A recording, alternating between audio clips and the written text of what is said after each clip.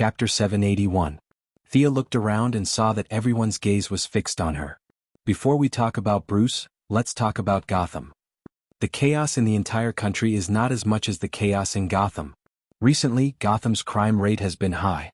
In just a month, the number of citizens dying from unnatural causes has exceeded 200. Gotham needs to restore order immediately. If you can't do it, then the Justice League will have to intervene. The National Guard has gathered 1,500 people and is heading to Gotham. I can delay it for 3 days at most. After 3 days, there can't be such large-scale gunfights on the streets of Gotham. Milady slammed the table fiercely. Did she still want to talk about the spirit of the whole country? Gotham is dragging my wealth and divine power down. After explaining the current situation, Thea saw that everyone nodded in agreement, so she let it go. The number of criminals on the streets of Gotham was less than 10% of what it used to be. The reason why the Penguins and Two-Faced Men could survive until today and not be dragged to other planets to dig coal was because of Batman's interference. Throwing a living person to another planet was not something that could be done too openly. Death Knell had tried to play the game a few times, but they were all discovered by Batman at the time. That was why Gotham was in chaos today. Otherwise, if tens of thousands of people were dragged away, the 5 mafia families would not be able to do anything. Batman is a member of the Justice League. You have to attend the next meeting. Thea pointed at Dick and said. Dick nodded. This was something that he should do. Inheriting Batman's position would definitely bring about countless troubles. He was already mentally prepared. Thea thought for a while. The maintenance costs of the Watchtower space base were previously shared by me and Bruce. Now, hearing the question of money, Dick's face turned pale. He waved his hands. I'm poor. I don't have any money. Thea was very unhappy. This new Batman did not even have the superpower of being rich. What was the use of having him? She then turned to look at Damian. His biological son should be rich, right? Damian was just a brat and had no concept of money. He only knew that he could use his father's credit card and didn't ask about anything else. The brat gave her an ignorant look. Miss Thea, let's talk in private. The old butler hurriedly pulled her to the side. They talked about inheritance laws, inheritance taxes, Gotham's prices, and the impact of alien technology on mankind. Legally speaking, Master Bruce is still alive. The old butler's face was full of worry, expressing his helplessness. Thea slapped her forehead. She had forgotten about it. The old butler was right. She couldn't let ordinary people associate Bruce Wayne with Batman. 2 days ago, she had helped forge Comrade Bruce's medical record. The old butler tried to act pitiful again, as if they were going to beg for food next month. In short, they had no money. If you have the money, help me pay for it. Thea looked at this veteran actor and was speechless for a while. Your ability to cry poverty has already surpassed mine. You win. Fortunately, she didn't lack money now.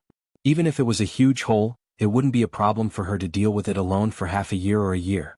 Alright, you pass. Let's put the matter of the Watchtower aside for now. Let's talk about Bruce. Bruce is in big trouble now. You all know that, right? The few of them nodded in unison. His memories are blocked and he's trapped in the turbulence of time. It can be said that he's in a very dangerous situation. But that's not what I want to talk to you about. Your father's mentor has now become an extremely powerful weapon. Once he returns to our current point in time with his own strength, a huge paradox will appear in the timeline. The entire universe will be pierced through. I don't know if you understand what I mean. The few young people who were valued by Batman were all people with outstanding intelligence. They could clearly hear Thea's unspoken words. Dick and Damian were already mentally prepared. They remained silent. The old butler couldn't hold it in. His eyes reddened as he hurriedly covered his mouth. Really, is there really no way at all? Tim still didn't give up and asked. I wish I could say there is, but there really isn't at the moment. Bruce and I are good friends. Although we have many different opinions, he's a great person. The world still needs his strength. I don't want to go to the end. To prove her point, she continued, my archaeological team found a fossil that has been preserved for about 6,000 years. It has the familiar bat mark on it. My clone is looking for clues on the timeline. Perhaps you've already sensed it between the lines of history. Thea looked at Tim. Even if Bruce has lost his memories, his caution is still in effect. However, he's like a stone thrown into a calm lake. No matter how light or small it is, the entire timeline will change because of it. These changes may be big or small, but the change here is definitely the biggest. After saying that, she circled her finger in a circle, indicating the changes here in Wayne's old mansion. What changes in our house? Dick and Damien were a little confused. They really couldn't see any difference. The timeline will start to cover the elderly. Your memories must be slightly different.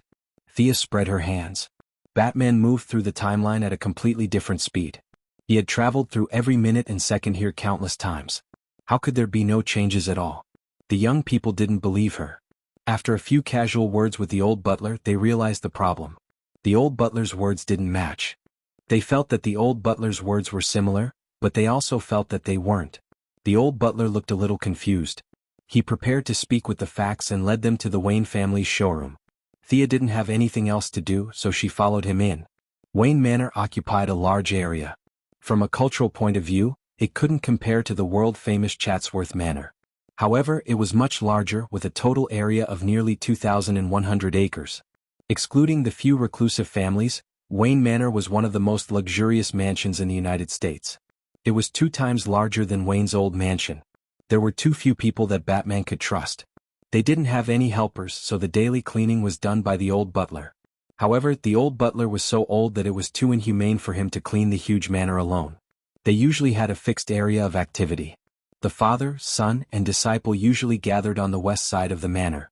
For a long time, Bruce Wayne didn't like the wealth that the family had accumulated through various means. He threw away the portraits of his ancestors far away. The showroom they were going to this time was on the east side. Walking through the long corridor, there wasn't much debris in the room, just dust everywhere. Alfred, who had undergone the strictest British butler etiquette training, was a little embarrassed. He would gossip from time to time to divert their attention so that he wouldn't be laughed at by Thea, a decent person. Chapter 782. At the end of the corridor there were many statues, some guns and swords hung neatly on the wall for people to see. According to the old butler, these were the famous spoils of war of the Wayne family's ancestors. Thea aside, even Dick and the others had never been to this area before. "Please come in." The old butler took out a key and opened a thick door. The few of them filed in. He turned on the lights and removed the curtains on the portraits. Even the old butler noticed that something was wrong, let alone the few youths who were known for their sharp eyes. This, and this. They're too similar. Damien pointed at the portraits and said in disbelief.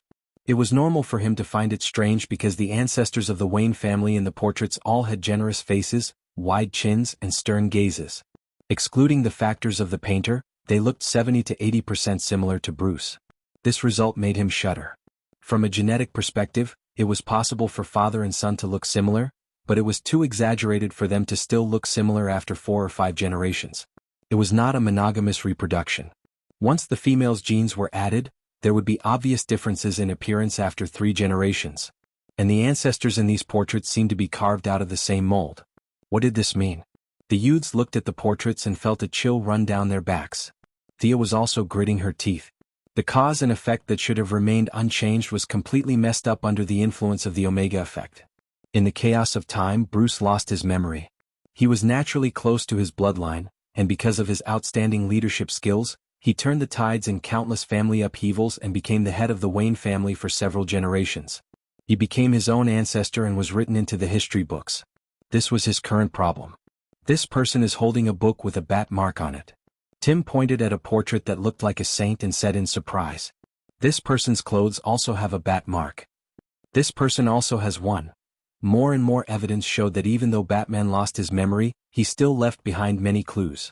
It was not only for the team to find him, but also to save himself. Unfortunately, he did not know that his actions were destroying the entire timeline. "Why is there an empty portrait here?" Damien asked, pointing at a blank spot. "That's Thomas Wayne. The man who shares the same name as Master Thomas lived in the 1860s. He's a notorious cult leader. He's already been expelled from the Wayne family," the old butler recalled. "How is that possible?" "The head of the Wayne family in the 1860s was Joseph Wayne. I remember it very clearly," Tim Drake asked curiously. "Joseph?" The old butler thought for a moment. "Young Master Drake, you must have remembered wrongly. In the 18th century, there were only 3 people named Joseph in the Wayne family, and none of them were the patriarch." The old butler firmly believed that he did not remember wrongly. Tim was very sure at first, but after that he also felt dizzy. Damien coughed twice like a little adult, indicating for them to focus on the disappearing portrait again. The old butler was very concerned about this legitimate heir of the Wayne family and no longer bothered with Tim about Joseph's existence. The family has very little information about this Mr. Thomas. They only mentioned that he seemed to want to summon a demon named Bashmos in the modern world.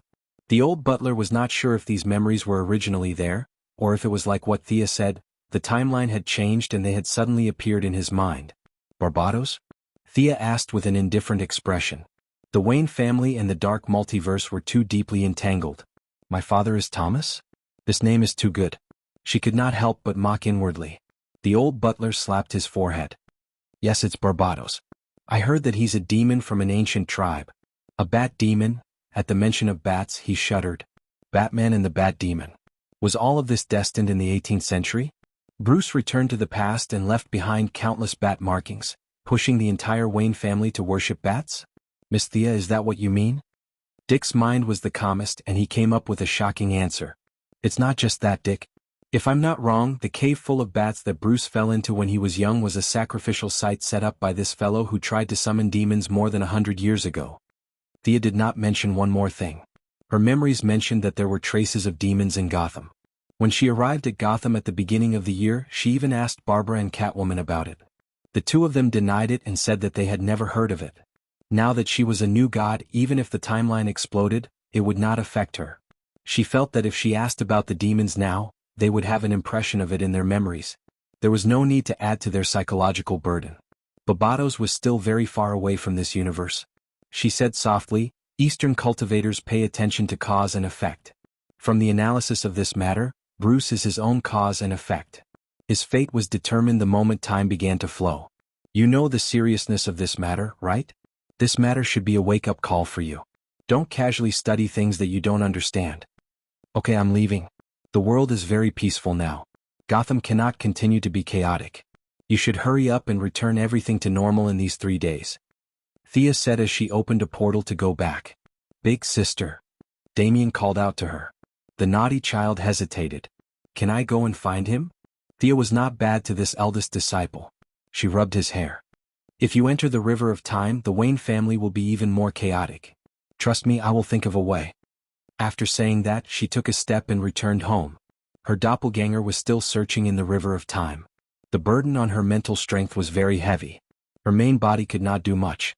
After taking a shower, she fell asleep. The Bat Team's actions were quite fast. Dick Grayson put on the Batman suit and reappeared on the streets of Gotham.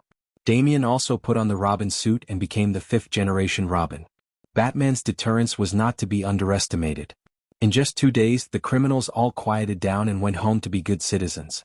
A week after Gotham was restored to order, a tombstone was placed in the Wayne family cemetery. It was a small and inconspicuous tombstone beside Thomas Wayne and Martha Wayne. There was no name, no date of birth or death, no burial.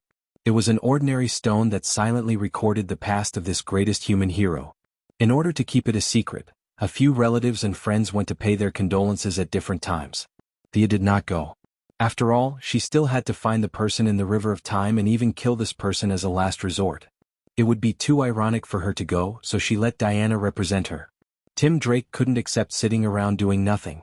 After he recovered from his injuries, he called himself Red Robin and left Gotham alone. In the American continent 6,000 years away from the main body, Thea, doppelganger, was running with the Golden Vanguard, elderly version. There was a group of barbarians with wild beast fur chasing after them. Woo woo woo. The barbarians shouted with unknown meaning. At least, Thea did not understand the content. She saw the leader of the barbarians, who was 2 meters tall, throw a sharp spear at them. Hey, have you been here before? Where is the cave you were hiding in? She still had her high attributes. Running a few steps was not tiring for her. Chapter 783. It had been many years since she was chased by a group of people. Her divine power was left in her main body, and her doppelganger had a large amount of magic power. She could destroy a few primitive natives with a wave of her hand. Unfortunately, this was the past, and she didn't know which of these natives' hundreds of generations of grandchildren would be a big shot, so she could only choose to run. She originally wanted to use an invisibility spell to fool them, but she didn't expect the tribe leader who threw the spear to be so sensitive that he saw through her and chased her for half an hour. It should be here. The Golden Vanguard controlled the watch on his wrist and said with uncertainty. Thea sighed. There's a ghost cave in this flat land. You and your younger version are as unreliable as your son. She didn't care about shocking the world anymore, grabbed the Golden Vanguard and flew up. Under the worship of a group of barbarians, they flew to the top of a nearby mountain. The Golden Vanguard controlled the watch and looked at her speechlessly. The time deviation increased by another 0.0012%. Thea waved her hand indifferently. The ancient people would be weird if they saw something, but they wouldn't die. Their destruction of the timeline was far worse than Batman's. You know my son? That's right, of course I've seen the famous Time Master Rip Hunt. She looked around. This Batman was quite persistent. Every time he crossed over to the American continent, he would wander around the palm-sized future Gotham. His obsession was really deep. Hey, this is the 15th time point we've searched. Can the reinforcement of the timeline really work? Thea asked with uncertainty. Of course you're the new god. Only the timeline that you walk through will be frozen. Even if we can't find Batman, we can still minimize the damage he does to the universe. The frozen time is very stable and won't change. We need to continue moving forward. The Golden Vanguard said as he took out the spherical time machine. Thea sat in it as well. With a boom, it broke through time and entered the river of time. Frozen time? That means there's an irregular time? How do you know all this? Thea couldn't see through the Golden Vanguard. In the past, there was only one universe in this world and its timeline was fixed.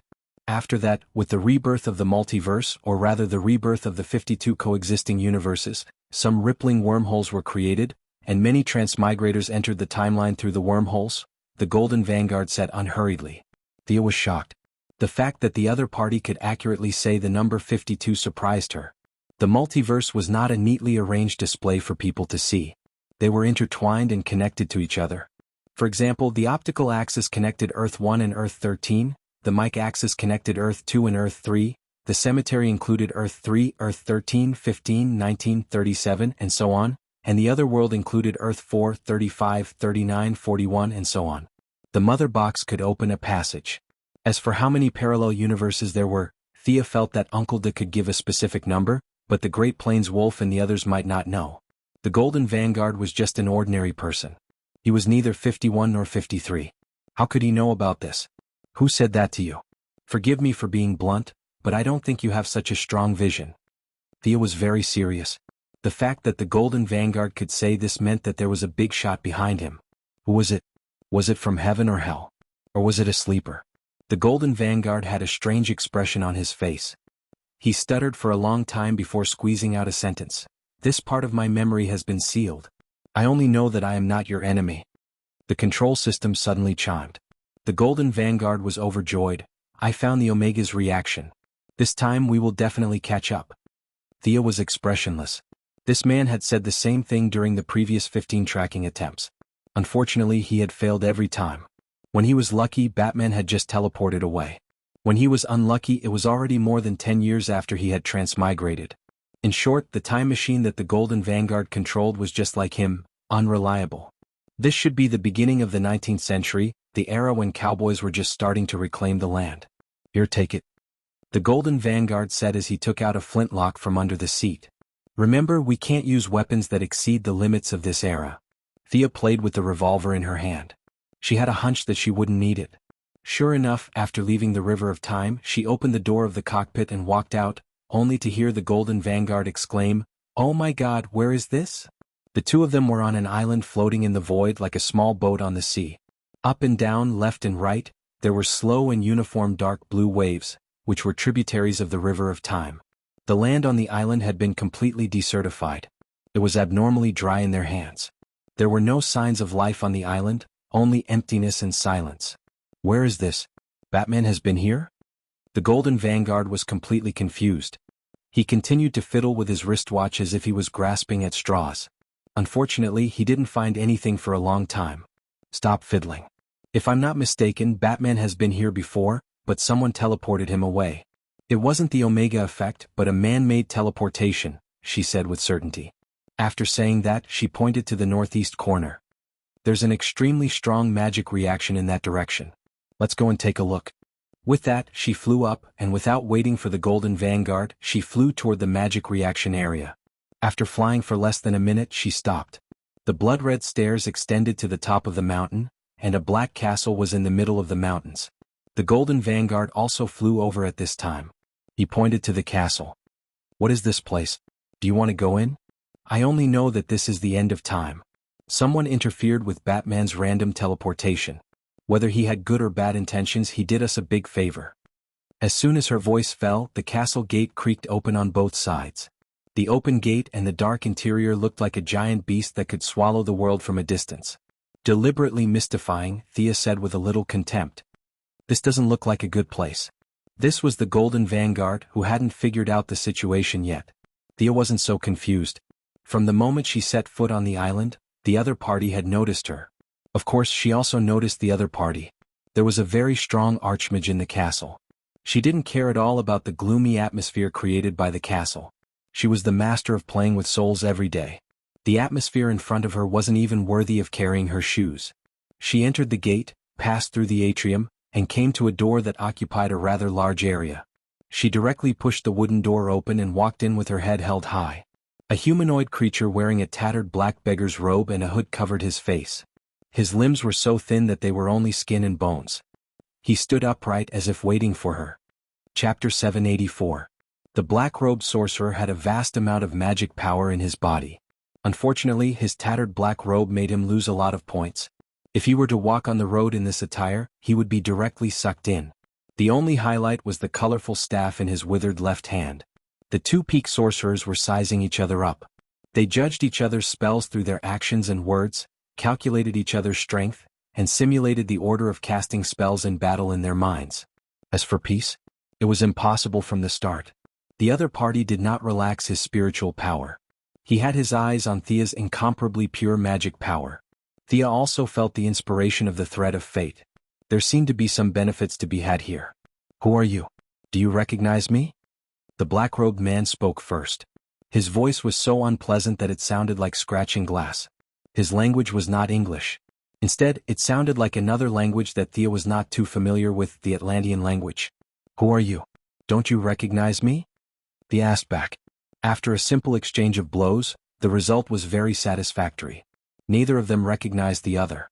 There was no psychological burden in fighting like this. The soul fire needed the support of the soul god's position. At this moment, her clone could not use it. However, she could still use the magic fire. She raised her hand and used her strongest attack, silver fire. The silver-white flame extracted from pure magic power, dragging a long tail of flame, crashed into the black-robed man like a meteor. The black sorcerer was a little out of Thea's expectations. This guy was as black as coal, but he was actually a water sorcerer. He raised his staff high and seawater flowed out from the surroundings. The castle became a swamp. A purple tentacle stretched out from the water, stretched slightly, and smashed down on the silver fire.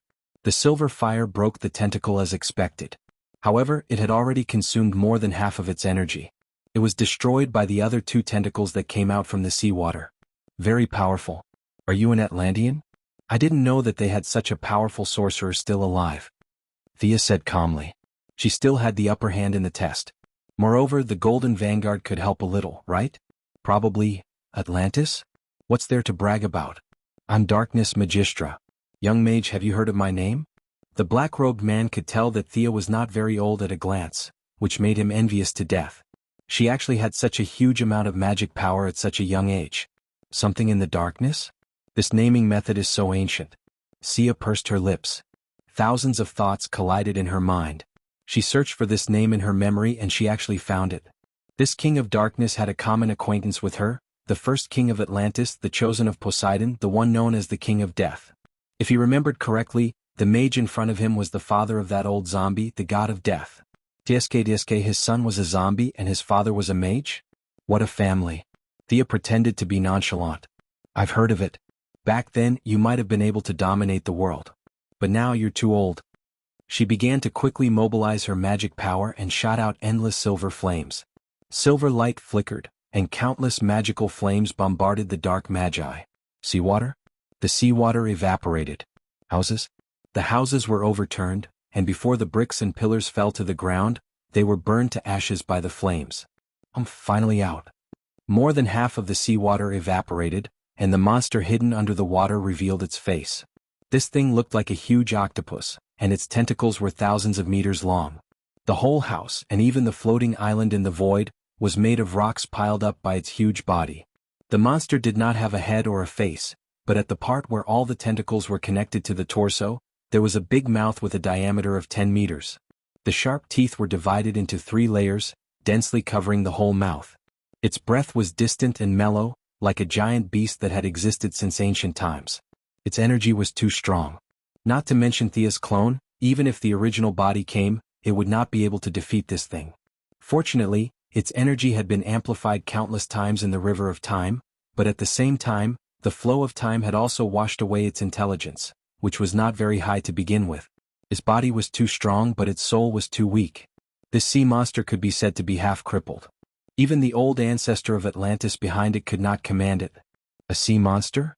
Or a sea monster with a time attribute? Thea clicked her tongue in amazement. She did not know if it was an ability that she originally had, or an ability that she developed after soaking in the river of time. Gold. Vanguard. The young lady was just about to call for Gold Vanguard to help, but she saw this handsome guy, who seemed to have a big boss behind him, being dragged out by the giant octopus like a dead dog. Thea wanted to kick him to death. You're just here to cause trouble, aren't you? Why do I have to spend effort to save you? The dark wizard's face could not be seen clearly, but the silent mockery could be felt by anyone. His magic was strong, the sea monster was too strong, and he had a hostage in his hand. With these 3 factors, this young wizard had no hope at all. Thea did not care about the dark wizard's thoughts. She took out the fortune bow and casually shot an arrow at the dark wizard. He did not know why she did not use magic, but instead used archery to decide the winner, so the dark wizard chose to watch carefully. He raised his hand and a blue ripple appeared, blocking the arrow. Unfortunately, he underestimated the power of the divine bow and arrow. The arrow pierced through the shield and headed straight for him. He could only use the divine staff in his hand to block the arrow. Thea felt that it was a pity. She had already seen that the dark wizard's key to controlling the sea monster was the staff. Her trade deity position was not above her doppelganger, and she only relied on the divine power in the bow. The probability of this forced trade was a little low. However, she was not in a hurry. As long as there was a chance, it was fine. If 1 arrow was not enough, she would shoot 10 arrows. If 10 arrows were not enough, she would shoot 100 arrows. What happened next completely confused the dark wizard. It was supposed to be a battle between wizards. How did it become a battle between an archer and a wizard with a pet? Thea was very agile, and she had the style of an elven archer. She was calm as the octopus monster's tentacles hit her, and she used all kinds of angles to shoot at the dark wizard. The sea monster was very powerful, but its brain was already muddled. Even the dark wizard, the original owner, could not control it. The most he could do was to issue a general order, such as attacking a certain area. Only then could he mobilize some of the sea monster's power. The sea monsters were so stupid that they only knew how to attack in a dull manner. They did not care about the effect or the terrain. The castle, which was originally in good shape, was torn to pieces. Thea was very agile. In just 10 seconds she had already shot hundreds of arrows at the enemy. The divine arrows were so powerful that ordinary magic shields could not block them. The dark wizard could only hide behind the sea monster as if he was playing hide and seek. It was supposed to be a high-level magic battle, but it felt like a third-rate shooting movie. The giant sea monster was a natural cover. One person jumped out from the gap and shot 2 arrows. The other person hid behind the cover and waited for the right time to come out and cast 2 spells. Although they were fighting back and forth, Thea still had the upper hand. Her reaction speed and all her attributes were higher than the dark wizard's. Moreover, her arrows were endless, and the dark wizard's magic power was limited. The dark wizard secretly analyzed the situation and also analyzed this disadvantage. In his opinion, Thea wanted to use this method to exhaust his magic power. At first, the dark wizard would attack from time to time, but he did not fight back. He hid behind and ordered the sea monster to attack fiercely. Chapter 785. He was trying to save his mana, and the opponent was not able to defeat him for a long time. She would definitely change her mentality. As long as she made a mistake and got hit by the sea monster, the situation would be completely reversed. The wizard thought that he had seen through the opponent's plan. He could not follow her rhythm. In addition to strength, he also needed to compete with wisdom and mentality. He had lived for so many years, so his mentality was definitely better than Thea's. He was very calm. The magic shield was useless against the divine arrows. In order to save his mana, he did not use the shield to defend himself. He could not block it anyway. Whenever an arrow was about to hit his head, he would hide behind the sea monster. If he could not dodge, he would block it with his divine staff. He wanted to see who could outlast the other. Thea saw that the opponent was very cooperative. She was stunned for a moment, but she did not think too much about it. She continued to shoot arrows like a meteor chasing after the moon. The wizard thought that he had succeeded. He waved his staff like a windmill, blocking left and right. His gloomy eyes were full of mockery. Thea ignored him and continued to attack according to her own rhythm. The wizard was also very calm. The two of them attacked and defended. It was very boring. What was the opponent planning? After blocking 5 or 6 arrows in a row, Thea's attack was like quicksilver flowing down the ground. The wizard muttered in his heart. He had never seen such an unpredictable opponent in his life. He had a bad feeling in his heart. Should he attack twice at the right time? The wizard thought to himself. Soon he gave up the idea.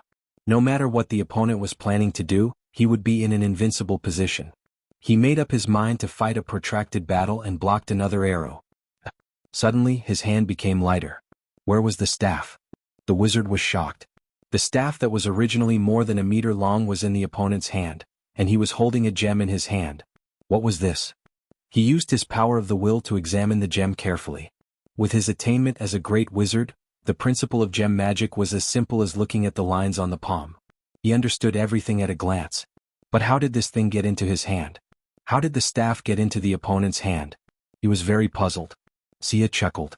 Exchanging a gem with a 30-year lifespan for a tattered magic staff, the other party was actually making a profit.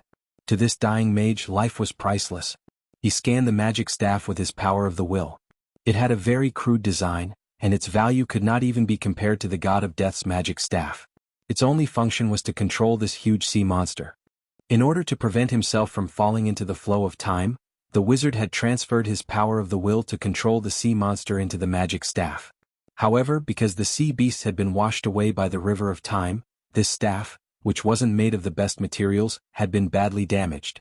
No wonder the control effect is so poor. Thea curled her lips. She did not immediately erase the wizard's power of the will imprint. Otherwise, the sea monster would lose control and even Thea would be in trouble. Fortunately, she had gotten her hands on it in advance. Otherwise, it would be a big joke if the other party died together with her at the critical moment. I'll keep it safe for you. Thea kept the staff in her space ring as the other party roared in anger. I'm going to kill you. The wizard casually threw away the gemstone and no longer cared about the consumption of magic power. Like a shrew, he opened his arms, and the surging sea water surged as he charged towards Sia. You're talking as if I'm afraid of you. Thea ordered the sea monster to retreat. Her 5 fingers moved lightly, and one by one lifelike giant silver-white firebirds were created. Then the firebirds danced in the wind like a group of elves. They cheered, jumped, and were full of rich magic power as they rushed forward. The wizard's spell was indeed unique. Countless strong lights flashed in the sea water under his control. With just a sweep of the light, the firebird was reduced to the purest magic power. Then with a big wave the magic power was sucked back into the sea water. Very good. Thea nodded. The opponent's magic was both offensive and defensive. It also had the magical effect of absorbing the opponent's magic power. It could be said that the understanding of magic was at its peak. However, she was not afraid at all. Ordinary mages could not do anything, but she was a god. She could not use her divine power, but her vision and knowledge were still the same. Thea softly uttered an obscure syllable, and the wizard's sea began to flow back uncontrollably. The waves rolled and rolled back to its original owner. The wizard was shocked. He checked his magic mark and found that there was no problem with the casting steps. He knew that it was the enemy's doing. He made a prompt decision and cut off the part that was out of control. He controlled the rest of the sea to reform into a huge sea snake. The sea snake was more than 100 meters long. Its dark green head was aimed at Thea, and it was going to swallow her. Boring.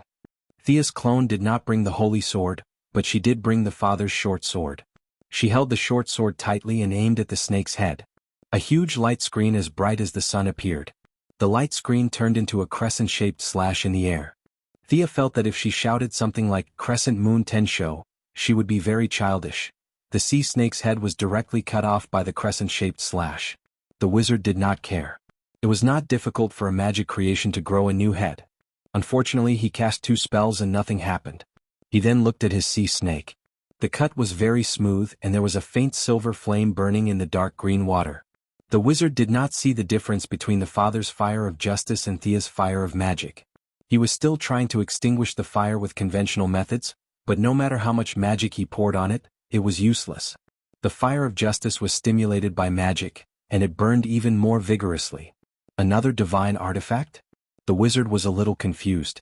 Previously there was a divine bow and arrow, and now there was a divine short sword. Were there so many divine artifacts in the outside world now? Thea did not care about what he thought. She killed the sea snake with one slash and aimed her left hand at the wizard. She wanted to end the battle with one strike.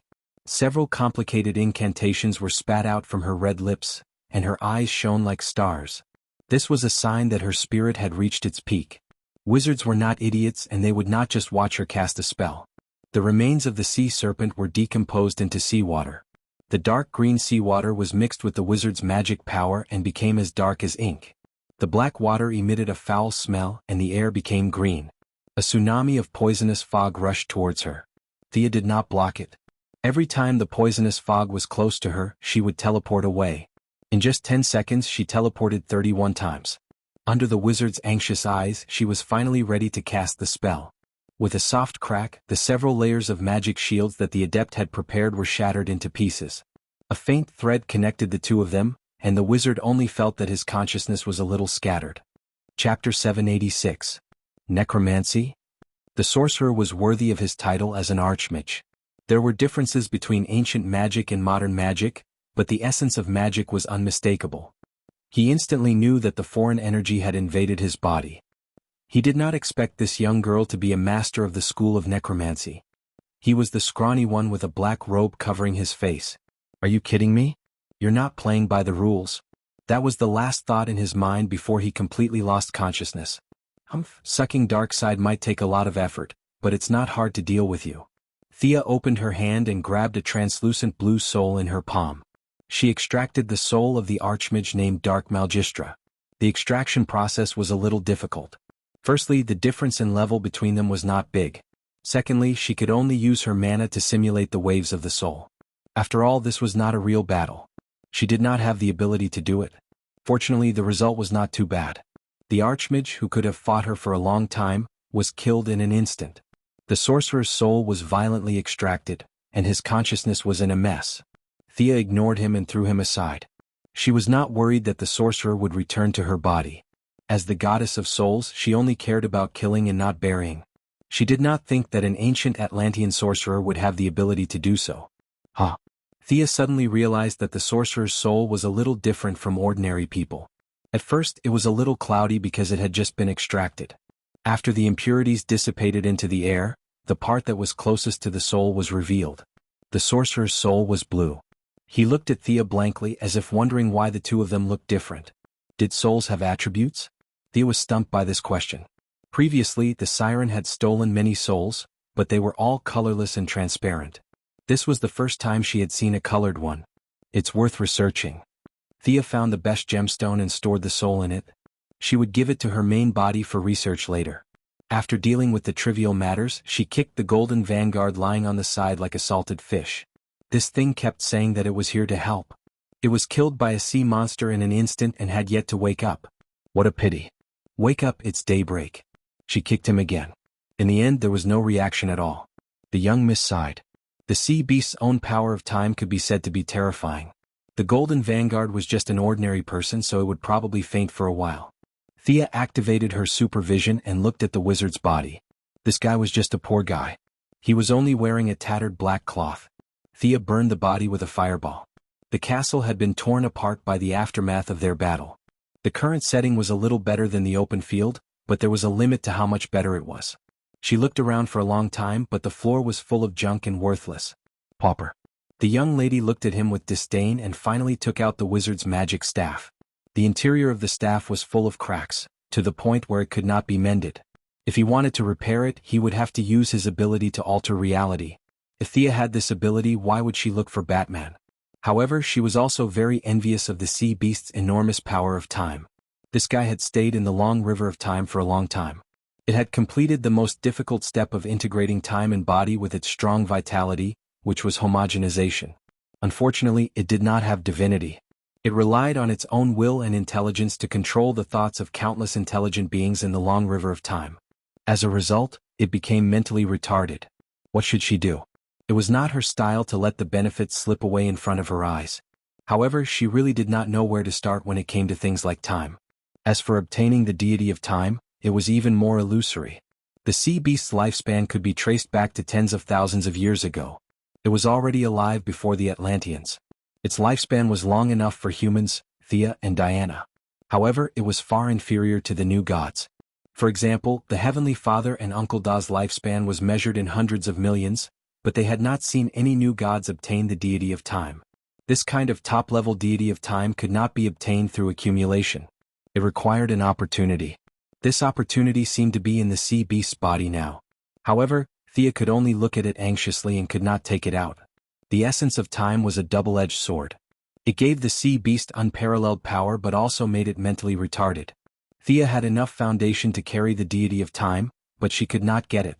This made her very confused. What if I design a machine and slowly extract it from the deity of time?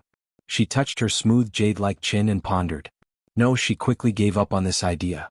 Not to mention whether she could do it or not. Even if she could do it, it would be useless. Her original body could not enter, and if her doppelganger absorbed the deity of time, it could not leave either. It was even possible that after a long time, her doppelganger would become another new god. This was all possible. The goddess of wealth expressed that she would not do something that would cause her to suffer a double loss. She found a collapsed stone pillar and lay down, resting with her hands on her head as she thought.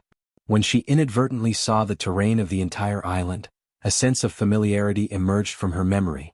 I've been here before. There were some differences in the buildings, but the terrain was exactly the same. This was the place called the Vanishing Point that she and the Legends of Tomorrow had blown up back then, right? The end of time, the island floating in the river of time, everything seemed to be telling her that she had guessed correctly. The handling of the power of time in the sea beast's body, the all-knowing boss behind the Golden Vanguard, Rip Hunter, the Legends of Tomorrow, the Vanishing Point that was blown up, the floating island in front of her, the Eye of Arcane Core. A lot of things finally connected into a line. So that's how it is. I understand now. After being washed by the flow of time, your memory should have recovered. Everything you know about parallel universes was told to you by me, right? I was also the one who sealed your memory, right? Thea turned to ask the Golden Vanguard who had just woken up. The other party laughed bitterly. Indeed. Thea murmured softly.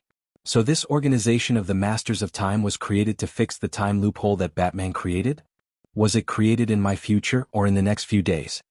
The Golden Vanguard nodded, indicating confirmation. The young mistress was a little silent. Back then she was wondering who was the boss behind the creation of the Masters of Time, so it was herself. For her, she had blown up the Masters of Time's council in her own timeline, and then created this organization in the present. There was only one explanation for this: she had obtained the God of Time's position in the future. Like Batman and Extreme Speed, they could switch between cause and effect, but because they were still mortals, their influence wasn't that great. Gods couldn't, even the Heavenly Father couldn't create the cause after having the result, unless he could control time. Back then, I thought that the old men in the Masters of Time's council were all useless. You were the one who chose them, right? The young mistress continued asking. The Golden Vanguard laughed bitterly.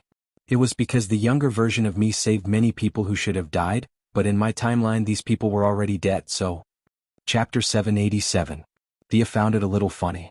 Oh, in order to prevent these people from affecting your timeline, you ignored them and brought them all to the Time Master Council. Back then, I felt that there was something wrong with the structure of this organization. There were hundreds of old bureaucrats but only a dozen of them. So that's why. With all her doubts gone, Thea finally understood the cause and effect. The Golden Vanguard wasn't lying when he said that he could help her. Even though this logic was a mess, she still happily accepted this result. The time deity position. Just thinking about it made her excited. It was related to her current deity position, wealth, and soul. Even though nothing was set in stone yet, the young mistress was still motivated. The reason I created this organization is to fix the time loophole that Batman created, right? It felt weird to ask someone else about her own purpose. However, the young mistress relied on her thick skin to completely ignore the Golden Vanguard's doubtful gaze. Maybe. The Golden Vanguard's answer was hesitant. Who knew what she was thinking? After the organization is established, I probably won't stay here for long. Does that mean that the future leader will be you? About the 52 universes, I was the one who told you then, right? The Golden Vanguard was very certain about this question and nodded. I think I understand. Go back and gather more people. I need to modify this place. Thea waved her hand and sent the Golden Vanguard away. The aesthetic style of the Dark Sorcerers did not match the grand name of the Master of Time at all. Although 99% of these so-called Masters of Time were a bunch of weaklings who were saved by the young version of the Golden Vanguard and thrown here to retire by the old version of the Golden Vanguard, the young lady still planned to tidy up the island. After all, this was her territory. In the previous battle, she felt that the power of many elemental magic would be reduced at the end of time, while soul magic would be greatly strengthened. She was too lazy to waste time and directly used magic to simulate soul power to wash the entire island. The main colors were white and gray. It was exactly the same as the first time she stepped into the vanishing point.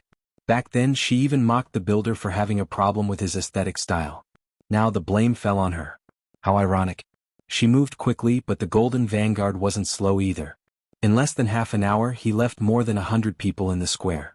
On the grayish-white square, a group of people were brought here in a daze. Those who knew each other asked each other for information, while those who did not know each other were on guard. 90% of the people in the group were uncles and aunties, but there were a few youngsters who were constantly looking around.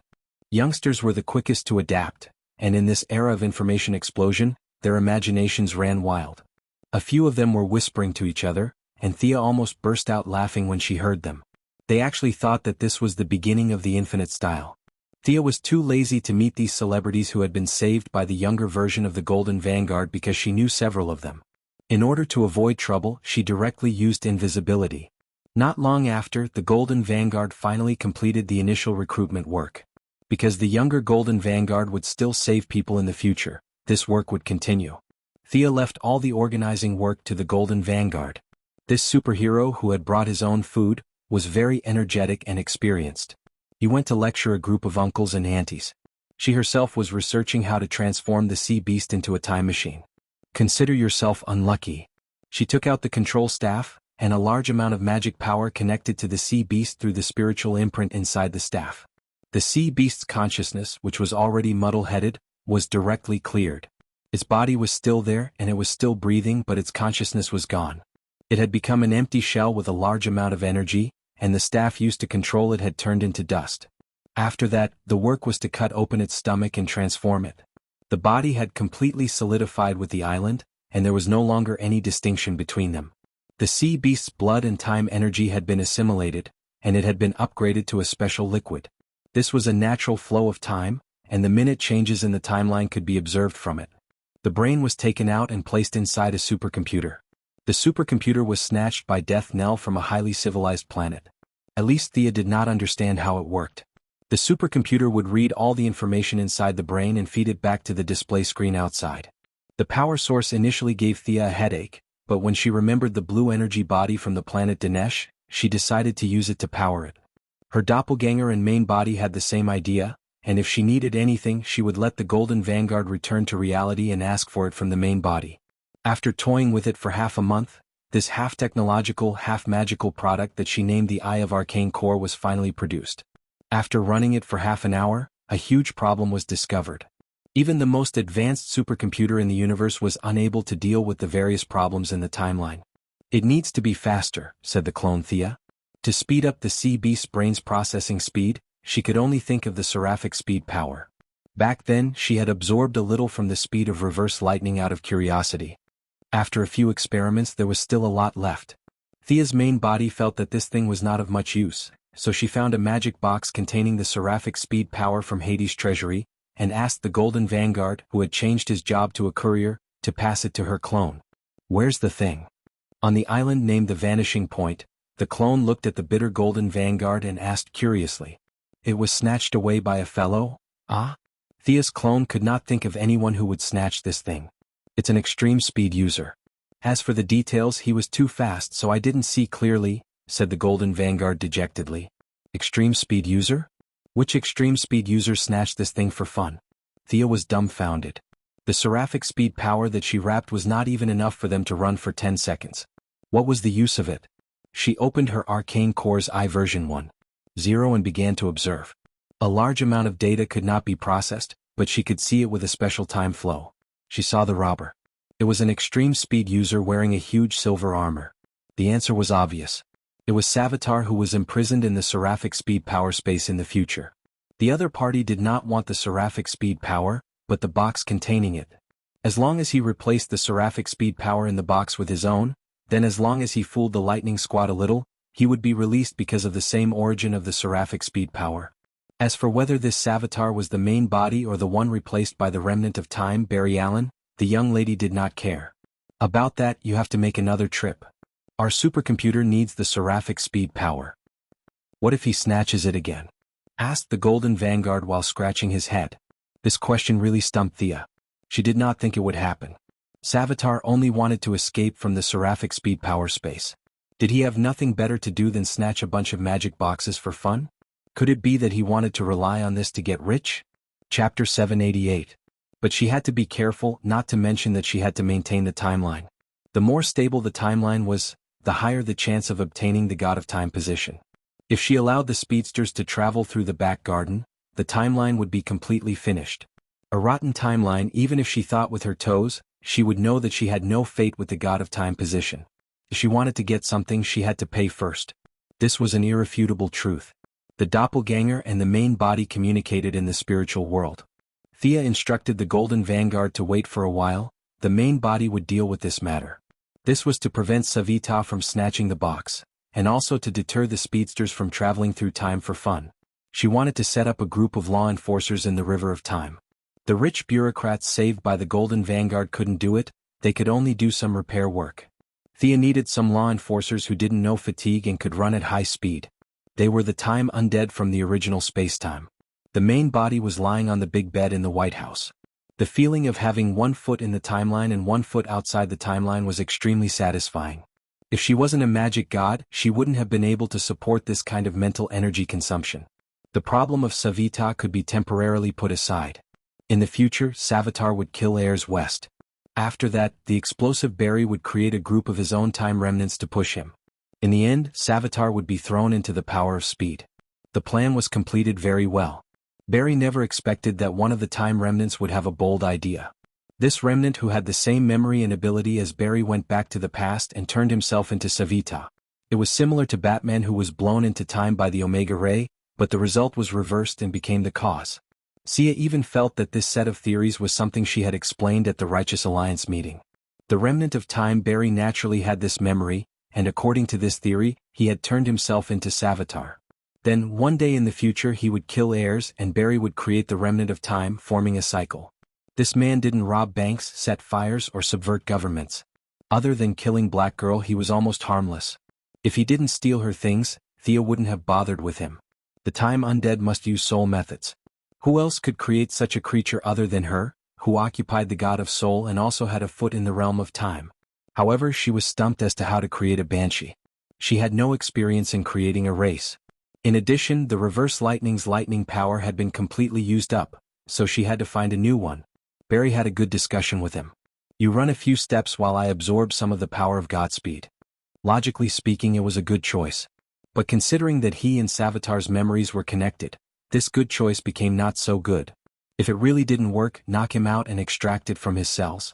Thea came up with a bad idea and contacted Caitlin to ask about the current situation of the Lightning Squad. So it's like this. Has Savitar officially revealed himself? His actions are really fast. After listening to Caitlin's story, Thea could not help but sigh. That person was really impatient. He had already thrown out the magic box as bait, and was luring the Flash step by step onto the path he had set. Thea knew the details and chose not to show herself. She chose to observe in secret. Savitar sent his subordinates to parade around with the magic box and wantonly create superpowered people. Among them there was a lucky or unlucky person. Air's Black Devil brother, Wally West. This guy did not know that he would be Savitar's spare tire and enter the space of Godspeed as a scapegoat. Now that he had obtained the power of Godspeed, he was so happy that his eyes were not his eyes and his nose was not his nose. However, the lightning squad around him had a gloomy look. His joy had to be buried in the bottom of his heart. He pretended to be worried and disgusted with a few people, but he could not suppress the smile on his face. Thea, who was hiding not far away, looked at him with disdain. After that, the process went smoothly. Wally was like an idiot. He went to challenge Savitar, but was easily bypassed by the other side and was thrown into the space of Godspeed as a scapegoat. Savitar, or Barry Allen's remnant of time, was free. Snatching the magic box at the end of time was the first step. Walking out of the space of Godspeed was the second step. Killing heirs in this time and space was the third step. After these 3 steps were completed, the cycle was formed.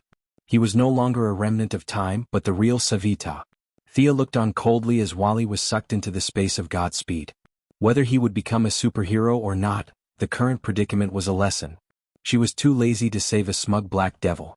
Not only did she not save him, she also hid in the surroundings and absorbed a lot of the overflowing Godspeed. Wally's Godspeed was exactly the same as Savita's. They were both absorbed by Thea and stored in a new box. She was going to give it to the Golden Vanguard when she returned. The problem of Godspeed was solved. The matter of the time undead was still unclear. She had a premonition that there would be a harvest in the next 2 days in Central City. Sure enough, his brother-in-law was caught by the enemy and thrown into the space of Godspeed. This made Barry feel terrible. He thought that it was caused by his own lack of ability. Thea hid in the dark and watched. Suddenly, she found that the siren was calling her. After thinking about it, she left a message for Caitlin to inform her at any time. She turned around and went to the Soul Trading House. What's the matter? It must be a big matter for the demigod Banshee to pay attention to it. Master, a woman with a deep obsession has entered the trading house. The Banshee said very respectfully. Thea saw the Banshee's serious look. Her interest was also piqued. She indicated that she should go and take a look. Both of them used invisibility magic and came to a small town in North Carolina. Other than the flagship store in Hollywood, their soul trading houses were basically in some small cities. Thea saw the person seeking to trade this time. She was a white woman in her 30s. She was wearing sunglasses and a hat. It seemed that she did not want people to see her true face. Judging from the exposed skin, this woman was not ugly. Honorable guest, we have a lot of wealth and knowledge here, but you don't want them all. I have to say it's a pity, a banshee who looked like a siren said pretentiously. It was the young woman's first time entering such a strange place. It would be a lie if she said that she was not afraid. However, when she thought of the great price she had paid to find this place, she still mustered up the courage to ask. I have already made my request. I will pay whatever price you want me to pay. I'm so tired, so tired. I just want people to value me, to value my perfect research results. The Mercury Laboratory can't give me that, nor can the Quinn Corporation. Only here can I have everything I've been dreaming of. The young woman was panting heavily. At first she spoke gently, but later on she became angrier and angrier. Thea, who was watching from the side, was stunned. After so long, this woman is my employee? Chapter 789. Was this young woman a member of the Mercury Laboratory? Thea had an impression of Mercury Laboratory. It was a powerful R&D organization that was not inferior to Reverse Lightning's cutting-edge technology laboratory. The laboratory was indeed under her name, but she had millions of employees all over the world, so she did not know this woman. As the store manager, the Banshee knew that her boss and her boss were secretly observing her. She asked the question again cunningly. Dear customer, if you want to attract attention and pursue an extreme, you need super speed? Is that right? The Banshee asked. The woman's voice trembled. That's right, extreme speed, the fastest speed. Afraid that she would be deceived by the employee, the woman was very cautious. She said word by word, I want the fastest speed. Don't try to fool me with the super speed of a normal mutant. I'm also a researcher. I can judge the details myself. In fact, she was just using words to pave the way. If the trading house could not meet her requirements, she felt that she could choose not to pay the price. This woman is a little cunning, Thea and Siren whispered. Do you need me to teach her an unforgettable lesson? The Banshee Queen, who was born with no sunshine and justice, began to condense a soul arrow in her hand. Don't be hasty. Let's keep her in suspense. It's a fair trade. I want to see how determined she is. Thea stopped Siren and the two continued to watch the show. Do you know the Flash of Central City? The young woman felt that the store manager in front of her was a flirtatious B***T. She suspected that the store manager was not in the same dimension as Earth. In the end, she was proven wrong. The Banshee store manager nodded. We know the Flash. The young woman was a little surprised. She thought that this store was an independent place, but now it seemed that it was not so simple. However, she did not dwell on this question. Instead, she asked, Can you provide that kind of speed? Yes, but the price is unimaginably high. I'm willing to pay as long as I have it. The young woman's eyes shone with a kind of conviction. Even if it was only for a second, she wanted to show off in front of others. Thea looked at the woman calmly. After being ignored for a long time, Her vanity had reached an unimaginable level. No wonder Siren said that she was the most stubborn. After her glory days, she was destined to embark on a different path. She was the person he needed to find. Thea raised her hand and performed a partial time stop, slowing down the young woman's consciousness by 1,000 times. "I'll be back soon." After saying that, Thea returned to Central City. She called Caitlin out. When they were on Earth 2, Caitlin and Dr. Wells had researched the Speed Potion V9. It was because of this potion that Extreme Speed was able to surpass Barry by a large margin. However, Thea had intercepted the world's speed and defeated Extreme Speed. The two speed potions that were originally created had been kept in Caitlin's hands. Knowing her intentions, Caitlin hurriedly made 5 bottles and gave them to Thea, including the 2 bottles she already had. After returning to North Carolina, Thea had to package the potions slightly. Test tubes and solutions looked like technological products, which was not conducive to the mysterious atmosphere of the Room of Everything. She removed the modern elements and took out a tree heart from the tree outside. She hollowed it out and poured the potion inside. Considering the young woman's physical endurance, she was not Extreme Speed or Barry. She was just an ordinary person. Even if she relied on the potion to increase her speed, her body would not be able to withstand the long-term consumption. She made 3 bottles of the tree heart version of the potion and gave them to the Banshee shop manager. With a snap of her fingers, Thea canceled the partial time stop. The young woman's consciousness was still in the conversational stage. She continued to ask with uncertainty, "Can you let me have that kind of speed?" The Banshee shop manager knew that the boss of the Banshee shop manager valued this woman very much. She restrained her attitude and answered seriously, "Yes, absolutely. But your body can't withstand that kind of speed. If you use it, we're afraid that you..." The young woman interrupted her. "I'm a scientist. I know the consequences. I just want to know, what is the price to pay for that kind of speed?" "Your soul. After your death, your soul will enter my master's country and will serve him for a very long time," the Banshee shop manager said eerily. The young woman was skeptical. The scientist part of her did not believe a word. What soul? She must be lying. But if the other party could really use the speed of the Flash, she felt that the other party was not bluffing. She was both skeptical and expectant. That was how she felt at the moment. After a little hesitation, she thought of the legend that a third-tier Hollywood star suddenly awakened an incredible talent overnight. Her thoughts became firm again. "No matter if it's true or not, this is my choice. Come on." Seeing that she had made up her mind, the shop manager took out 3 fist-sized tree hearts and put them on the table. Such a fantastical design really surprised the young woman a little. Did the Flash also use this thing to obtain his superpowers? Drink the liquid inside and you will gain super speed. It will be comparable to the Flash's speed. The young woman picked it up and looked at both sides. The design was quite human-like. There was a gap at the side of the tree heart. When one wanted to drink it, one could just tilt one's neck and fall down. Shaking it, there seemed to be the sound of water. Looking through the gap, one could vaguely see that there was a blue liquid inside. It will take effect for about 3 seconds. Is there anything else you need? Actually, it only took a second for the intravenous injection to take effect. Thea's oral version was slower, but the effect was the same. Keeping the 3 strange tree hearts, the young woman left the shop without looking back. That night, at a charity banquet in Central City, the young woman named Eliza Harmon finally took her first step. Under the watchful eyes of the crowd, she transformed into a yellow bolt of lightning and stole everyone's wallets. Using the codename Ballistic, she committed several crimes consecutively.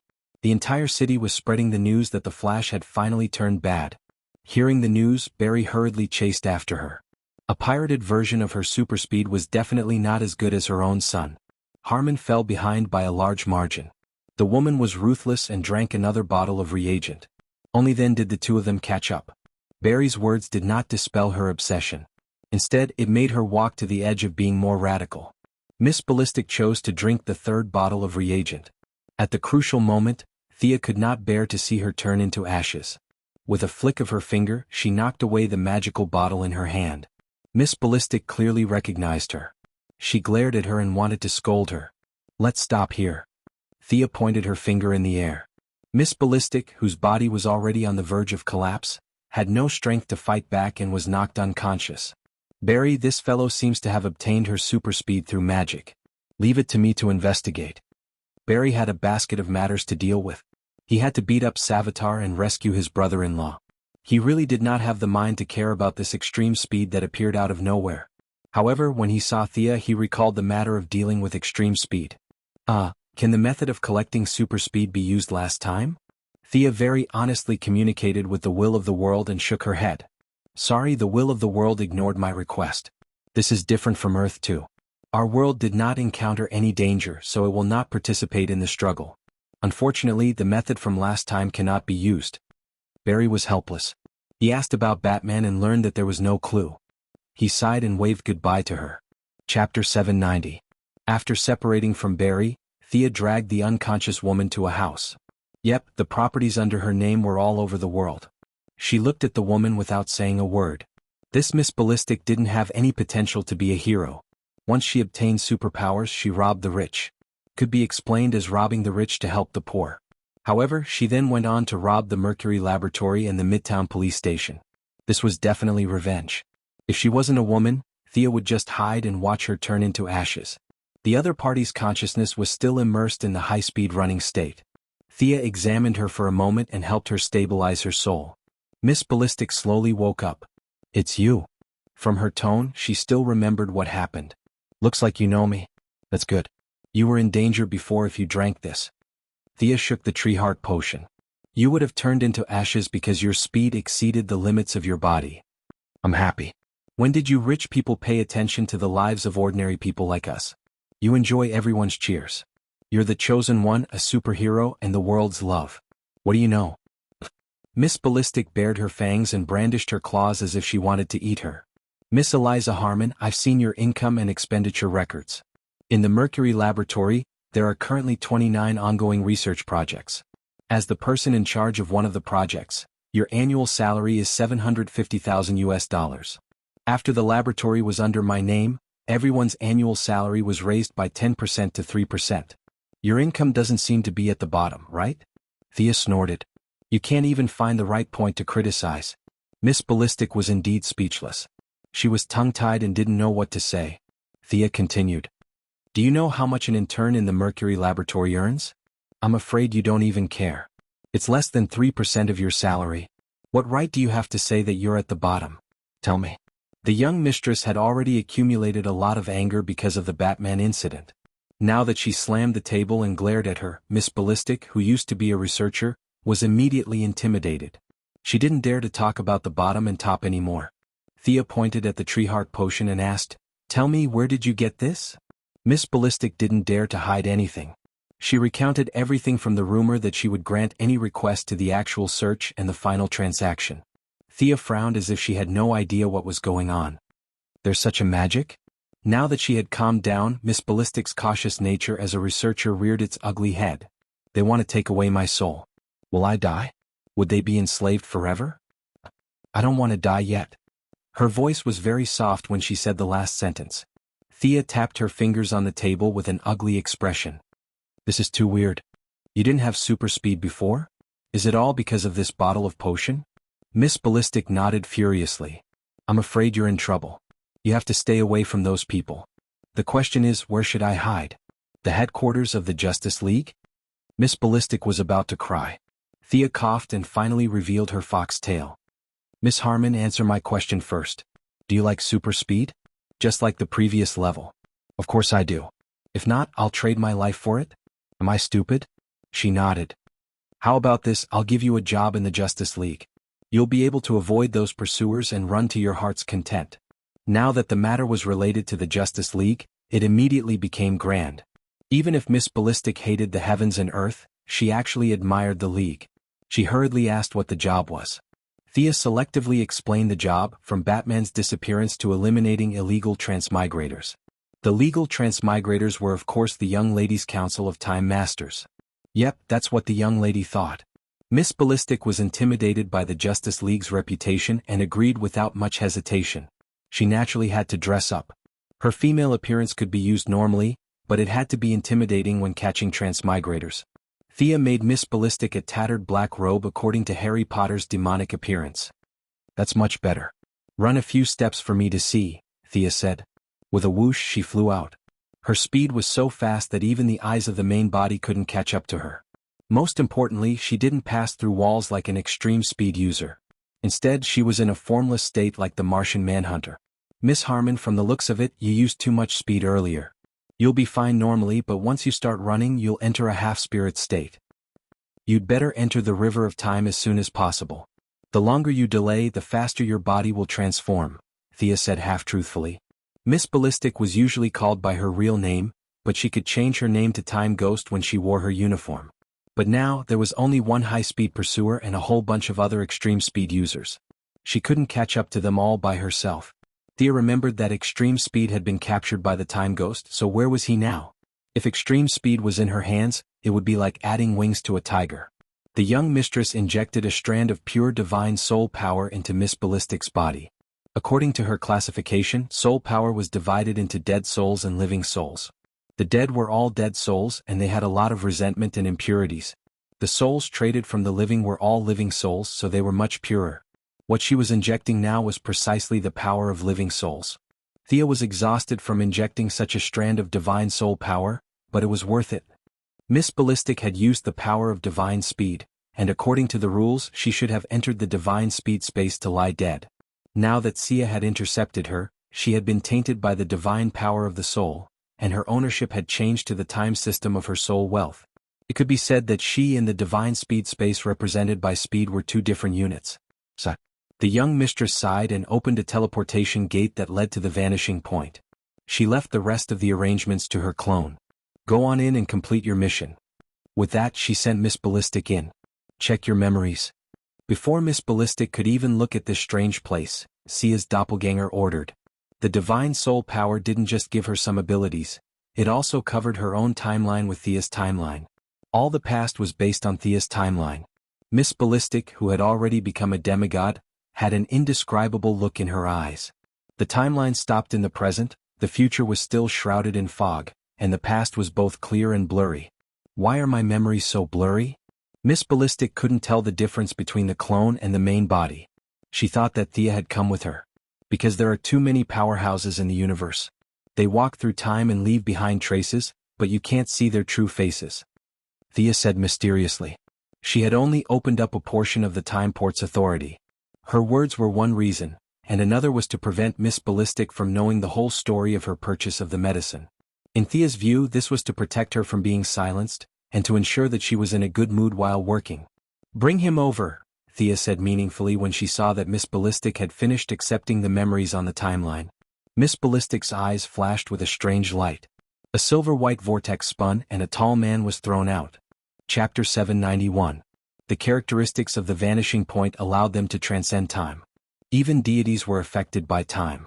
To Thea, this guy was already a person from 2 years ago, but to him only a second had passed, not even 2 seconds. Mr. Speed, long time no see.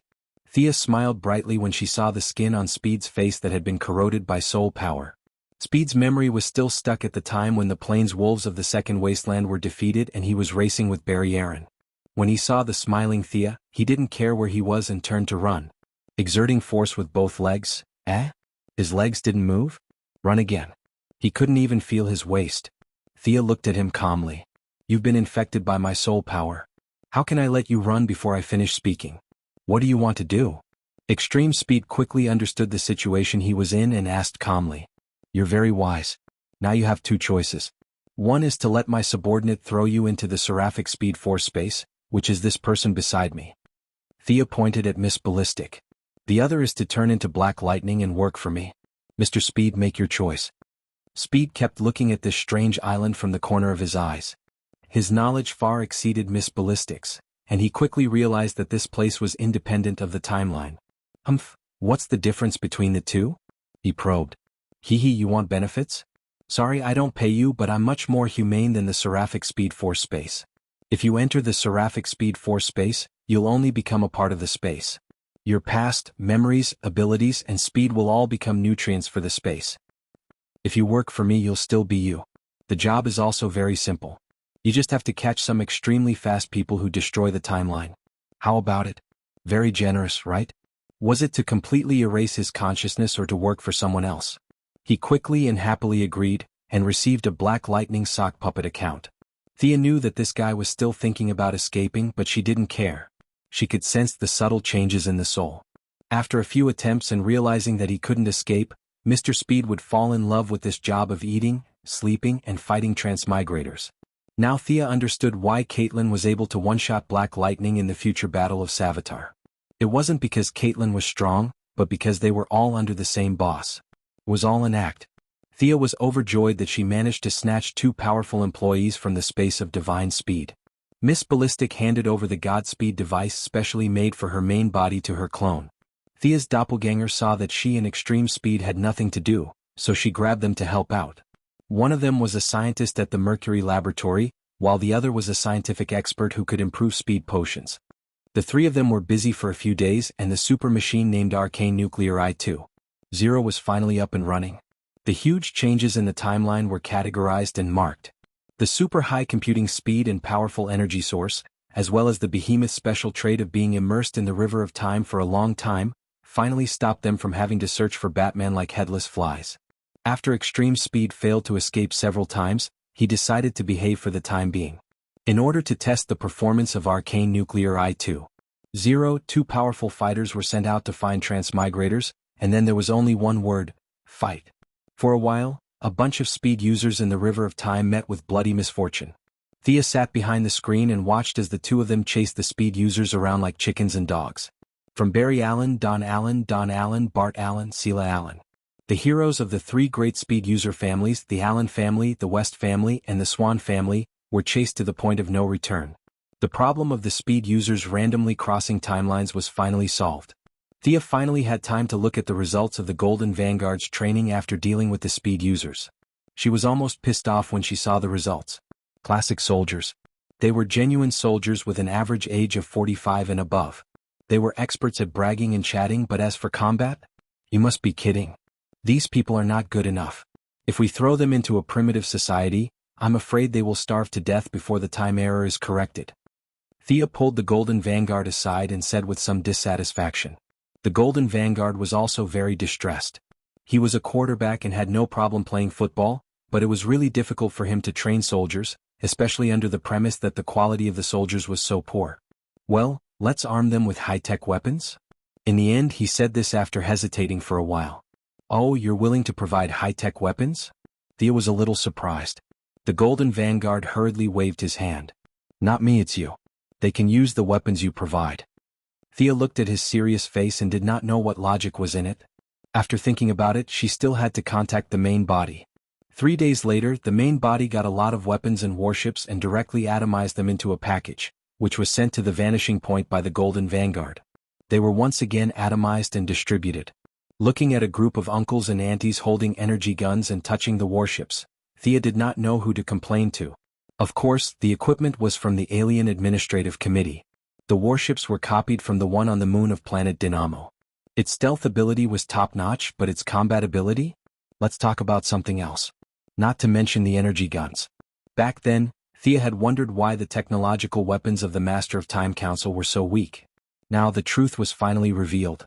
These were all knockoffs made according to the alien weapons, which were not more than 20 years old compared to the current human technology level. I'll leave this to you. I'll go back to Earth. The team was set up. The doppelganger did not explain much and handed the task of searching for Batman and eliminating the time error to the Golden Vanguard. Her spiritual power was divided between 2 places, and it was too much for her. She had to go back and rest for 2 days. After lying in the White House for 2 days, she was kicked out by Moira. According to her mother, she was so busy that her feet hit the back of her head, but she was sleeping by the side? Just stay where it's cool. Walking alone on the street, Thea was a little distracted.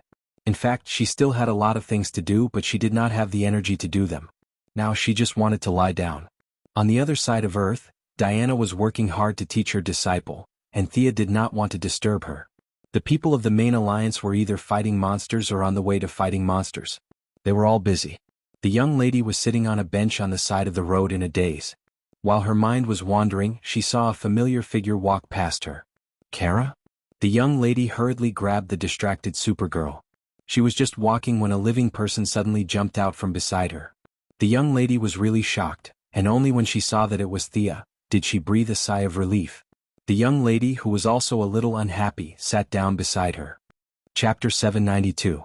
Seeing that Kara had something to say, Thea did not want to sit on the side of the road for onlookers, so she interrupted her. Let's go for a drink. The two women went to the base of the Star City Female Alliance and found a bar under her name. Come on, try this. It's the strong liquor of the Turians. Even a Kryptonian like you can't stand it. Don't believe me? Try it. Thea put a glass of liquor in front of Kara and motioned her to drink it quickly. Then she quickly told a story. She was going to drink while listening to other people's bad luck. Earth's alcohol was indeed useless to Kryptonians. Kara had secretly drunk it a few times, but it tasted tasteless and she never drank it again. Now, seeing that Thea wanted to try it, she picked up a glass and poured it down her throat. The golden liquid went down her esophagus and into her stomach. The little girl felt a burning heat rushing from her stomach to her mouth. It's not bad. Kara was a little surprised. This kind of alcohol was very suitable for the Kryptonian stomach. Thea took out a small delicate bottle and poured a glass for her. Try this. It's the fine wine of Dionysus. This is the collection of the god of wine. Ordinary people can't drink it. Kara was a bad student. She knew Apollo because she had fought with him twice. She did not know who the god of wine was. Even though she had seen him in the Underworld War, she did not know who he was. But this time the wine was refreshing and the aftertaste lingered. Even Kara, who did not know how to taste wine, thought it was good wine. As for what was good about it, she could not tell. Let's continue. There's more here. Thea had collected a lot of good wine in her dimensional ring. The bars here were her private properties. No one dared to stop her from bringing her own wine. After drinking all kinds of fine wines, the Kryptonian's body could not take it anymore. Thea did not drink as fast as Kara. Instead, she drank slowly. After a while, Kara's mood finally recovered. She began to tell her story intermittently. Of course I had to take care of the plane crash, right? After that, we were attacked twice. I didn't know she was from the Luthor family. I don't think the Luthor family is all bad people, right? Clark's a busybody, burp. Lena's not a bad person, burp. The little girl was indeed a little drunk. Many things she said were incoherent and messy. However, eldest Miss's ability to understand was amazing. She slowly pieced together the truth. She didn't know if it was because of the Black Hand in the business war or an accident, but one day when Lena Luthor was on a plane, the engine stalled and she suddenly fell. Kara, who was passing by, stepped forward and caught the plane. Lena, who was sitting by the window, saw Kara's back as he flew away. Their strange fate began. After that, a bunch of aliens attacked Supergirl and the battle involved Lena. It was yet another melodramatic experience. The two young ladies worked together to defeat a strong enemy. They went through thick and thin together, and after the battle they left each other's contact information. In the end, Kara chatted with Lena a few times using her sock puppet account, Supergirl. Kara and Lena, who didn't have many friends of the same age, unexpectedly hit it off. This girl said that she had an evil brother who was under heavy pressure every day. This girl said that she had a cousin who was like an uncle who was restricting her freedom. The two mature and rebellious young ladies started chatting. Lena admired Kara's courage and Kara envied Lena's wisdom. The two were already very good friends. It was at this time that Superman found out about this matter. Good Samaritan Clark, on the other hand, didn't slam the table and glare at Kara. Instead, he spoke the truth and laid out the truth. He earnestly talked nonsense with Kara for an entire day. In conclusion, there were no good people in the Luthor family. Little Supergirl naturally resisted strongly. In her heart, she was her cousin. How could she be educated by her cousin? Superman's temper was unusually good. What's more, Kara was his only remaining Kryptonian relative. He didn't say anything harsh, but he implied that his son was already 10 years old, and she was only a few years older than him. So she should listen to him. Kara was very unhappy, but she was amenable to coaxing and not coercion. Superman's gentle words didn't make her refute. She could only run out in a huff and was picked up by Thea, who had nothing to do. Thea considered her words. I've seen Lena. Although she's Luthor's sister, she's not a bad person. You're right. Kara, who was a little drunk, patted Thea's shoulder. She was so strong that an ordinary person would have been killed. From Clark's point of view, there are no good people in the Luthor family. This is too biased. Lena has never done anything bad, and Luthor isn't simply a bad person either. I've dealt with Luthor a few times. Although he's arrogant, vain, and ambitious, he has a bottom line. He's protecting the Earth in his own way. To some extent, he's a bit like Batman. He's worried that the Kryptonians will lose control, so he's deliberately researching countermeasures. In fact, strictly speaking, there's only one bad person in the Luthor family, and that's their mother. She's really bad. Thea had never regarded Luthor as an enemy. He was a charismatic figure. Without her, Superman and Batman, he would undoubtedly be a leader who would lead mankind to the top. She, who controlled the global resources, knew very well that the Luthor family could be said to be divided into three parts. Lena was still maintaining the old Luthor group, which showed signs of revitalization in her hands. She was considered a moderate. After Luthor was released from prison, he quickly sorted out his previous contacts. He had developed a set of photovoltaic power equipment in prison, and was currently laying the groundwork. He was considered a neutral party. Their mother, Letitia Luthor, was the epitome of menopausal syndrome in Sia's eyes. This old woman had taken over the Cadmus project and hid underground every day to do all kinds of research. She would do anything to deceive people. She was definitely a radical. However, she didn't have Luthor's wisdom, nor Lena's affinity. She was ambitious but not talented. After several years of hard work, she hadn't achieved anything. Thea had been too lazy to pay attention to her. Hearing Thea talk about Luthor and Lena's mother, Kara resonated. Yes, this woman is too bad. Don't worry about Clark. Trust your own judgment. If you think Lena is a good person, it's not a big deal to be friends with her. Don't worry about Clark. He's just scared of Luthor. Coward. Kara, the younger cousin, scolded her older cousin in disdain. Thea also drank a lot. She patted her chest and said, "Be brave. What are you afraid of? Look at me, I'm not afraid at all. If you want to give others courage, you have to give yourself courage first, right?" "Yes. Well said. Let's have another glass." The two drank 2 more glasses in confusion. Thea's so-called fearlessness was more about the strong enemies. She was just using the alcohol to cheer herself up.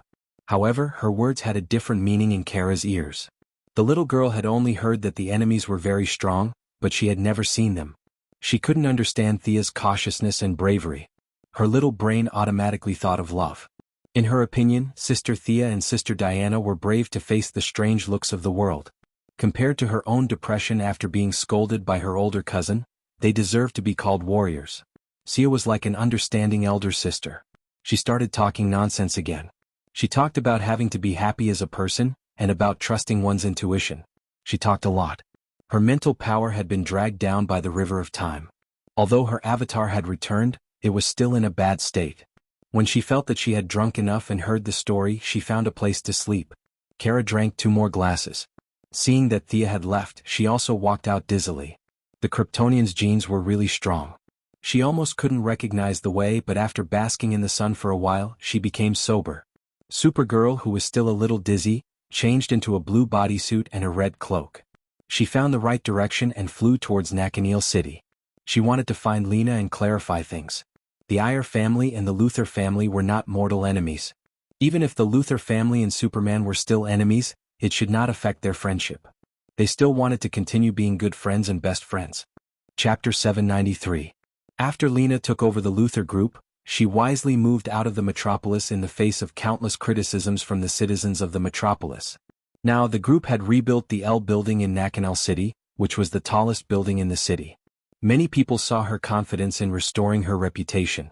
It could be said that the Luthor group had walked out of the haze and recovered some of its vitality. Kara and Thea drank lunch and flew dizzily. When they arrived at Nakaneel City, the sunset had already been left behind. The little girl was very calm. She wanted to have a good talk with her good friend. She didn't jump in through the window. She felt that if they were friends, then they should know each other's true identities. There were heroes everywhere. It didn't matter if she had to hide it from ordinary people. Did she need to hide it from her friends? She was going to use her real name to meet Lena. Kara took off her cloak and tights and changed into a plaid shirt, jeans and large-rimmed glasses. She looked around and saw that no one was paying attention to her. She quickly ran past the front desk, entered the elevator and went straight to the top floor. She was familiar with the way to the door. Just as she was about to push the door open, she heard a faint quarrel inside. However, the soundproofing effect of the door was too good, so she couldn't hear it clearly. Kara took off her glasses and used her ability to listen to the noise inside. "I won't give you money to do those harmful things. It's a crime. You've turned the reputation I've worked so hard to restore into a joke. I don't want to see you again. Please leave." A young woman's voice sounded. It was loud and powerful, showing the owner's firm belief and unwavering determination. Kara could tell that it was Lena Luthor. "Shut up. The whole Luthor group is mine. You're just the adopted daughter of the Luthor family. If it weren't for Lex's protection, you wouldn't have the right to talk to me like that." An old woman scolded Lena. Lena sneered. Adopted daughter? Madame Luther is so kind. Would you adopt a poor child on the street? Do you think I don't know? Lex and I are half-siblings. Adopted daughter? You have the nerve to say that. My mother died without knowing the reason. Don't tell me you don't know anything. The old woman shouted angrily. You're just a wolf. Go and subdue her. Get her to sign and transfer the funds to the project. Then there seemed to be fierce resistance from inside. Unfortunately, Lena was just an ordinary person. She might have some self-defense skills, but in the face of the thugs brought by her stepmother, her resistance was extremely weak. However, the goddess of luck was on her side today. She was powerless to resist. There was a fierce woman outside the door, a slightly drunk fierce woman. Kara threw away her glasses and kicked the door open. She then knocked out the stepmother who was threatening Lena with a gun. She had always disliked this old woman, and now she looked like a bad person. But when dealing with another tall man, Kara was sent flying with a punch. You are? At this time, Kara was not wearing tights or a cape, but she was a Supergirl. Lena quickly confirmed the identity of this reinforcement. Kara gave her a reassuring look and assumed an attacking posture, concentrating on the enemy in front of him. Another Kryptonian? Ah. The tall man let go of Lena and looked at Kara gloomily. If Thea was here, she would definitely recognize this guy. This guy used to be Luther's subordinate, the Metal Man. He once fought to a draw with Red Whirlwind. After the Battle of Doomsday, he joined Luther's mother. With his ruthless style and metal body, he had been an important fighter in the Cadmus project. Kara did not know how powerful the enemy was. She only felt that she was very weak now. She thought it was the effect of being drunk. Until the enemy tore open his coat and revealed a large green piece of kryptonite on his chest, she knew what the problem was. Lena, run, I'll hold him back. Kara wanted her new friend to run. However, she looked so weak that no matter how he looked at it, he didn't feel at ease. Lena was quite a brave person. She did not abandon her friend and run away alone. Instead, she took out a pistol from under the table and pointed it at the Metal Man. Seeing that she did not run, the Metal Man laughed. He was not good at speed and could not catch two people at the same time. Now it was convenient. He pounced on Lena, ready to knock out the target of this mission. After that, he would deal with Supergirl, who was dizzy under the radiation of the kryptonite. Bang! Lena's marksmanship was very accurate. She shot the Metal Man in the forehead. But as Luther's weapon against Superman, how could he be hurt by a gun? The bullet hit the left side of his forehead with a crisp sound of metal hitting metal. It only left a hole in his skin before the bullet fell out. D*MN bionic skin? Is this the Terminator? Lena's legs went weak when she saw the 2-meter-tall giant pouncing on her. At the critical moment, Kara flew up and kicked the Metal Man's waist. Kryptonite weakened her greatly, so her kick didn't even have 1/10 of her usual strength. Fortunately, Kara's close combat skills were much better than Kara's after being ravaged by Fiora and Alex several times. She used a clever move and borrowed the enemy's strength to kick him down. The Metal Man patted the dust and stood up indifferently. He had a metal skeleton and a kryptonite heart. These were his trump cards. He might be strong against ordinary people, but he could easily crush the Kryptonians. The Metal Man was like a bison, pressing down on the two girls. Lena was stronger than ordinary women, but there was a limit to her strength. The mission to defeat the enemy was still up to Supergirl. Miss Thea had to be mentioned. She had built a red radiation room in the Female Alliance's base. Kara had been dragged in by Thea several times and beaten up by her. Kara was not too disappointed by the sudden loss of her superpower. It could be said that the weakening of the kryptonite did not disintegrate her fighting spirit. Kara tilted her head to avoid the Metal Man's straight punch. She turned to the side and hit the enemy's elbow joint. Her strength was less than 1/10 of her full strength. But if an ordinary person was hit by this strength, it would be like being hit by a train. A small crack appeared on the Metal Man's joint. Kara was overjoyed. She could defeat this enemy. Joint techniques were widely used in modern combat. There were many female superheroes who were good at this skill. Be it Alex or Cassandra the Big Lowly, they were all very good at it. Kara had been beaten up more times and had slowly learned a few moves. It was just the right time to use it now. She hit the enemy's elbow joint and knee joint continuously. The Metal Man did not show any weakness. He fought back with his fists and feet. Kara, whose physical fitness had been greatly reduced, vomited blood. But the hard fight had stimulated her fighting spirit. So what if she had no superpower? She was still a warrior. Lena, who had been in a peaceful situation for a long time, was a little overwhelmed when she saw her friend fighting with her life. Fortunately, she was born in the Luther family, so she was much braver than ordinary women. She slowly calmed down and began to analyze the situation. Calling the police would not work. She could not expose Kara's true identity, and the police would be useless. As for the security guards in her building, they were not in her consideration at all. Who else could she ask for help? The first person Lena thought of was Luther. This brother of hers was good to her, and the metal man was also his creation. Unfortunately, Luther was elusive, and Lena could not contact him at all. Moreover, she could not ask him. Luther and the Kryptonians could talk for 3 days and 3 nights. How could she ask him to help the Kryptonians defeat the metal man? It was unrealistic. Chapter 794. It seemed that she could only rely on herself. She could see that kryptonite was weakening Kara more and more. At first, he had been able to exert more than 10% of his strength, but now he was less than 5%. Lena stared at the metal man's body thoughtfully. Metal skeleton, right? Let's see how much the electromagnetic field can affect you. She quickly took out a hexagonal metal device from the drawer. It was a small magnetic controller. Many of the technologies in it were the same as those used by Thea's skateboard. Later, it was simplified and sold to Luther Group as a patent. Luther Group quickly carried out research and completed various tests.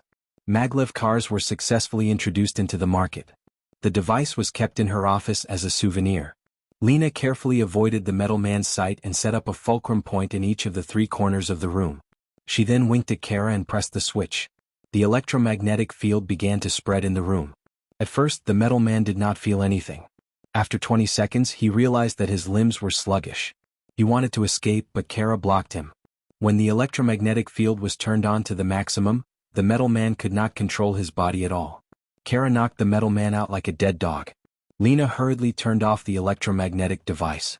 The 2 girls breathed a sigh of relief. The kryptonite in the metal man's chest could not be removed. If it was removed, he would die. However, they could not ignore this huge threat. Lena was indeed Luther's sister.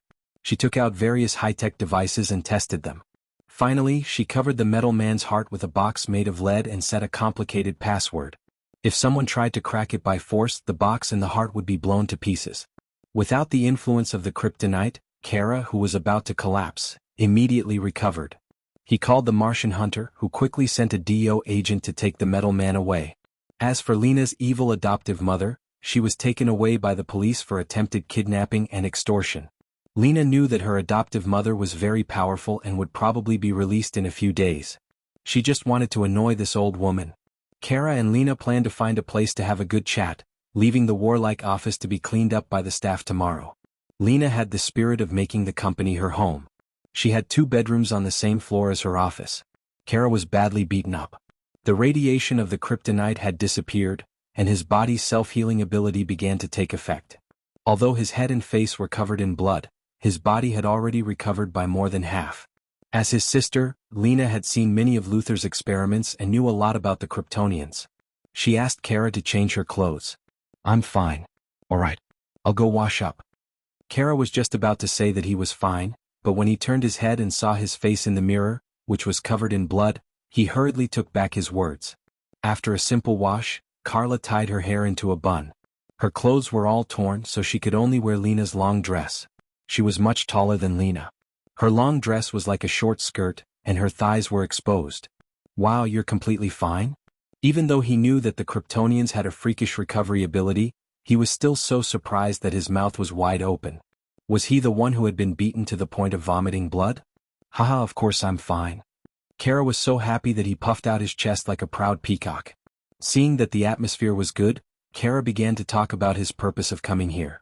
Hearing that this new friend valued her so much, Lena was very touched. In the business world where everyone was trying to cheat each other, sincere friendship was simply a luxury to her.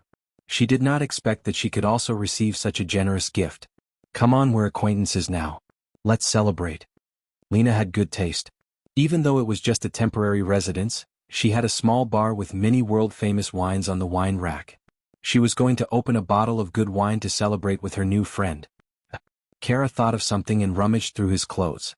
Finally, he took out a small bottle. Shaking it, it seemed that there was still a lot of wine in it. Kara was very happy. "Come and drink this." Lena took the small bottle, which looked only the size of a fist. How much wine could it hold? She was a little bit amused, but she did not say it out loud to save her friend's face. Well, this bottle is very delicate. It looks like a work of art." I got it from Sister Sia's place. I heard someone brewed it? Kara tilted his head and scratched his cheek for a long time. She really could not remember the smelly and long name of Dionysus. She only remembered that the wine was very delicious. Thea said that she would give it to her to drink slowly. At that time she was dizzy and directly put it in her pocket. She did not expect that the small bottle was still intact. Hearing that it was Thea's, Lena was a little bit moved. Luther and Batman were quite similar in some aspects. Luther had collected a lot of information about Milady. As his sister, Lena also knew a lot of legends about Milady. Soon she discovered the magic of the small bottle.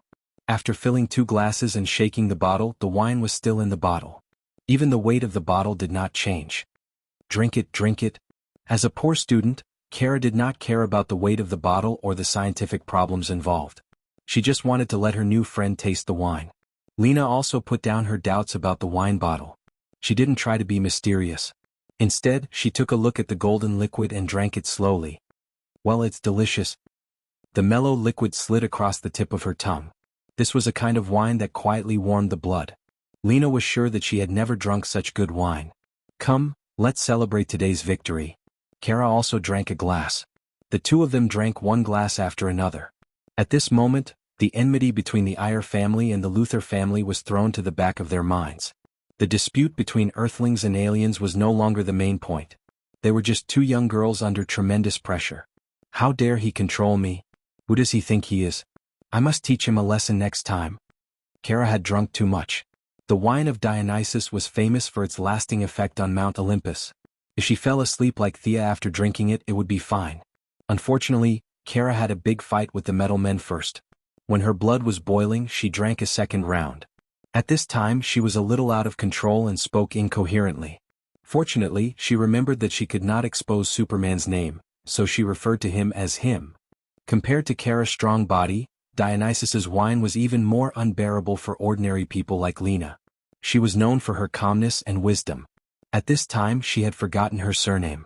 Hearing Kara's self-righteous words, she echoed loudly, "Yes, they are a bunch of nosy people. We are good friends. Burp, don't worry about them." After saying that, she put her arms around Kara's neck drunkenly. "Supergirl, tell me the truth. Do you have a boyfriend?" Kara drank another glass irritably. "There are too many people who care about me. The boys in school are so tacky. They only care about appearance." "Have you ever kissed?" Lena whispered in Kara's ear like a demon. "No, have you?" Carla answered honestly. "Neither have I. Do you want to try?" "Try. Or not." After all, Kara had a strong body. In fact, there was still a trace of sobriety in her heart. Lena's words made her hesitate a little, but when she thought of the courage that Thea had talked about, she finally decided to try. Lena was a trustworthy friend. It would not kill her to give it a try anyway. The 2 women were self-taught. They tilted their necks and smelled each other's breath. For a moment they were a little intoxicated. 500 words are omitted here. Chapter 795. The sun shone through the thick curtains and shone into the room. Kara, who was a little dizzy, finally woke up. She had never experienced a hangover before, but she felt uncomfortable. Did she catch a cold? She had never been sick and she had only seen people on Earth fall sick. She thought that she must be sick. Kara was about to touch her forehead, but she didn't expect to touch a smooth body. She looked to her side mechanically. "Lena? Why is she here?" The fearless Supergirl was so scared that she almost screamed. She quickly covered her mouth with her other hand and shrank back into the bed like a quail. She looked at the ceiling with her big bright eyes and she couldn't calm down. What happened yesterday? She was confused. After a long time, she recalled the part where they fought the metal men and drank together. What did I do after that? She seemed to have asked Lena if there was any secret to becoming bigger. Lena said to just rub it. Kara didn't know if she did or not. Her memory was fragmented. She only saw the 2 of them naked now. What happened after that must have been a combination of theory and reality. God, how did it become like this? Kara used her superpower to the extreme in an instant. She saw the moon with her supervision. Very good. No one was paying attention to her. She listened with her super hearing. No one was talking about her. Thank goodness. She turned around and saw that Lena hadn't woken up yet. She quickly got down and picked up the clothes on the ground. She didn't care if they were hers. She put them on and flew out. As soon as she left, Lena sat up. Lena had already woken up. After all, she was an Earthling. She had to socialize in the business field. She was more resistant to alcohol and she didn't drink much. It was just that she didn't know how to deal with this matter. Her best friend seemed to have become even more close now. She, who had always prided herself on her intelligence, wasn't much better than Kara. Both of them had chosen to be an ostrich. It was a little cold in the morning, but Kara couldn't care less. She ran home as fast as she could and poured herself a glass of water. She needed to calm down. Cold water poured into her stomach. She felt that she had finally regained some ability to think. Her friendship with Lena seemed to have developed too quickly. How should she deal with this relationship in the future? She was originally a very simple girl, but now she was completely in a mess. Just when she was at a loss, she noticed that her sister Alex wasn't there. The two sisters shared an apartment, so there was no reason that Alex didn't notice her rushing in. Where was she? When Kara was wondering if something had happened to her sister, she saw Alex sneaking into the room with a pair of big sunglasses. You're up so early.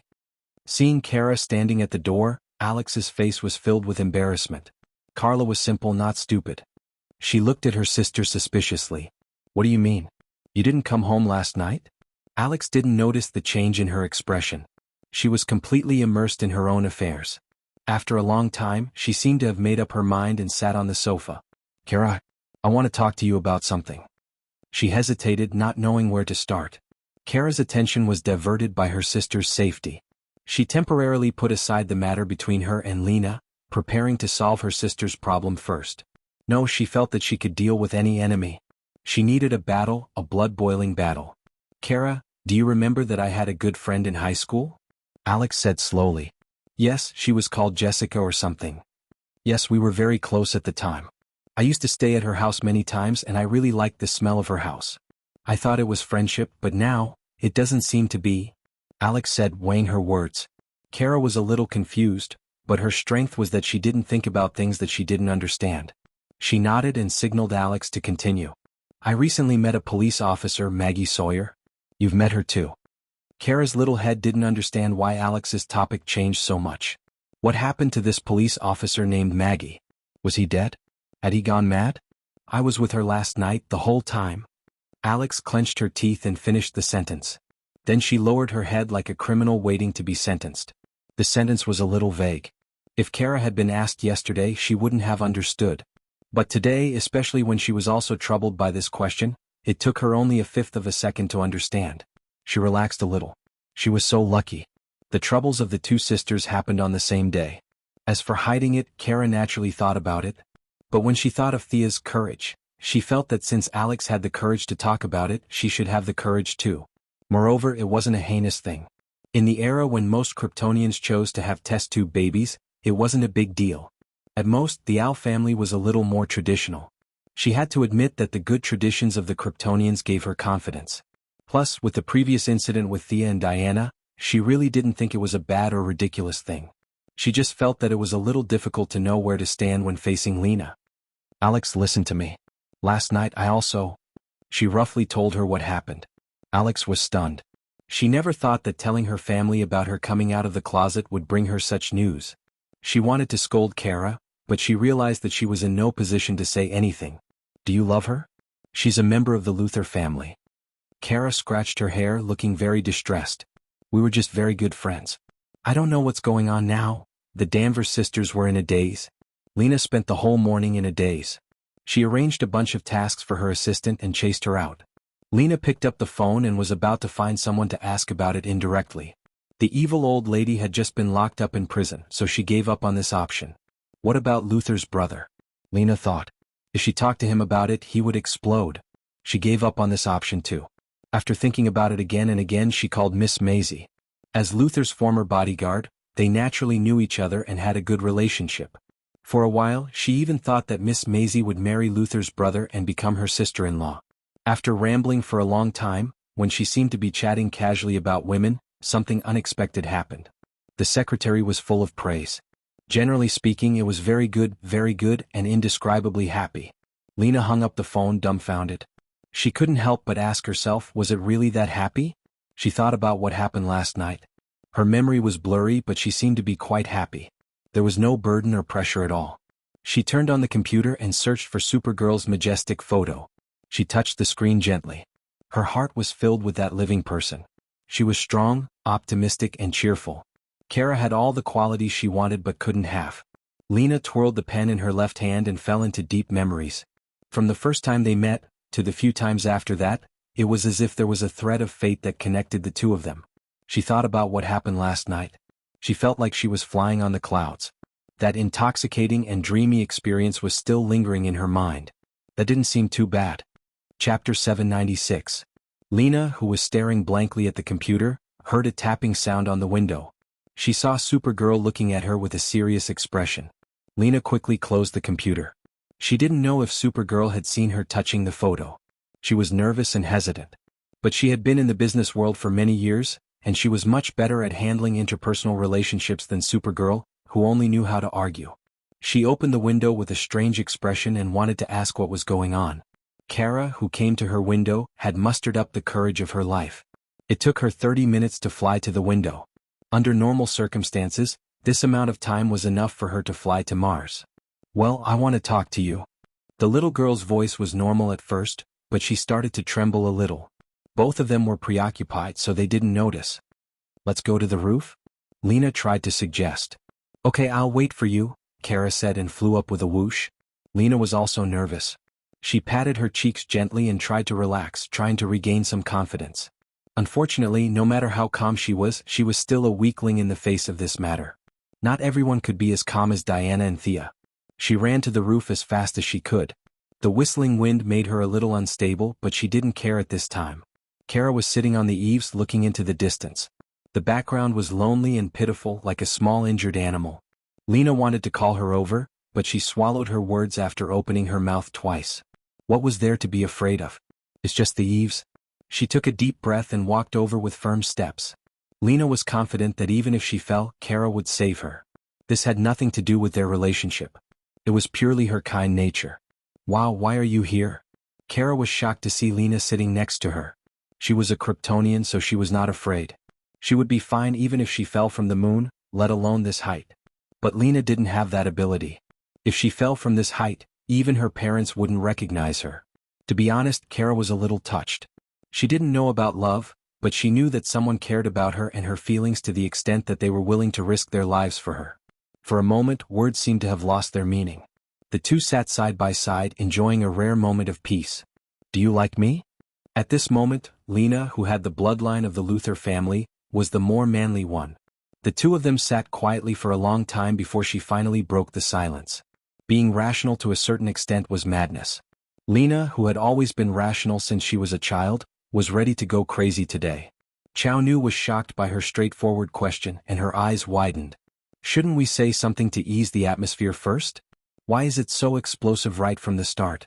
Lena looked at her confused eyes and felt as if her heart had been stabbed by a knife.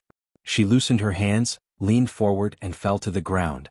Kara's mind was blank, but his body still reacted. He grabbed her arm. "Let go." Lena's tone was very calm. "Don't, Lena, why?" Carla was so anxious that she was about to cry. It was as if she was the one hovering in the air and Lena was the one saving her. Her mind was filled with helplessness and panic. All she could think about was Sister Thea, Sister Diana, or Uncle Martian Hunter coming to save her. "Do you care about me?" "Nonsense. Come and hug me." "Not on the ground but in the air," Lena ordered domineeringly. Kara hugged her waist mechanically, afraid that she would fall. The two of them floated in the air together. It was already working hours. The pedestrians on the street noticed them. Some took pictures with their phones, some called the police, and most of them were discussing. However, they were too far and too high to see clearly. "Are you willing to be with me?" "Kara Danvers." "Sorry, I don't know your Kryptonian name." "Kara Zoair." "Kara Zoair. Are you willing to be with me?" Lena asked domineeringly again. She could see that this guy was a little out of ideas. If there was no one to push him, who knew what would happen in the end? Chao Nu had already noticed the various pedestrians on the street. Without saying anything, she carried Lena and flew into the distance. "This feels so good. Is this how it feels to fly?" Lena trusted Kara. She opened her arms and enjoyed the pleasure of leaving the air behind her. "Say you're willing. Say you're willing. Say it," she said a little coquettishly. I'm willing." Kara finally said what was in her heart. It was as if a huge rock had been lifted off her shoulders. "Then fly faster. I want to play for the whole day. Faster." The two of them flew across the sky, leaving behind a string of laughter like two happy children. They did not know that there were people watching them from above the clouds. Thea and Superman appeared at the same time. The secretary had reported to her about Lena's unusual behavior 3 minutes ago. After that, Gideon saw the two girls confessing their feelings in the sky through the satellite. Thea was a little confused. Young people were so brave. She felt that she was getting old. She did not know that the courage in her words had played a major role in yesterday's drinking. The secretary had also helped her in time to strengthen Lena's conviction. Perhaps there was also the rebellious mentality of a young girl. In short, there were several factors that led to today's incident. She immediately instructed the secretary to clear all the records and teleport herself over. Superman arrived a little earlier than her. The two of them silently watched Chow Nu and Lena fly away. Lena is not a bad person. Kara should have her own happiness. You're very open-minded. Superman smiled bitterly. What else could he do if he was not open-minded? The two of them waved and left. Thea was more experienced than Superman.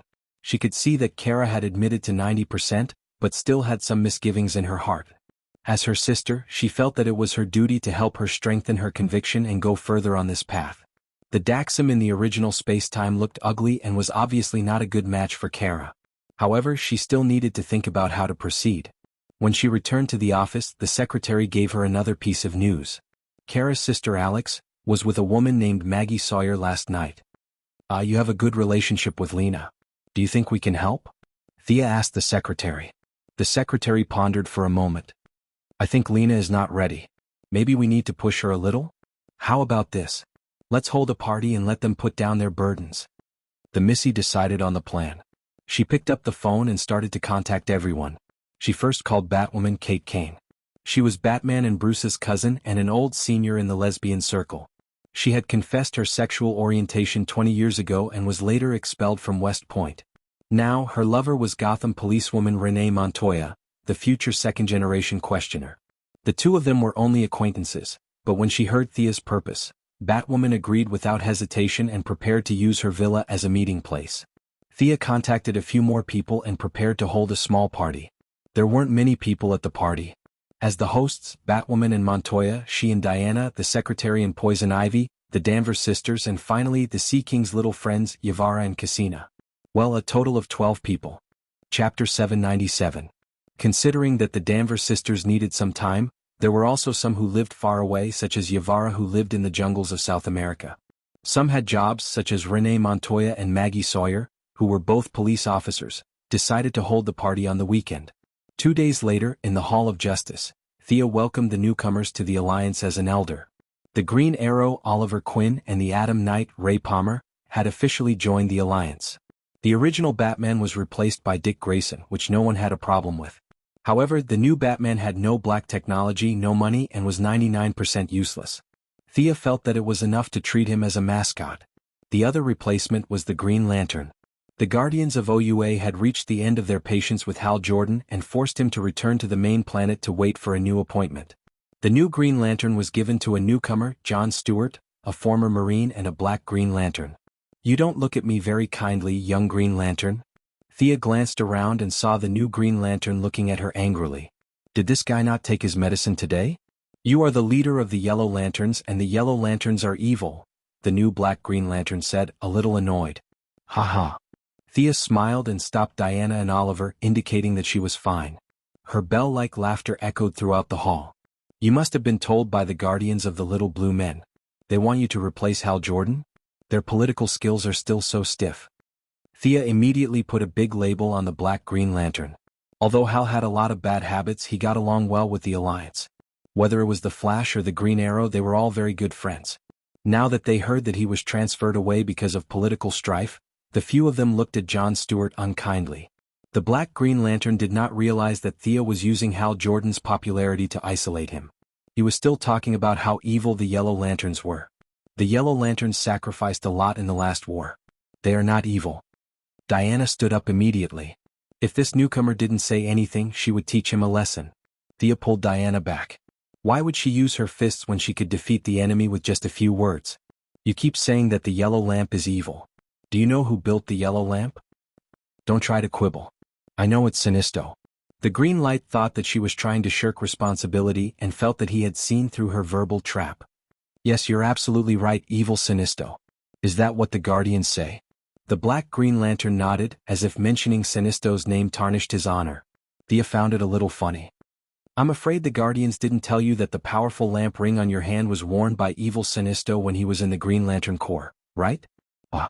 John Stewart's expression instantly turned interesting. At first it was disbelief, then suspicion, and finally horror. However, his dark expression didn't make it obvious. Why didn't you throw away such an evil thing? Buried? Destroyed? She continued. The Guardians that you think represent justice probably didn't tell you that they built a space peacekeeping force before the Green Lantern Corps mechanical hunters? These mechanical hunters went out of control and slaughtered an entire sector of intelligent life. That's why they built the Green Lantern Corps. Mr. Stewart, do you know that the survivors of this sector built the Red Lantern Corps? Do you know that they want to take revenge on the Green Lanterns? Do you think these survivors are evil? 79 planets with nearly 150 billion intelligent life were slaughtered by the Guardians that you claim to be incomparably righteous. Mr. Stewart, as the honor guard of Planet O, as a law-abiding person, you must also think that these lives deserve to die, right? Her words were extremely tricky. In fact, she knew that the massacre had nothing to do with the Guardians and that it was Kalana who was behind it.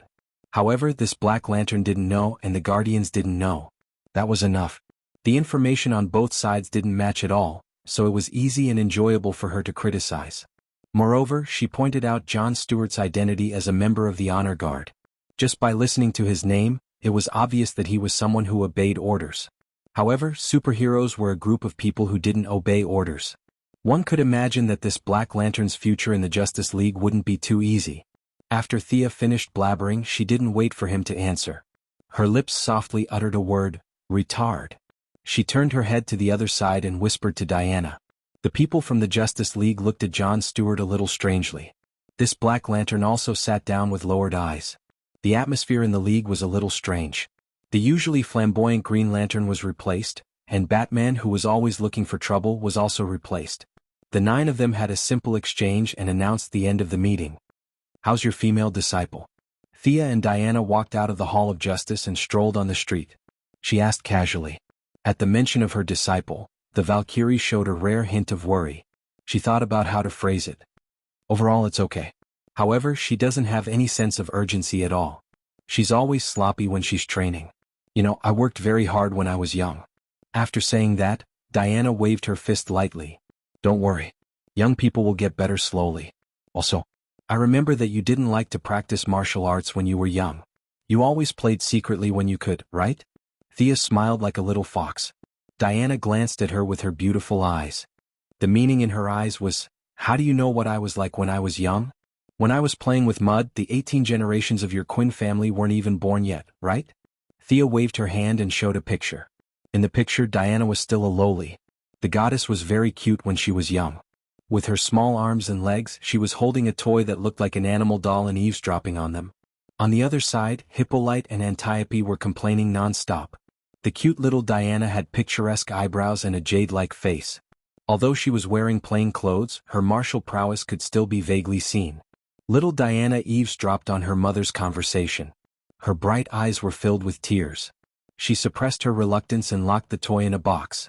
She took out a small knife and a small sword and started practicing by herself. She said that she worked hard when she was young. Reality proved that it was obviously nonsense. Diana hurriedly dispelled her water curtain spell and looked around. Seeing that no one was paying attention to her, she exclaimed, "How did you see these pictures?" "Ha!" Thea was overjoyed. Her arcane core I-2.0 had just come online. She had watched Diana's childhood through the river of time and saw many of the Valkyrie's dark history. As for the issue of using public resources for private purposes, she said that it didn't exist. Chapter 798. Diana lowered her head and thought about it. She was actually quite interested in seeing what it was like when she was young from today's perspective. She asked hesitantly and curiously, "Won't we mess up the timeline if we watch it casually?" Thea did not care at all. Although she was the self-proclaimed time manager, she felt that it was not a problem to do something within her scope of authority. "Is that so? Then can we go back and take a look?" "Sure, we might even find a time loophole." Thea said something that even she did not believe. They each created a clone and led Diana to the vanishing point and went back into the timeline. The scenery of Paradise Island was the same as before, or rather, it was the same as before. Thea chose the time 7 years after Diana was born. She did not dare to go any further as she was afraid that she would meet Zeus. The two goddesses were hiding in the forest, looking at the young Hippolyte and Antiope were talking. Not far away there was a small figure hiding, eavesdropping as well. She seemed to have seen her mother's expectations of her behind her back, and she was a little conflicted. Quietly leaving the forest, little Diana returned to her place, put away all her toys and reluctantly began to practice. Look, you were not much better than Casey when you were young. Thea covered her mouth and laughed. Diana's expression was strange. Looking back at time, she was not very hard-working when she was young. They were like invisible people walking on the crowded Paradise Island. At this time, the Amazons had just started living here, and the tribe still maintained their primitive customs. The artistic buildings of the future did not appear, and Thea did not seem like much. However, Diana was in high spirits. The sea breeze blew their hair from time to time.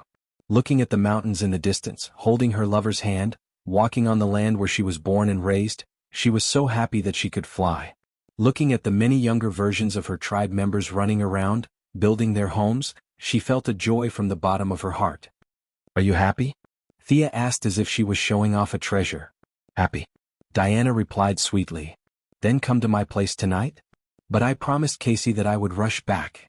Casey is so old he won't die. Just make a call and say that the Jinglian has a mission. Thea dispelled Diana's concerns with just a few words. According to her, if Diana, the teacher who brought her own food, were to disappear for a few days, the magical girl would realize the value of a teacher and would most likely study harder in the future. Knowing that she was talking nonsense, Diana still accepted her explanation. Diana was the one talking while Thea was the one listening. However, both of them were very restrained and did not use their magic power to do anything for Paradise Island. This was already the past. It was fine to watch, but it was taboo to get involved. Diana was walking forward when Thea suddenly grabbed her arm. The Valkyrie was very vigilant. Her bright eyes scanned the crowd and saw a woman as bright as the moonlight. You can see me? This was the first reaction of the three women who met by chance. Oh, Your Highness Artemis, I didn't expect to see you here. Thea was the strongest. She instantly saw through the other party's true identity. Although her current level was higher than the other party, Thea still bowed slightly to the other party as a form of greeting. Oh, hello. Diana was a little embarrassed. The moon goddess Artemis was her elder sister, but the relationship between the siblings of the Greek gods was really worrying. She just remembered that she had been blessed by Artemis when she was born, so she saluted. Moon God was shocked. She did not expect to run into two god spirits she had never seen before while she was out for a walk. Although they were all clones, she could tell many things from their characteristics. Diana gave her the feeling that she was like Apollo. She had a dignified aura and could not be looked at directly. Thea, on the other hand, could not see through her. She was a little like Hades, but she could not tell the difference. Realizing that she was a little rude, she hurriedly bowed to the two goddesses. The three goddesses did not speak. Thea and Diana were a little speechless. They did not expect to meet acquaintances on a trip. For a moment they did not know what to say. The moon goddess was the first to speak. Your highnesses are not from the Greek gods, right? Are you the gods of the Mesopotamia? They had seen the Egyptian gods before. Gods like Thea were one of the best even among the 9 pillar gods. There was no reason for them not to know her. Diana looked at Thea with a strange expression. The look in her eyes said, "How are we going to explain this?" "We came from the future to thank you, Your Highness," Thea said without blushing. This news shocked the moon goddess. Time was a forbidden area for the gods. Not to mention her, even Zeus did not dare to casually touch the timeline. Without a reference point, blindly entering the timeline would have an 80% chance of losing oneself. Do I still have a future? Of course.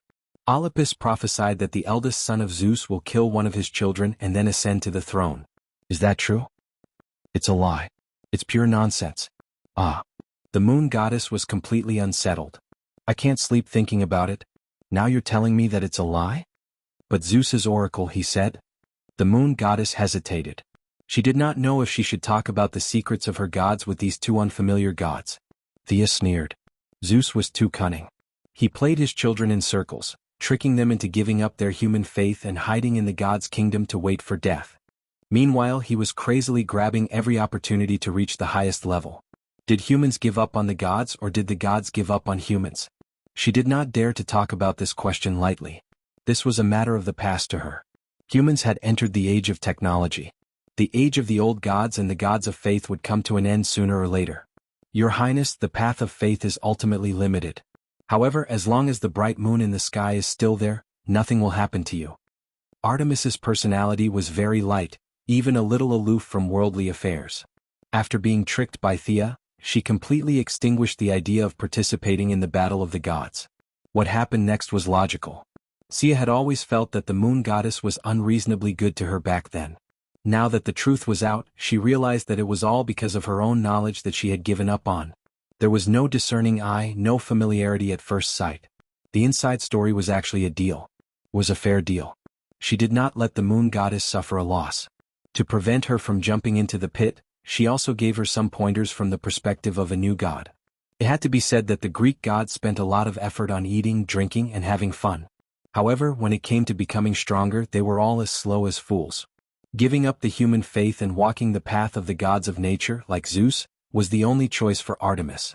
You came from the future, so your knowledge must be 100 times better than mine. What is the world we live in? What is the position of our gods? The moon goddess asked at the end of the conversation. Hearing this question, Diana's eyes flashed. In fact, she did not know either. However, her intuition told her that Thea most likely knew. It was just that she did not say it. Sending a signal to your lover that you must say it today, Diana puts her hands in her pockets and is ready to listen carefully. Thea scratched her head a little. After thinking about it, she decided to say a small part. The universe is very big. There are unknown parallel universes. The world under our feet is one of them. She did not show off the concept of 52 universes. The new gods were unique, but the old gods were different. There was no need to deliberately show off this point. In the universe, there is an immeasurable power that divides the universe into 8 regions, called the realm of gods. They correspond to each other. They are dream, heaven, new creation, and heaven. Nightmare, hell, apocalypse, and underworld. We come from new creation. Our enemy, dark side, is in apocalypse. Many holy lands, including Mount Olympus, are in heaven. The underworld of Hades and Osiris is in underworld. Of course, the angels are in heaven and the demons are in hell. As for dream and nightmare, they are too mysterious. I don't know. She briefly explained the realm of gods, and the moon goddess breathed a sigh of relief. She had always thought that she was not doing well. Now that she analyzed it, seemed to be okay. Some of the urgency in her expression disappeared, and her temperament slowly calmed down. Thank you for your kind words. I look forward to our next meeting. Before Moon God left, she said something that had a double meaning. After sending the moon goddess off, Thea continued to walk around with Diana for the whole day. When they returned to the original space-time, they were going to the party on the weekend. Chapter 799. It was the weekend in Gotham City.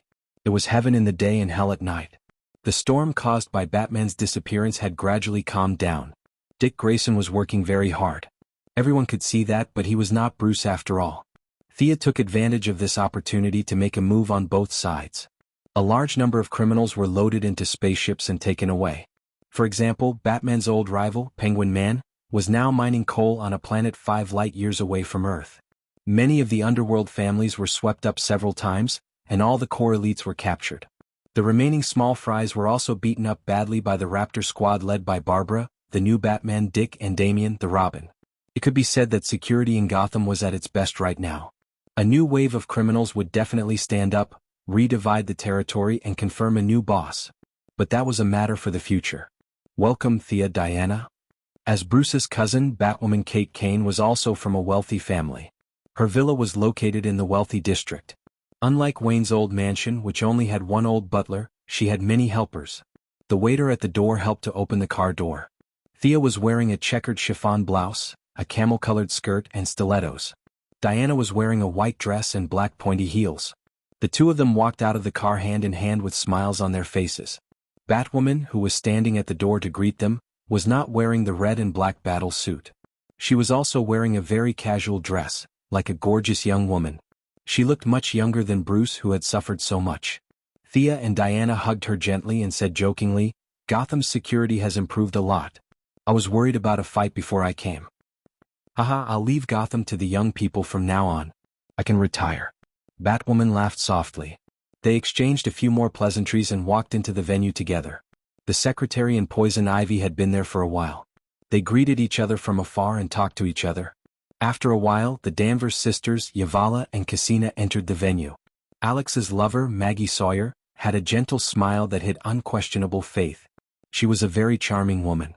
As for Kane's lover, Renee Montoya, the future second-generation questioner, she didn't seem to speak much, but she had an unyielding bearing. These two were ordinary people. They were both police officers and had long announced that they had come out of the closet.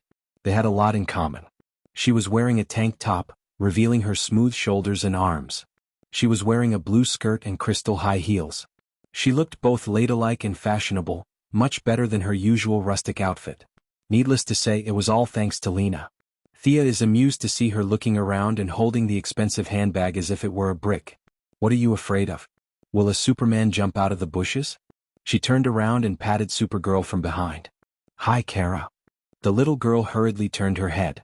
From her expression, it was obvious that she had been startled. When she realized that it was Thea, she immediately relaxed. How is it? Are you happy staying with Lena? Quite happy, but Lena is always controlling me. Kara pouted and complained. Thea smiled and patted her on the shoulder. This girl needed someone to control her. Otherwise, her days would definitely be muddled. Today's gathering was mainly for Carla, Alex, and Lena, the three novices, to strengthen their confidence. As for the rest, they had nothing to say. As the host, Kane had a brief talk with them and then left the meeting to them. As a veteran of the superheroes, Thea had always treated Kara as her sister. She was prepared to say a few words. Today we are gathered here to give our blessings to a few loving couples. Love knows no boundaries or gender. It is full of kindness. When two hearts are together, it will bring us endless strength. Love is not a burden, it is a gift. After the young lady finished speaking, she snapped her fingers. Ripples appeared in the magnificent villa. Before they could understand what was going on, they were already in a magnificent city with technology far beyond their imagination. The tall buildings with a metallic texture, the constantly patrolling spaceships, and the statues in the city square all revealed that this was an extraterrestrial civilization. They were not fools. 90% of Thea's gathering this time was prepared for Kara. She was the only alien present. It was not difficult for the girls to guess that this was Krypton, especially when they saw Kara's stunned expression. Thea revealed the answer. This is Krypton. It is simulated using holographic technology. Take Lena and have a look. In order to build this virtual space, she found several people who had been to Krypton through the IBAN Business Alliance and inputted their memories to build a virtual simulation environment. Finally, she found Comrade Violent Wolf who had been to Krypton 7 times to test it. The similarity was as high as 99%. Fiora had also seen it in person and felt that there was no problem. Kara must have been only 10 years old at that time and could not see the subtle differences. At this time, Kara pulled Lena and ran in front while the rest slowly followed behind. They could vaguely hear Kara's introduction. This was someone's home and there was a delicious shop there. Lena also wanted to know more about her lover's past. They talked and laughed as they walked. Can't you take it back to the time before Krypton? Diana asked in a low voice. Thea whispered back, it's difficult. It involves a very complicated past. We should not touch it easily. After she self-proclaimed as the time manager, she realized how many secrets there were in time. The current board of governors could only do some mending work.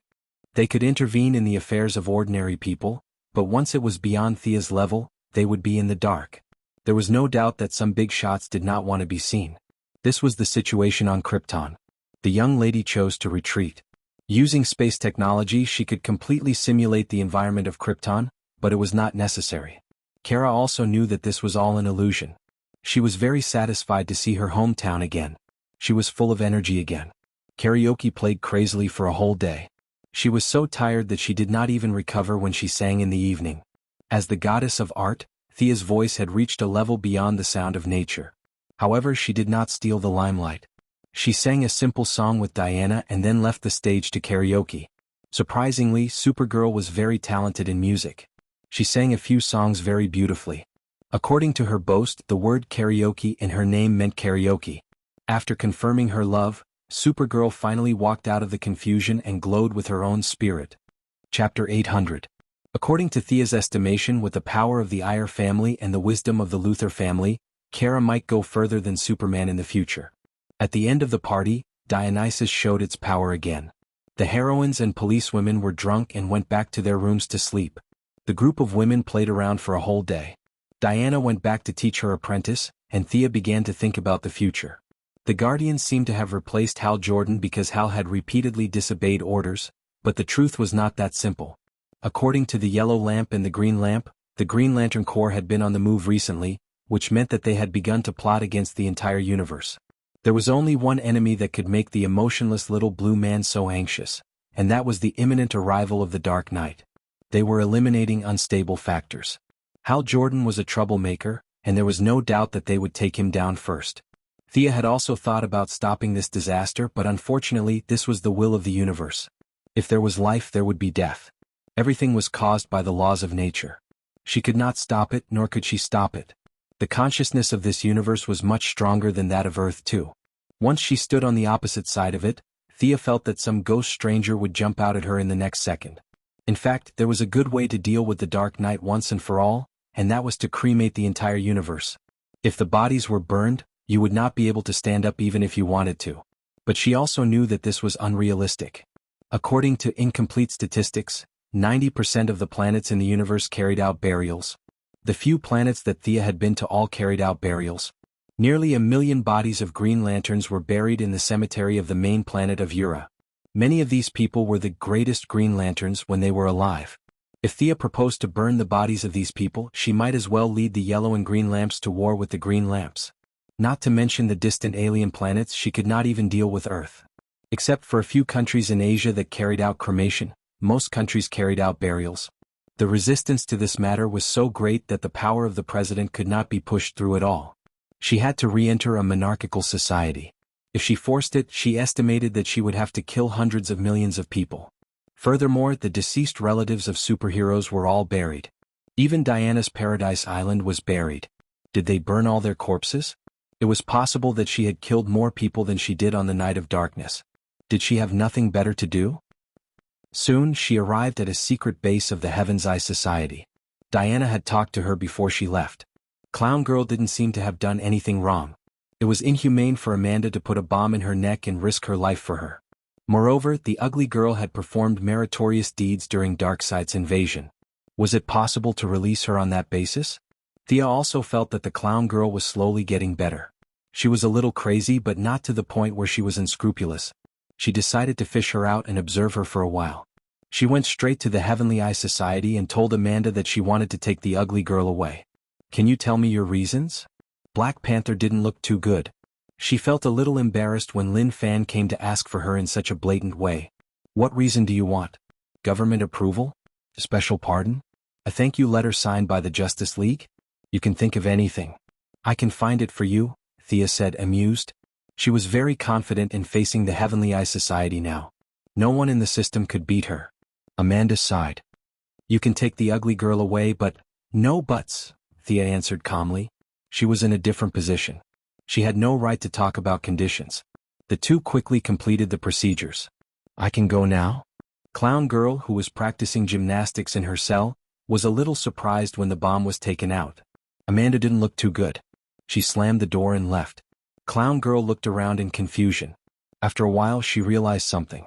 Oh, little Thea, are you here to save me? Thea ignored her. Gym guard? Then I'll be leaving?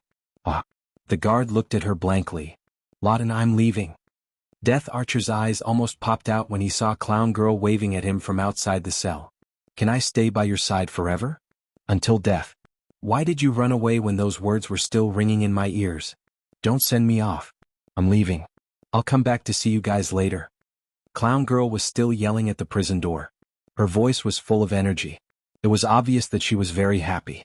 Thea quickly pulled this troublemaker into the car. If she continued to taunt, half of the people in the prison would come out and beat her up.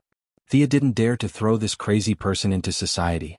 She locked her up in the administrative committee and let Bao Lang watch her for a few days to see what would happen. After dealing with Clown Girl, she returned to the vanishing point in less than 10 minutes. Ballistics and extreme speed, the two extreme speed. She had to check on their results. This is a magician from the 64th century. Extreme speed pulled over a middle-aged man with white hair. His eyes were unfocused and his words were frivolous. Thea opened the records of Arcane Corps' eye and looked at it carefully. The number of crimes this magician committed was shocking. In his eyes, all humans were like NPCs in a game. It was not uncommon for him to kill people. Not only did he commit crimes in the parallel universe, but he also did many bad things in Thea's original universe.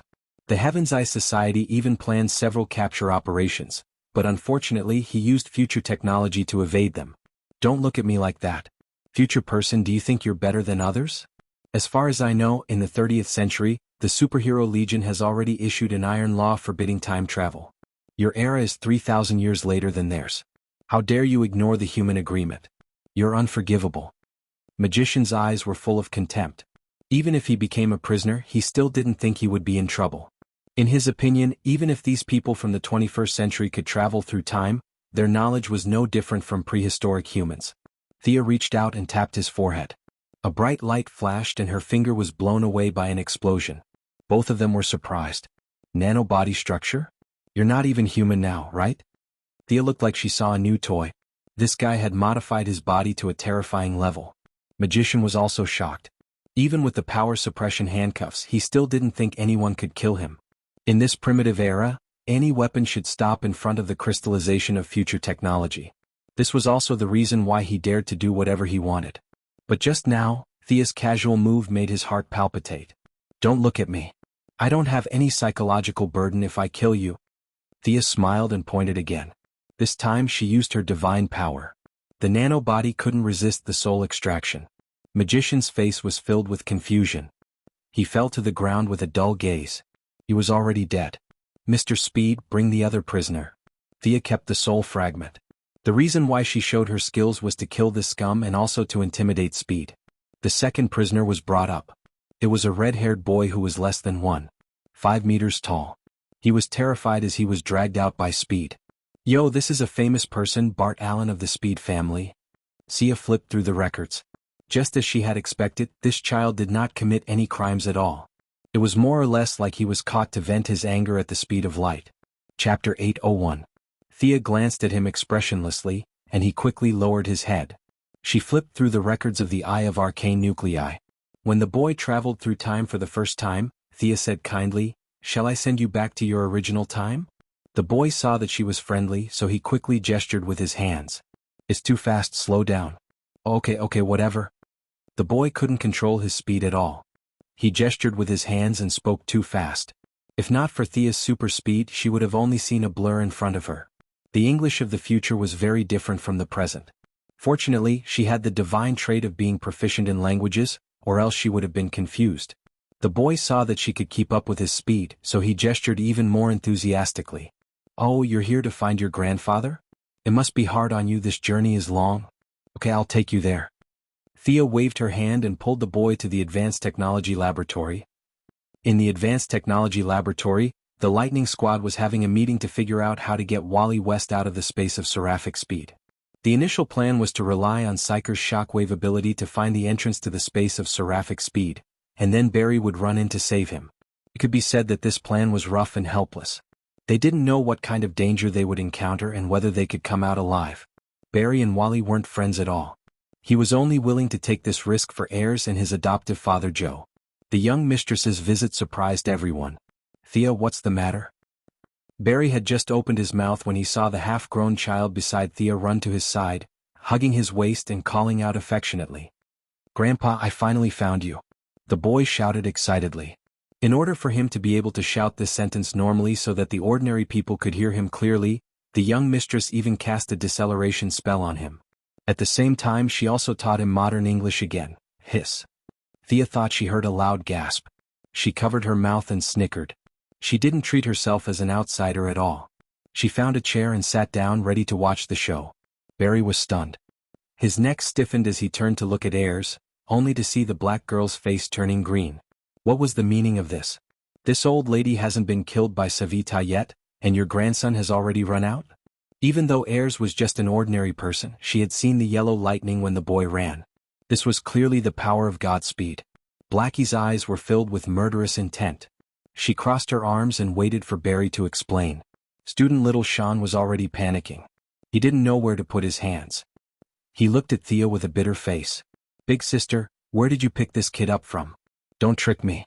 I supported you in the Righteous Alliance conference. Cough, cough. Thea coughed softly. I found this child in the timeline. He came from the 30th century. This explanation made Ayers even angrier. She was just an ordinary person. Without the power of speed, she did not think that she could live to the 30th century. At this moment, even Barry's adoptive father, Joe West, didn't look too good. However, he was an experienced policeman. He had seen a lot of storms and was much more rational than the young people. Half kneeling on the ground, he revealed a smile that he thought was very amiable as he stroked Bart Allen's head. "Child, who's your father?" "Don Allen." The little boy still knew the answer to this question. Barry found that everyone's eyes were focused on him. He hurriedly spread out his hands and shook his head, indicating that he knew nothing. "What Don Allen?" He had never heard of him. "What about your mother?" "Maloney Swan." "Oh, Swan." This was the surname of Reverse Lightning Albert Swan. This surname was very lethal. Except for Thea, who was blatantly watching the show in Wales, and his daughter from Earth 2, the rest of the Lightning Squad were shocked. They looked at Barry as if he was an enemy. Reverse Lightning was their greatest enemy. How could your son be mixed up with his descendant? Just as Thea was about to take out her melon seeds and peanuts to watch the show, a long-distance communication interrupted her. She read the message twice and thought for a while. She stood up and stroked Bart Allen's little head. "Okay, stay with your family and play. I have something to do. I'll leave first. Goodbye, sister." The child waved to her from behind. Thea happily left the cutting-edge technology laboratory. 10 minutes later, she arrived at Odium, which was known as the most beautiful planet in the universe. It was the new base of the Blue Lantern Corps. The two guardians, Gonda and Sed, had entered the deepest part of the universe to explore the secrets of the Dark Knight, leaving behind a small army of Blue Lanterns. However, it was at this moment that an enemy called the Strange Insectoids set their sights on the peaceful Blue Lanterns. The two guardians were not there. As the leader of the Blue Lantern Corps, the Saint directly asked Thea for help. She agreed without much thought. The Yellow Lanterns and Blue Lanterns each sent out 500 people. The large group arrived at Odium. There was a reason why this place was called the most beautiful in the universe. Among the beautiful mountains and rivers, many of the Yellow Lanterns who were good at fighting felt calm. There were mountains, rivers, and warm and hospitable natives here. In addition, the Saint spared no effort to transform the environment with the light of hope. It even made people feel as if they were in heaven. What a great place. The eldest son of Zeus also came. He was still dressed in the same way, with a dragon skin coat and a stone pillar-like sword.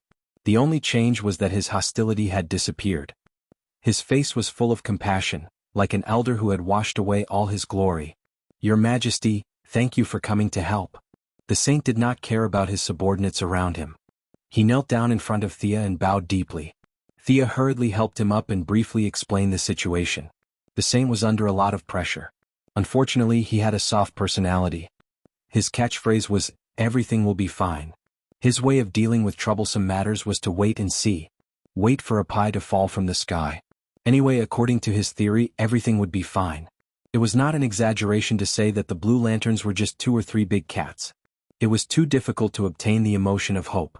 They only had 3 official members. One was the Saint, the planet Mogo, who was tricked into coming here, and the other was an alien who looked like an elephant spirit in Journey to the West. He was called Walls. It was a fool's dream to rely on the 3 of them to resist the army of the sharp insectoids. Those were the insectoids. Just by hearing the name, one would know that the enemy was huge. No matter how good the Lanterns were at fighting, they had to kneel down and call the insectoids daddy. Now, with the strong support of the Yellow Lanterns and Blue Lanterns, the situation was much better. Especially with Thea, the eldest son, who was especially good at fighting and was not limited by the energy of the Lantern Ring. The Saint finally let out a sigh of relief. "Your Majesty, today we have a new brother joining the Blue Lanterns. Sure enough, everything is better. Are you interested in coming and taking a look?" The Saint suggested excitedly. Chapter 802. Thea had no objections. She ordered her subordinates to set up camp while she brought eldest son, Ching-Nu, and Akiro to watch the fun. She first greeted Mogo, who was like a satellite in the orbit of Odium from more than 300,000 kilometers away. The will of the baby planet was very happy, and the emotions it transmitted were all joy, excitement, and the like. Then she saw the 3rd member of the Blue Lamp, Walls. He was like the elephant spirit of Lion Camel Ridge. He had an elephant head, a long nose, and big ears. He floated in the air with his hands opening and closing, as if he was practicing some kind of spell. Thea's identity as a yellow lamp did not attract much attention from the elephant spirit, but her identity as a true god made him prostrate himself in admiration. Did you practice to this level by yourself? Thea took a closer look. This was really amazing. The saint obtained the blue lamp because of her cheat. Mogo was the will of the planet. Intelligent life forms were dregs in front of the will of the planet, but this elephant head was different. He had practiced to this level alive, and always maintained hope and persevered. Even Thea was a little moved. She thought for a moment, reached out, and a ray of light entered Walz's forehead. Countless illusions flashed through the eyes of the third blue lamp, and then he solemnly bowed to Thea. Thea accepted it calmly. She had given out many theories of Earth's eminent monks. She was not suitable for these things, but the one in front of her was very suitable. After that, they visited the blue lamp's training ground. The official members were few, but the number of reserve members was barely acceptable. Thea looked around. There were more than 200 members who used temporary light rings, and everyone's face was full of happiness and happiness. To be honest, any one of these people was more positive than her. But the feeling of hope came and went quickly. It was only a step away from despair, and it was very difficult to maintain this feeling at all times. Is that your new member? Thea pointed to an alien sitting cross-legged in the middle of the square. This alien had a big orange head and 2 eyes like a goldfish. His eyes were watery as if he had suffered a lot and suffered a lot. His sitting posture was similar to the elephant spirit, Walz.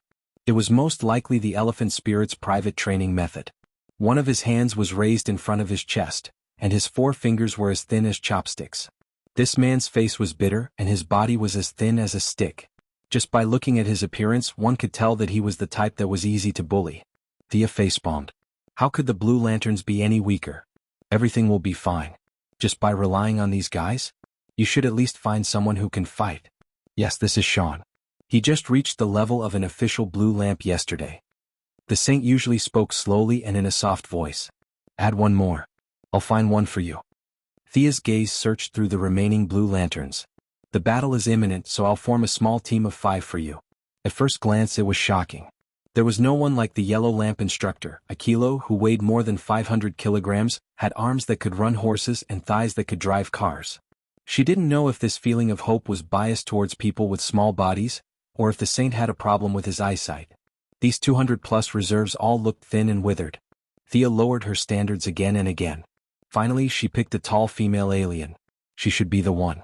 A blue light flashed, and her feeling of hope was raised to the standard of an official blue lamp. With a new member the saint was overjoyed. After a little arrangement, the woman named Circe also became an official blue lamp worker. The day of fear, the night of pain, the raging fire retreats coldly. All are lost in the fire of war, looking up at the stars, the light of hope will never be extinguished.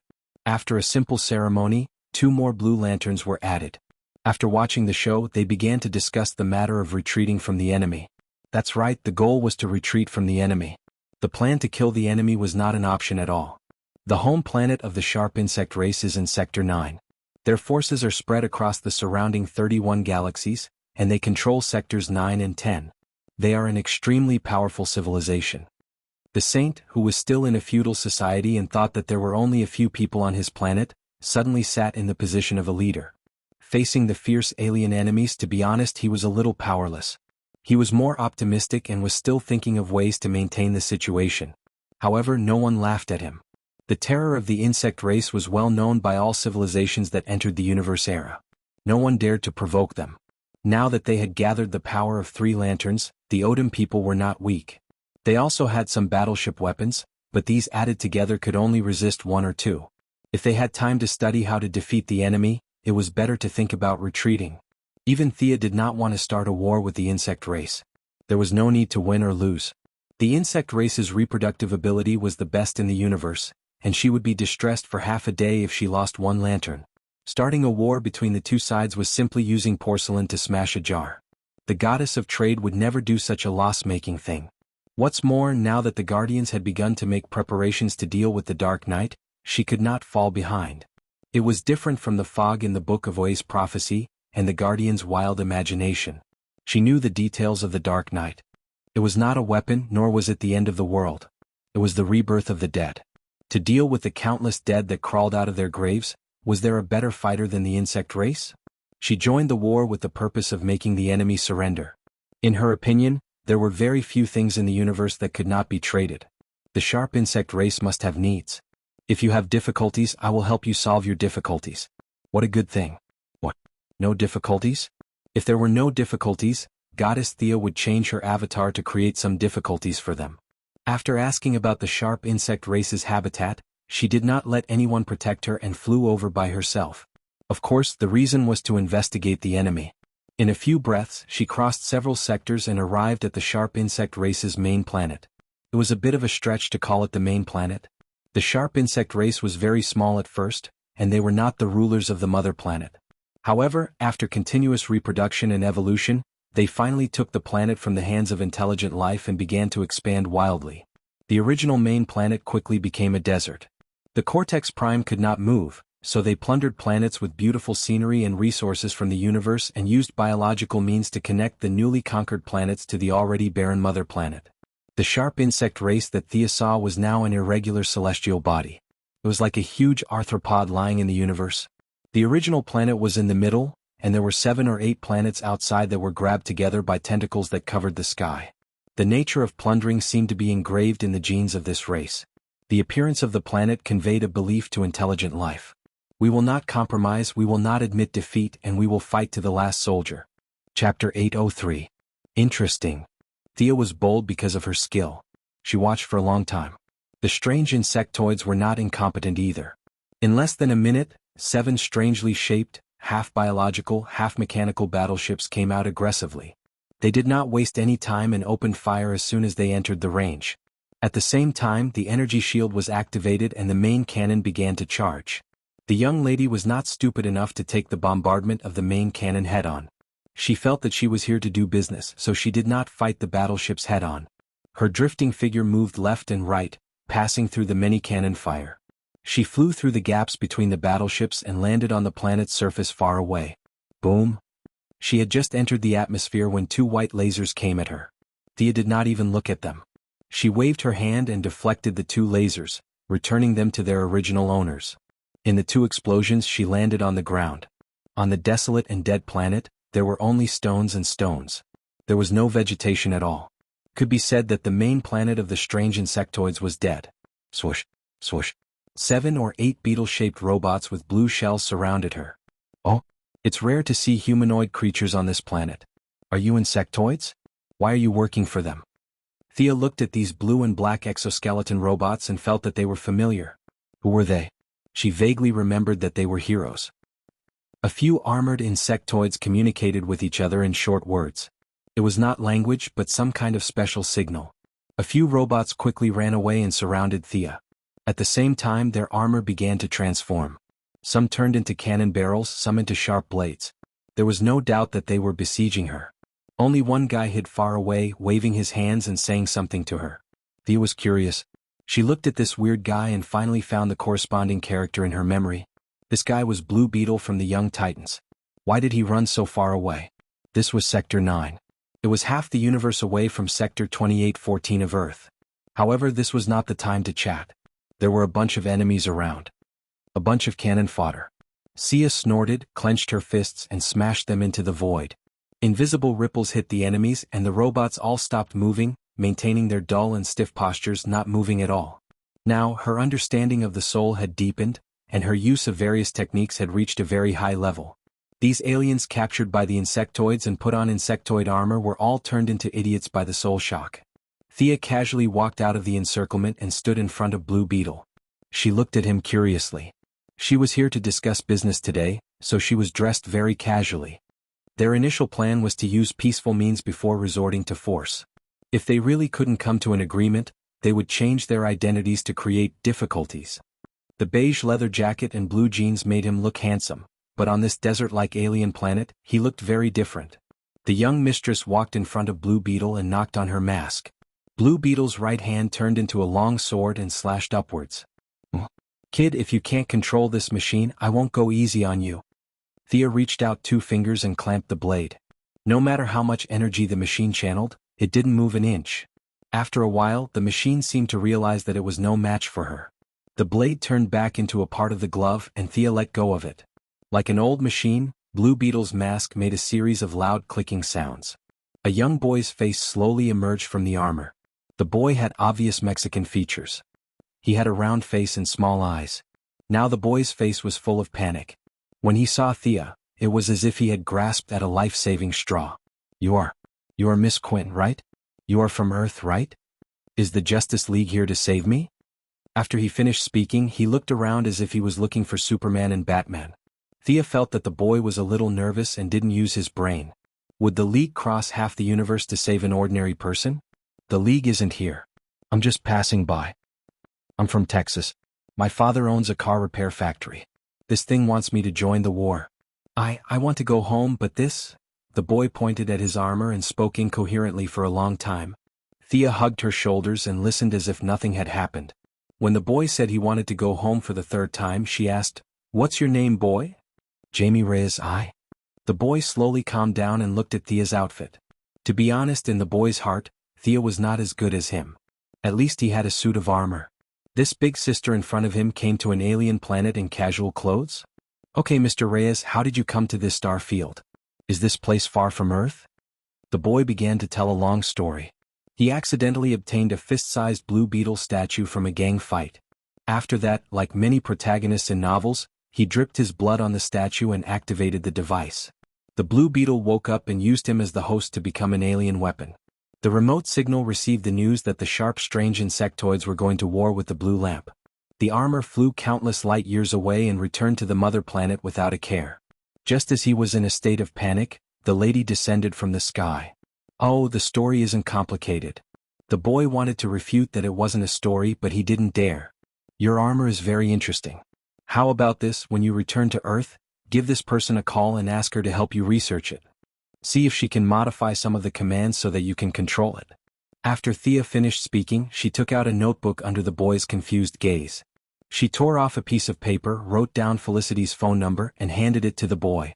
The boy's face was full of suspicion.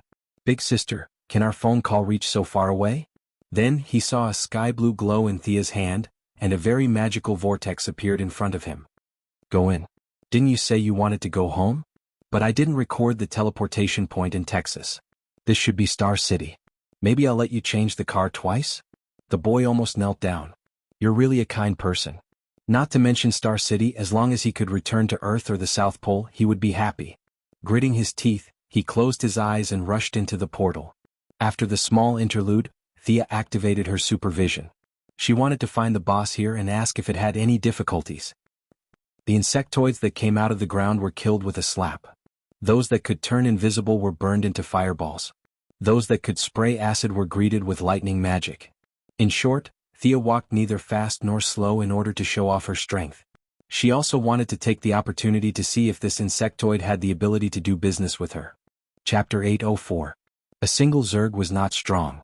Even an ordinary person on Earth could fight them one-on-one with weapons. In a horror movie, a group of ordinary people could kill them with fire axes. However, once the Zerg reached a large scale, they would be terrifying. Boom! With a loud explosion, a wall of fire more than 10 meters high and 100 meters long was created out of thin air. She pushed it towards the oncoming sea of Zerg. In the high temperature of over 1,000 degrees, less than 1 in 1,000 survived. Thea stomped on the ground with her left foot and used a large earthquake spell to bury the remaining Zerg. Almost no soul. That's really bad. She sighed as she walked in. Large-scale soul magic had little effect on the Zerg. They did not have souls. Even if the little soul in their bodies was extracted, it would not affect them much. The Zerg were driven by their instincts. No matter how deep her understanding of souls was, it would be useless. This caused Thea's earth-shattering strength to be reduced by more than half. This problem could not be ignored. The Zerg did not have many souls. The corpses that were resurrected in the night of darkness did not have any souls. There was no need to talk about wealth and trade. They were all dead. No matter how much wealth she had, it would be useless. Souls, wealth, trade, literature. The corpses could be said to be immune to the 4 divine positions in her hands. If they really fought, Miss Thea would not be as useful as Diana. This was also the main reason why she came to help the sharp Zerg. When she reached a canyon, she could not walk anymore. Zerg filled her vision. There were all kinds of Zerg that she had seen before and never seen before. There were Zerg that looked like combat-type Zerg. They bared their teeth and were ready to fight to the death. There were also Zerg with big bellies. They looked like Zerg that specialized in reproduction. They filled the entire space. The Cortex Prime seemed to be confused. Thea could not help but think. The Cortex Prime was completely frightened by her direct attack. Now that it had sent out all its forces, it seemed like it would rather die than live in dishonor. Ha! Her clear and bright laughter rang through the entire valley. She moved her shoulders. She had killed at least 1,000,000 Zerg along the way. The Zerg's technological capabilities were not low. Many of them were half machine and half living creatures. They had good fighting abilities and perfect cooperation. It took a lot of effort to kill them. She was really tired. Hey. The guy inside, I'm here to do business with you. I don't believe you. The insectoid mastermind did not believe it at all.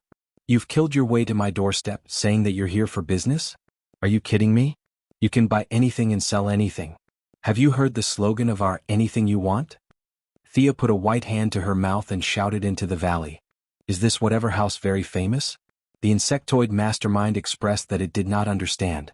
However, it wasn't a kind soul either. It was being attacked at its doorstep, yet it still wanted to chat in a soft voice? What a joke. While Thea was waiting, it directly mobilized a large amount of energy to erect a vast protective shield in the valley. The dark blue shield was like a pot lid, completely blocking the entire valley. With a single command from the mainframe, all the Zergs charged towards Thea in a frenzy.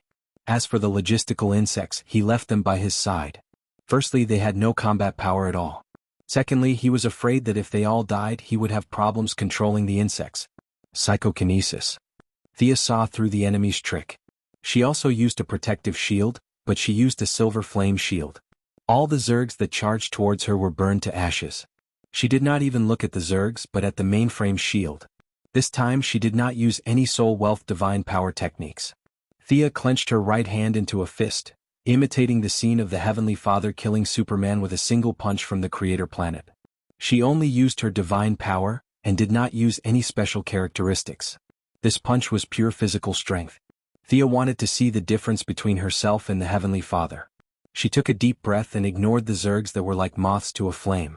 Violent air currents surged around her, and the remains of the Zergs were sent flying in the air. When her aura and strength had accumulated to the highest point, Thea fiercely threw out a punch. Vaguely, the sound of air being torn apart could be heard. The force of the punch caused a 3-mile-long 100-meter-wide deep trench on the ground. Countless insectoids that could not fly were directly turned into dust. The air was squeezed to the sides, and the shadow of the fist rushed out a few miles. The originally white fist had become a 100-meter-tall fist in front of the mainframe shield. This punch carried the power of a thunderbolt, and fiercely hit the dark blue shield. Bang! There was a muffled sound.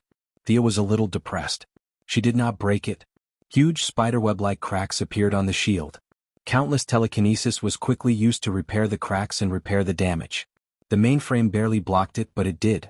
Sigh, after all, I'm not a warrior. Looks like I won't be able to use powerful attacks in the future.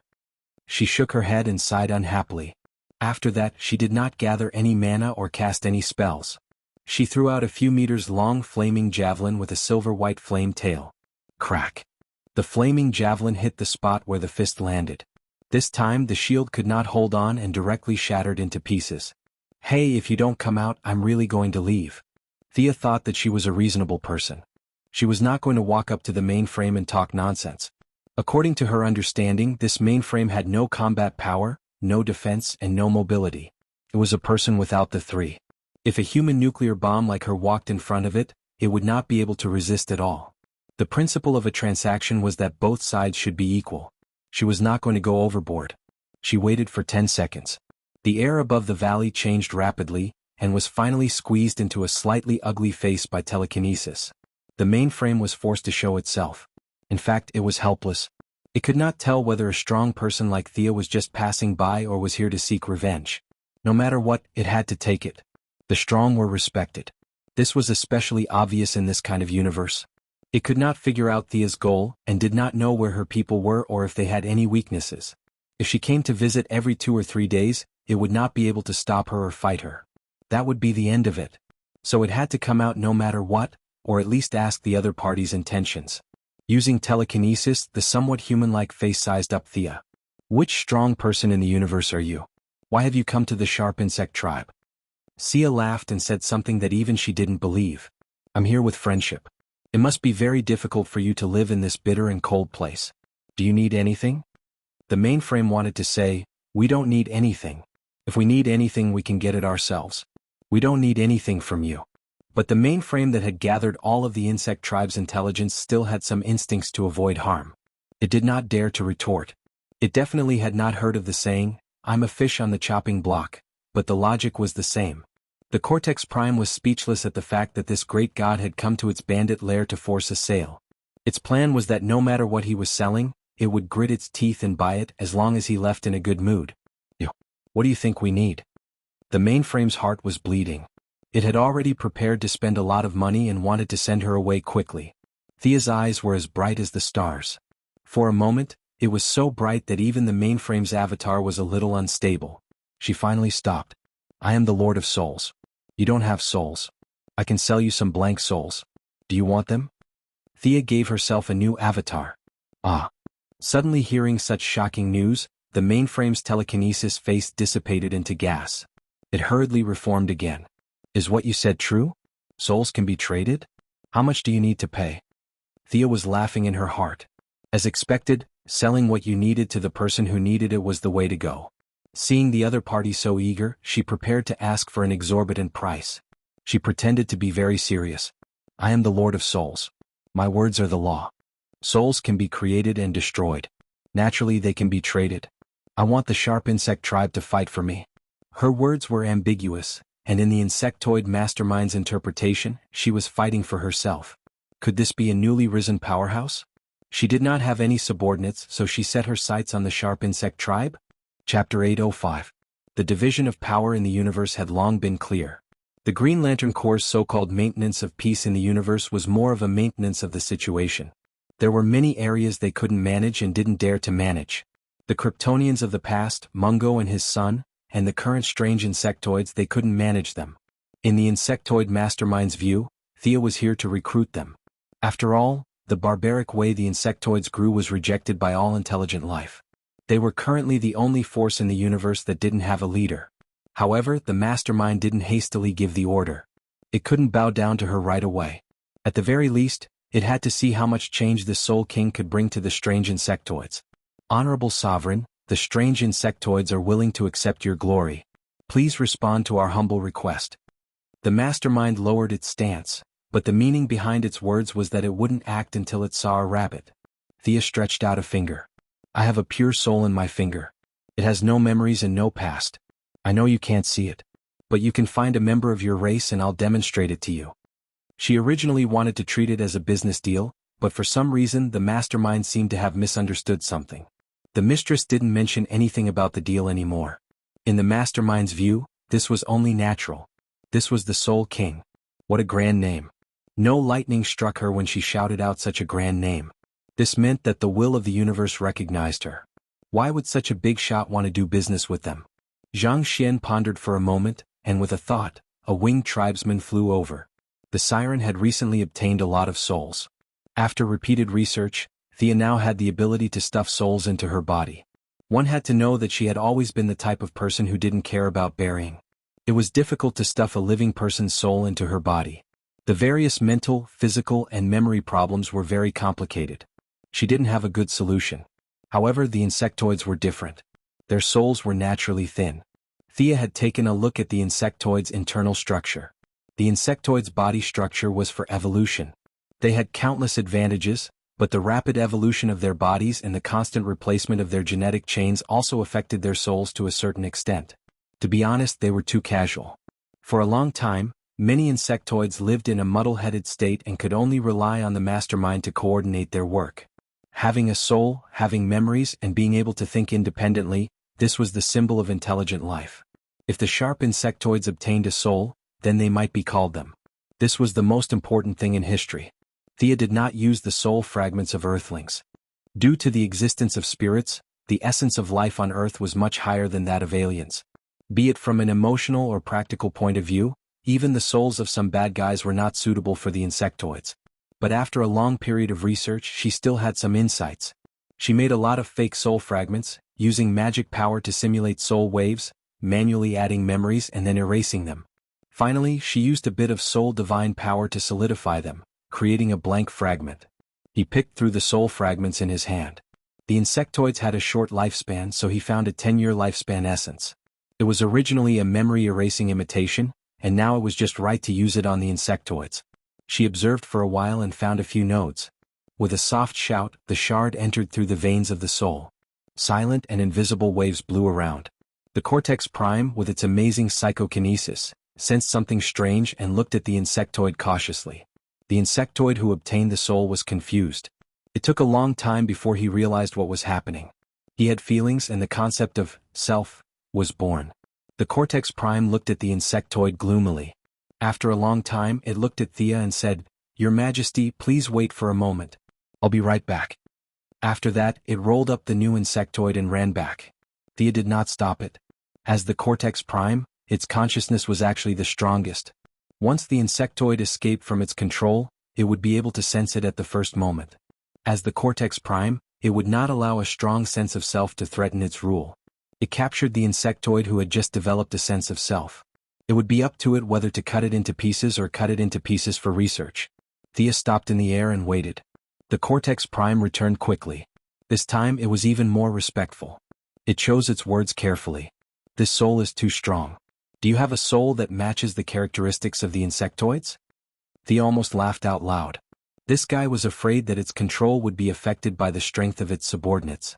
This was already an incomplete replica soul. Did it want a lower-level one? It was easy to get a lower-level item but difficult to get a higher-level item. Thea naturally liked to get her hands on lower-level items. However, she had already changed her target. She wanted to subdue the cortex prime directly. "Don't beat around the bush with me. I have no interest in your insectoid rule. Instead of weakening your subordinates, why don't you strengthen yourself? Do you have any requests? Become an intelligent life form, abandon that shell and walk the earth freely. Lead the insectoids to victory after victory." Thea's words were very soft, but in the cortex prime's ears, it was like a thunderbolt. Temptation, a demonic temptation. The cortex prime was not stupid. Once it opened its spiritual world and Thea did something, it would not even know how it died. The insectoids will still be yours. The only difference is that you can leave this barren planet and walk under the sun like an intelligent life form. You can soar in space and enjoy the beauty that you would never have experienced in the past. Is this a difficult choice for you? The danger was not small, but the temptation was even greater. After a full 10 minutes, the cortex prime finally made up its mind. "Your Majesty, please come in for a detailed discussion." The cortex prime's projection turned into a cluster of telekinetic fragments and dissipated in the air. The insectoid guards below also opened up a path. Walking through the complex mountains, Thea finally saw the cortex prime's main body. Within the transparent membrane was an incomparably large brain. It was the size of a small mountain, lying quietly and somewhat lethargic in the stone room. Its telekinetic energy was constantly affecting everything around it. It was obvious that it was not trying to show off. It was just that the energy was too strong and it was a little out of control. The cortex prime also had 4 limbs, but they had severely degenerated and looked like a few ornaments. There were 3 tubes behind the brain, and a dark green liquid was constantly being injected into the brain. "You're about to die." Thea was too lazy to look at those particularly disgusting places. She only glanced at it briefly and understood its situation. Even with the help of the liquid, it only had a few years left to live. Of course, this was under the premise that its soul was not swapped out. Its original soul was too weak to carry such a huge amount of brain power. Silent death. The insectoids fought bravely until a new overmind was born. It would inherit everything that it had devoured. This was the iron law that they had lived by for tens of thousands of years. Originally it was waiting for death, but today it met with a turn of events. The threat of death made it not speak nonsense. It opened up its spiritual world and chose to surrender. Chapter 806. Sia directly left a mark in the deepest part of the mind of the mastermind. Once the other party became her enemy, they would die a very miserable death. Sia was not polite at all. She left a mark on the mastermind. It was a strange fate. Originally she wanted to do business, but now she had to take the entire Zerg with her. Thea did not look down on the Zerg like the other strong people in the universe. They were born to be useful, and there was no better fighter than the Zerg to deal with the Dark Knight. She was not stingy with this subordinate who took the initiative to bring the entire tribe to her. With the Zerg's biological technology and her Kryptonian genetic knowledge, a large amount of precious materials mixed with magic power to create the body, and divine power to shape the body, Thea considered that this was her subordinate, so a female body was necessary. At the same time, to make it more human-like and closer to the people on Earth, Thea used an authentic 30-year-old soul essence.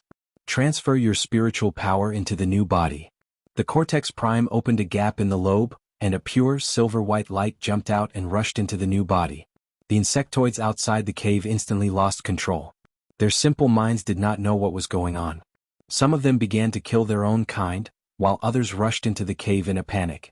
The few blue beetles that Sia had knocked down earlier had also awakened their consciousness, and they ran out in a panic. Thea did not care about them. If they wanted to run, then run. One more would not make a difference. The blue beetle's biological armor could not be popularized. Why should the Zerg take the elite route? Numbers were the king. She waved her hand and closed the cave entrance. Her eyes were as bright as the stars, and she began to transfer the soul into the new body. The Cortex Prime's spiritual power was a mixture of a new soul and a new body, and the requirements for matching in all aspects were extraordinarily high. Sia, who could already call herself the Lord of Souls, busied herself for an entire day before she managed to mix the three together. When the Cortex Prime's consciousness entered the originally normal human body, it was unavoidable that some special changes would occur. The arms became thinner, and the elbow joints grew barbs like the limbs of insects. The Cortex Prime wore a strange armor made of keratin, and a pair of large bone wings extended from the back. The hair seemed to have a life of its own, dancing in the wind. The powerful telekinesis was completely restrained. Dark green lines covered the corners of the eyes, and the purple eyes slowly opened, flashing with an evil light. It looks pretty good. As an intelligent being, you should have a name. The sharp insectoid mastermind is a thing of the past, Kerrigan. This is your new name. Thea swore to the heavens that Kerrigan had grown up naturally and had nothing to do with her. Since they looked so similar, she probably wouldn't mind if she stole the Queen of Blade's name. The former mainframe, the current Kerrigan, stood up and stretched her limbs. It had been so long since she had last moved her body that she had forgotten how many years ago it had been. His thoughts became even more active. The accumulated psychokinesis of several generations of the mainframe was now like a small bug under his control. She was relaxed and happy. She now had emotions. She was no longer a link in the chain of insectoid war machines but an independent individual. She found it hard to control her emotions and wanted to roar. Hey, subdue your people first. Without the insectoids, you're useless to me, Thea said coldly. Kerrigan was shocked. Only then did she realize that the insectoids had gone out of control. She also knew where her value lay. She hurriedly used the insectoid special wave band to gain control of her subordinates. The Lord level, Commander level, elite troops, main troops and miscellaneous troops were all under control. After a day of chaos, the sharp insectoids were once again under her control. As for how many insectoids had died in the day, she didn't care. Thea didn't care either. Without needing Thea's orders, she began to gather the insectoids scattered across 2 sectors and over 100 planets back to the mother planet. In the process, her psychic power was damaged.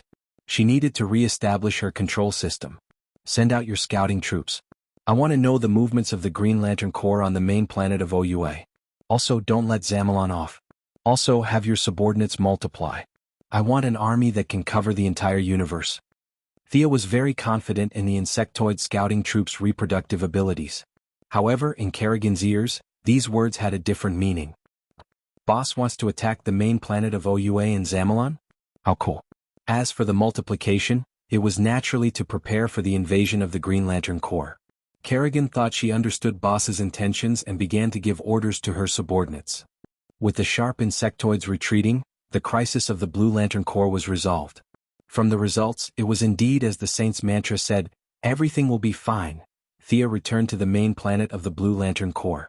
She didn't say much to the Saint, who was waiting optimistically. She only said that her scouting results showed that the insectoids were retreating rapidly. Then she ordered the Yellow and Green Lantern Corps to return to their stations.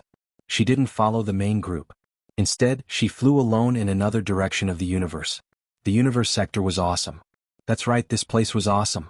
Just like how she scolded John Stewart in the main alliance, this was the sector where the Green Lantern Corps' predecessor, the Space Hunter, massacred. The intelligent life in the entire sector was massacred until only 5 people survived.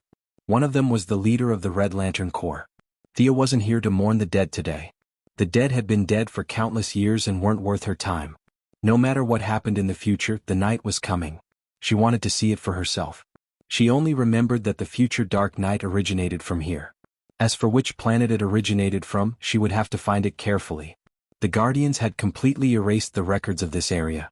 Thea couldn't find any relevant written records. The entire sector was like an indescribable piece of trash, casually thrown into a trash bin. No one remembered what happened here and no one came here again. Facts became stories and stories became legends. The souls here wandered endlessly. Some were destroyed while others were still immersed in the moment before they were killed. Their resentment was accelerating the birth of something. Walking on the surface of the planet, this place was far away from the stars. The sky and the land were pitch black. Faint red lightning flashed in the atmosphere. Hurricanes passed by the ground from time to time, accompanied by a thick smell of blood. Even after countless years, the smell didn't fade at all. Innumerable corpses were piled up on the road. The deathly aura that seemed to have materialized reduced the flesh and blood here to nothingness, but the corpses of intelligent life remained. They seemed to be roaring at the sky, at the universe. They couldn't accept it. They couldn't understand why they had to suffer this. Chapter 807. A Peaceful Death? Thea used her heart to experience the mysterious realm. Walking on a barren planet, the mood here was not what she wanted. This kind of death was very high-end, and the concept of death had been deduced to the extreme. However, Thea did not like it. This kind of death was not what she wanted. She even felt that it did not explain the true meaning of death. She walked past 12 planets in a row, but the trip on a whim was fruitless. If she remembered correctly, the Red Light Corps was also in this area. They were a group of lunatics who were completely unreasonable. She was ready to go home. She had just opened a portal when she saw an orange light coming at her from a tricky angle. She reached out and slapped the orange light away. Immediately after, 7 or 8 light beams came flying at her. There were flames, sharp blades, and gas. Without exception, they were all orange. Thea released the aura of a god, shattering the various attacks. Only then did she look back. She saw a tall, thin alien with dry skin and an orange light all over his body squatting at the top of the mountain. 2 dim eyes were staring at her without blinking. The strange alien had the head of a wolf dog. His face was very long, and other than the teeth in his jaw, there were 3 sharp teeth on each side of his mouth. His body was stooped like a large kobold. Thea saw that he was holding a very European-style rechargeable lantern in his hand and asked tentatively, "Orange lantern? You're that guy called Lafis?" The dog-headed alien screamed sharply, "I'm Lafles, the greatest Lafles. Wealth, you have a lot of wealth on you. This is Lafles and only Lafles." The alien looked at Thea as if he was looking at a moving pile of gold. The greed in his eyes could be seen even by an ordinary person. Thea was too lazy to think about whether the other party was here to ambush her or just happened to pass by. She flew into the air and asked condescendingly, "Do you know how to write the word death?" It was a very imposing sentence, but Lafles unexpectedly thought about it and said, "I can't read, I don't know how to write." His answer almost made Thea laugh. This was a lucky idiot. An idiot who accidentally obtained an orange lamp ring. Treasures, countless treasures, they're all mine, they're all Laflies. The dog-headed man was lost in his own dreams as he spoke incoherently. After a while he looked at Thea and raised the ring on his right hand. "Hand over your treasure." Endless energy gushed out from his ring, and the images of the aliens were summoned by his lamp ring. These aliens were once enemies of the orange lamp, but they were all defeated without exception. The greedy orange lamp even stole their identities and made them fight for the orange lamp like the ghosts of the lamp ring. If it weren't for Lafli's low IQ, the damage he could cause wouldn't be inferior to Black Lamp. Interesting. Thea whistled and the sound pierced through the air, fiercely entangling the enemy at the front. This enemy was like a big bug with 3 densely packed mouths on its abdomen. The sound turned into a white line that tightened around the big bug, and quickly exerted force on both sides, a perfect strangulation. "Go, go. Take my treasures." Lafles, who was at the back, didn't care about this level of consumption at all. His ring seemed to contain infinite energy and wave after wave of monsters were released. The sky and the earth were completely covered, leaving no gaps. All that could be seen was orange light. Thea couldn't help but be moved. She always knew that the orange lamp was difficult to deal with, but she didn't expect this guy to have the posture of an army by himself. If the energy of an ordinary lamp ring was 100%, and the blue lamp was present, it could exert about 150% of the energy, then the orange lamp ring's upper limit was 100,000%. The orange lamp's greedy nature made it impossible for him to share and make a new ring. All the emotional energy gathered together, and this made Lafles unprecedentedly powerful. One person was an army. Lowly life, it's blasphemy for you to live for one more second. Thea used magic to condense a silver fire scimitar in each of her hands, and threw it at Laflez, who was hiding in the protection of the conjured creatures. The two scimitars flashed with a dazzling light, and spun at high speed like two lightning bolts. All the conjured creatures along the way were defeated in one hit, and some could resist for a little bit. After killing 11 monsters in a row, the silver fire on the scimitars was exhausted, and they turned into nothingness. Laflez, who was greedy by nature, was shocked. He hurriedly hid behind a monster with a big head whose chin was full of tentacles. "You have such great power, but you don't know how to use it. What a shame. This ring should be mine." "Damn it, am I affected too?" Thea felt that something was wrong halfway through her words. Her realm was right there, and greed had little effect on her. Her mental strength was strong, and she quickly came to her senses. While she was distracted for a moment, Laflez pulled out a bunch of conjured creatures. The Guardians were afraid of his power, and in order to appease him, they gave him the Vega Galaxy, including the main planet, Okaro, on the condition that both sides would not invade each other. For a time, many criminals in the universe entered the Vega Galaxy to escape the pursuit of the green lights. They thought that they were safe, but in the end they even became part of the orange lamp. This monster with a huge head full of tentacles blocked Thea's view like a big tadpole. This was Laflez's biggest trump card. He killed a new god and made the new god into a spirit of the lamp ring for him to use. God knows which universe this guy came from. Thea looked at its characteristics. If she was not wrong, this was the god of hunger. Although it looked terrible, she felt that if Darkseid saw it, he would not let it go. Unfortunately, the source was already exhausted. It was just a shell, but it did not have much of the corresponding power left. This god of hunger was just a toy whose body was controlled by the lamp ring. Thea pulled out her holy sword. She wanted to completely purify these monsters.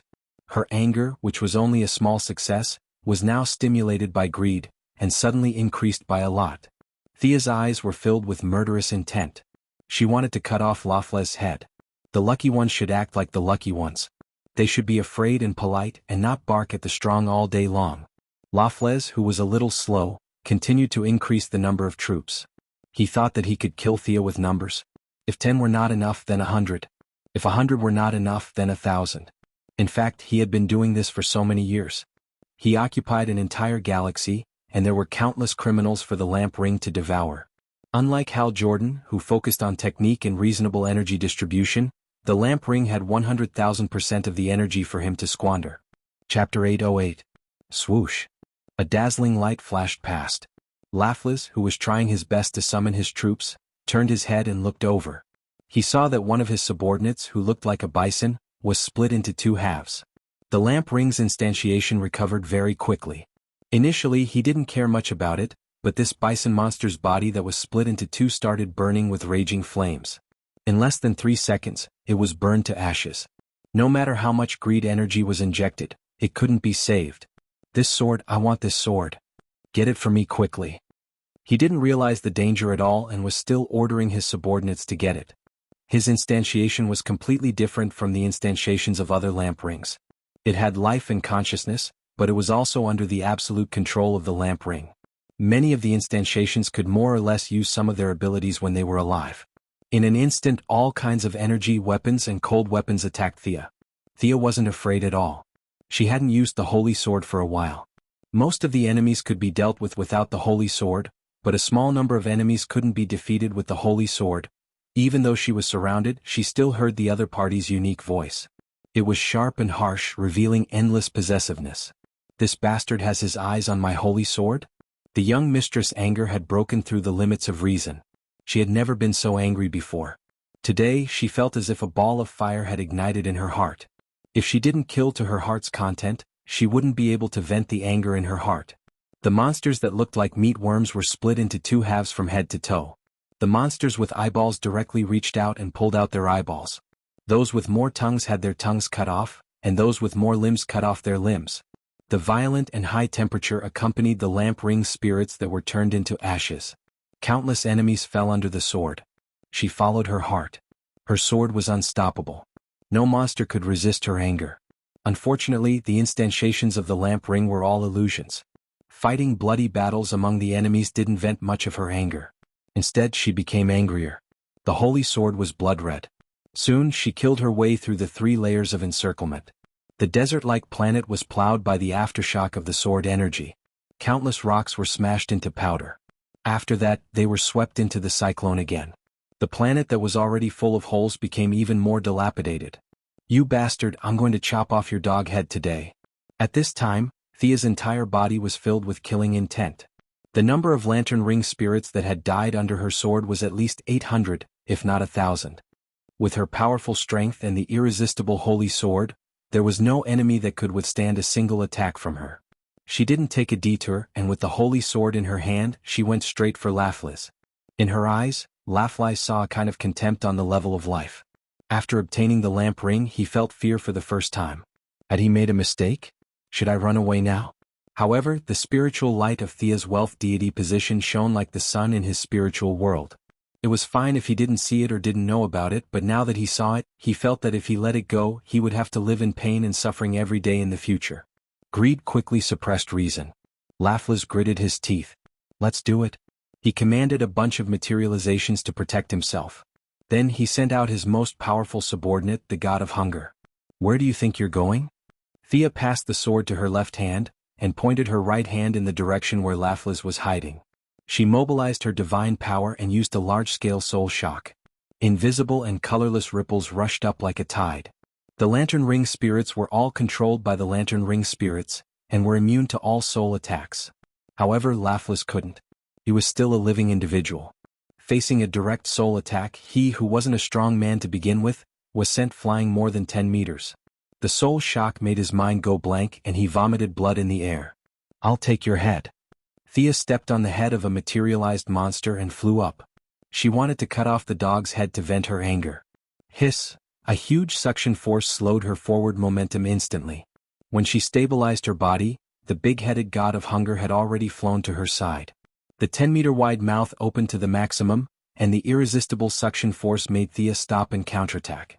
With this delay, Laflis' subordinates had already surrounded her, and 7 or 8 types of energy shields were set up just to prevent her strange soul attack. "Ah! A bunch of ants, it was the guardians of Oua who told you about my whereabouts, you bastards." Thea wasn't surprised. The guardians had lived for hundreds of millions of years, and it wasn't strange for them to have some detection devices in their hands. Provoking the orange lamp to fight with her didn't cause them any losses at all. "Consider yourself unlucky. No one can save you today." Anger rolled in her heart, and Thea's green eyes seemed to contain a ball of fire. 2 rays of light flew towards Laflis. The green rays were mixed with a little red anger, and the light was a little more gorgeous than before. It bypassed the materialized ghosts that wanted to block the attack, and the target was still straight at Laflis. Ah! Laflis was really scared this time. On a planet like Okaro, where criminals ran rampant, he grew from a cautious little monster to the present day, and his premonition of danger was very sensitive. He had escaped from death many times by relying on his premonition, and the early warning in his heart saved him countless times in the beginning, but it had never been as dangerous as it was now. He let out an unknown shout, turned around and ran, but how could it be possible? Being able to run away with extreme speed didn't mean that he could run away too. In less than 2 seconds the ray had already reached his back. As long as it hit, no one but God could save him. Thea was still very confident about this. Just as Thea was waiting to see the enemy turn into ashes, she saw the god of hunger suddenly charge out diagonally and block the ray. The ray wanted to go around from the side, but the god of hunger opened his mouth that could swallow everything to the maximum. The pair of lifeless eyes seemed to be injected with some kind of vitality, and the enormous suction force even caused the orbit of the planet to deviate. Gravel, soil, bones, and countless other things were sucked in. Under the effect of the suction force, the ray's angle was visibly deflected, and finally hit the mouth of the god of hunger. The ray disappeared into the big mouth, and the god of hunger seemed to have obtained a rare satisfaction and relief. The big mouth slowly cracked from the center to the surroundings, and the cracks became bigger and bigger and finally turned into a pile of dust. Ouch! Thea felt that her head was stuffed with an iron rod, and her vision turned black. On the other hand, the god of hunger, a new god who didn't leave his name in the original time and space, was completely obliterated by her. Unlike the group of vengeful goddesses under the benevolent grandmother, those were all false gods, existences without origins, and were gods who relied on various means to force themselves to become stronger. The god of hunger was now an empty shell, but he used to be a real new god. Obliterating him was a big burden on Thea. Fortunately, there was a fundamental difference between the two. Thea slowly rubbed her forehead, and her beautiful eyebrows wrinkled into a ball. She forcibly controlled her boiling spiritual power, smoothing it out little by little and suppressing the discomfort. Chapter 809. Accidentally killing the god of hunger gave her a splitting headache and made her grimace in pain. However, after she killed a new god, her understanding of her own rays had improved greatly. Many of the questions she had when she studied the Omega rays had been answered. Another benefit was that she calmed down again. The nameless anger subsided, and her rationality returned to her body. She looked at the galaxy with lingering fear. Death was peaceful, she was right about that. However, the souls of the dead were not peaceful. They were screaming silently. They were unwilling and angry. Thea, who was connected to the spiritual world at all times, was unconsciously affected. The Rainbow Bandit's rage was nothing compared to the rage of all the creatures in the sector. Fortunately, the rage had finally reached a point where it could be controlled freely after going through so many ups and downs. "Ha, where do you think you're going, you bastard?" She took 2 deep breaths. Seeing that Laughlise was about to turn around and run, she endured the headache and sent another soul shock. Laughlise, who had no defense, was sent flying again. This time he could not even stand up. The exhaustion of his spiritual power caused many of his manifestations to turn into smoke and dissipate in the air. The orange light did not materialize and the earth returned to darkness. Laughlise could feel the murderous intent not far behind him. He had not given up on escaping. He was mumbling something that no one could understand. His hands grabbed the ground and his legs weakly. He was covered in blood and tried to crawl away. Even if he could only delay for 1 more second, he wanted to hide as far away as possible. There were no more manifestations to save him. Thea took 2 breaths and looked at Laughlise, who was injured by her. She pointed the holy sword at his ugly head. "Don't you want my holy sword? Come and get it. All the wealth is Laughlise? That's what you said before. If you dare to extend your filthy claws to the goddess of wealth, this day next year will be yours." A message entered her spiritual world. She, who had regained her rationality, heard a call from the distant earth. It was an emergency call gem that only a few of her family members had. Which one of her family members was in trouble? Thea's mind was filled with various thoughts. At her current level, divination was not difficult. The other party was generous and did not hide anything. She quickly figured out the various relationships and causes. She pondered for a few seconds, then sneered and pointed at Laughlise. "You dog, with your narrow vision, I'm afraid you never thought that a supreme existence would use such a method to make me spare your life. Consider yourself lucky. If you dare to appear in front of me again, I'll chop off your dog head." Thea was very unhappy. She didn't even look at Laughlise. She turned around and stepped out, teleporting to the distant earth. Not to mention the orange lamp controller, who was scared silly, Thea continuously teleported several times and arrived in front of Salisbury Stonehenge in Wiltshire, England. The sky was clear and cloudless, and the whole world was filled with peace and stability. At the end of the line of sight, there were a few young people playing soccer. Stonehenge was a world-class tourist attraction. Many people took photos and played here. However, contrary to the harmonious melody of the whole world, this place was not harmonious. Ordinary people did not feel it. They did not know that in the interlayer space of the real world, a tall man in a blue trench coat and a top hat was standing in the center, and a petite girl in a dark black robe was continuously retreating. "Raven, stand behind me." Thea slightly shook her shoulders and squeezed into the space. She waved her hand and released a magic barrier, wanting to stop the man in the top hat. However, as soon as the magic was released, she realized that the magic here was abnormal.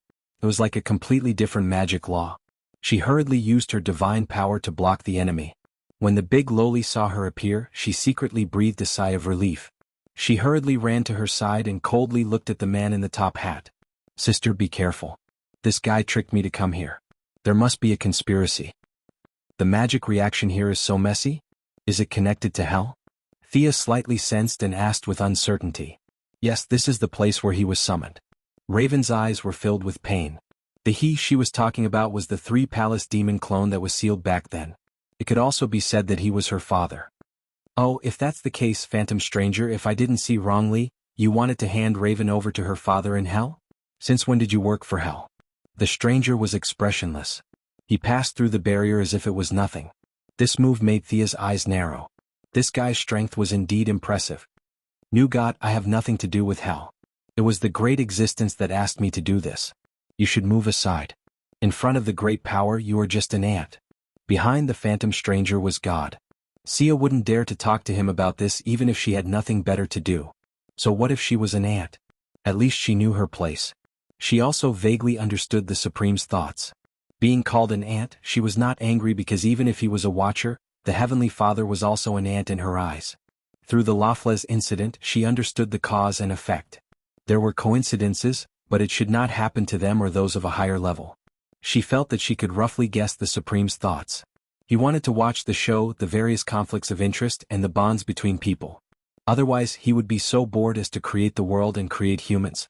He would have the time to sleep, alright? Thea avoided talking about the great power because there was nothing to talk about. She avoided the main topic and prepared to talk to the stranger about himself. You know that I am the goddess of wealth, right? Looking at your expression you should know. But do you know that the 30 silver coins hanging around your neck are also under my jurisdiction? Although it is covered by your cloak, the smell of wealth is not hidden at all, right?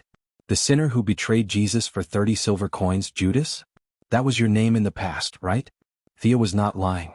She did feel the smell of wealth. It was very little, but this money was related to God. According to the East, it was karma and the biggest kind of karma. The spear of Longinus turned from an ordinary spear into a holy spear. Although it was an extremely despicable and ugly crime, the 30 silver coins were equivalent to Jesus' life. It was also worthy of being called a holy weapon. Thea stole a few more glances and felt that it was a pity. The stranger had a super big boss by his side. No matter how she thought about it, it was useless. She could not snatch it directly, but it was not a problem to stop him in the middle. As long as she did not cross the line and did not interfere, the big boss would just watch the show happily. The big boss was like Buddha, the stranger was like the monk who traveled to the west, and she was like a troublemaker on the road. Thea thought about it and felt that there was nothing wrong with it. There was still a lot of room for manipulation. Chapter 8:10. I used to be Judas. Countless people know this. There's no need to hide it. My mission today is to send her in. The stranger still had a poker face as he pointed at Raven. Thea couldn't tell him that the big shot created a conflict here because she wanted to kill Lafleets. She pulled Raven and was about to teleport. As long as they left this place, the stranger wouldn't chase after them. He followed the principle of secrecy and couldn't fight with Thea on the streets of New York. A colorless and transparent ripple blocked the two. Keep her here. This is the order of the Supreme. Sia directly broke through the obstruction with brute force and took another step forward. It's fate that she stays here. After a short delay, the stranger was already standing in front of them. Raven was furious. She wanted to resist, but the flow of magic here was very strange. She couldn't mobilize her magic power at all. Fate? It's a tragedy that you're still alive. Thea's expression was very serious. She never thought that she could beat the stranger who had God as his backer. Even if he was just a toy of God, she couldn't beat him. But she wasn't powerless. Thea's body surged with several colors. Green, blue, red, yellow, up, down, left, right, front and back, surrounding the stranger. A sinner who is drowning in pain. How dare you stand in front of me? The feeling of pity was like a sharp awl piercing into the stranger's heart. Was there hope? He hoped that he could atone for his sins. At least that was what the Supreme said. Was there fear? He was afraid that all this was an illusion of his imagination. Was there anger? He hated himself. He hated this fate. Thea not only mobilized the emotional spectrum to attack him, but also used her wealth to trigger a trace of power in the 30 silver coins. Ah! The stranger's eyes were like a pool of stagnant water. Fear returned to his face. He only felt that his breathing was heavy and his hands and feet were suspended in the air. He grabbed his neck with both hands and realized that the 30 silver coins were like a noose, hanging him firmly on a tree. He was wearing a linen robe and his skin was dark yellow. All kinds of powers had disappeared. He was back to the moment before he was ready to end his life. His throat was choked by the coin noose, but he couldn't die. He couldn't go up and he couldn't go down. He could only maintain an awkward look as he hung in the air. Just as he was anxiously trying to come up with a solution, he realized that many ordinary people had gathered around him. They were a group of barefoot farmers dressed in coarse clothing. Some of them looked familiar to him. The crowd pointed at him one after another. Some felt pity for him, some felt disdain for him, and some felt disgusted for him. They can see me? Wasn't this an illusion? At first, the stranger thought that it was an illusion. He had seen too many magic spells and didn't think much of it. However, the villagers' discussion made him completely confused. He wanted to explain himself, but he didn't know where to start. In this seemingly real and yet not real place, he was strangled to prevent him from speaking. The light red sunset slowly disappeared into the horizon. The villagers cursed for the whole afternoon and went home satisfied, leaving the poor people still hanging on the tree. The crowd gradually dispersed, and the graceful young lady finally revealed herself. You? How could the stranger not know that this was all her doing? Unfortunately, he couldn't get out of this situation. What about me? Did you feel bad when you heard the villagers' discussion? Did you really choose to hang yourself to atone for your sins? I'm afraid it was because of these words that everyone said you were guilty. You automatically thought that you were guilty and went to atone for your sins. You don't even know what your sins are. For 30 silver coins you chose to betray yourself. For some rumors you chose to end your life. Your fate was never in your own hands. You are like duckweed in the river, floating from one side to the other. It's ridiculous that you are still thinking about atoning for your sins. What sins did Raven have? You want to push her back to the side of the 3 palaces. A kind and righteous soul has been abandoned by you again. Is this how you atone for your sins? Tell me loudly.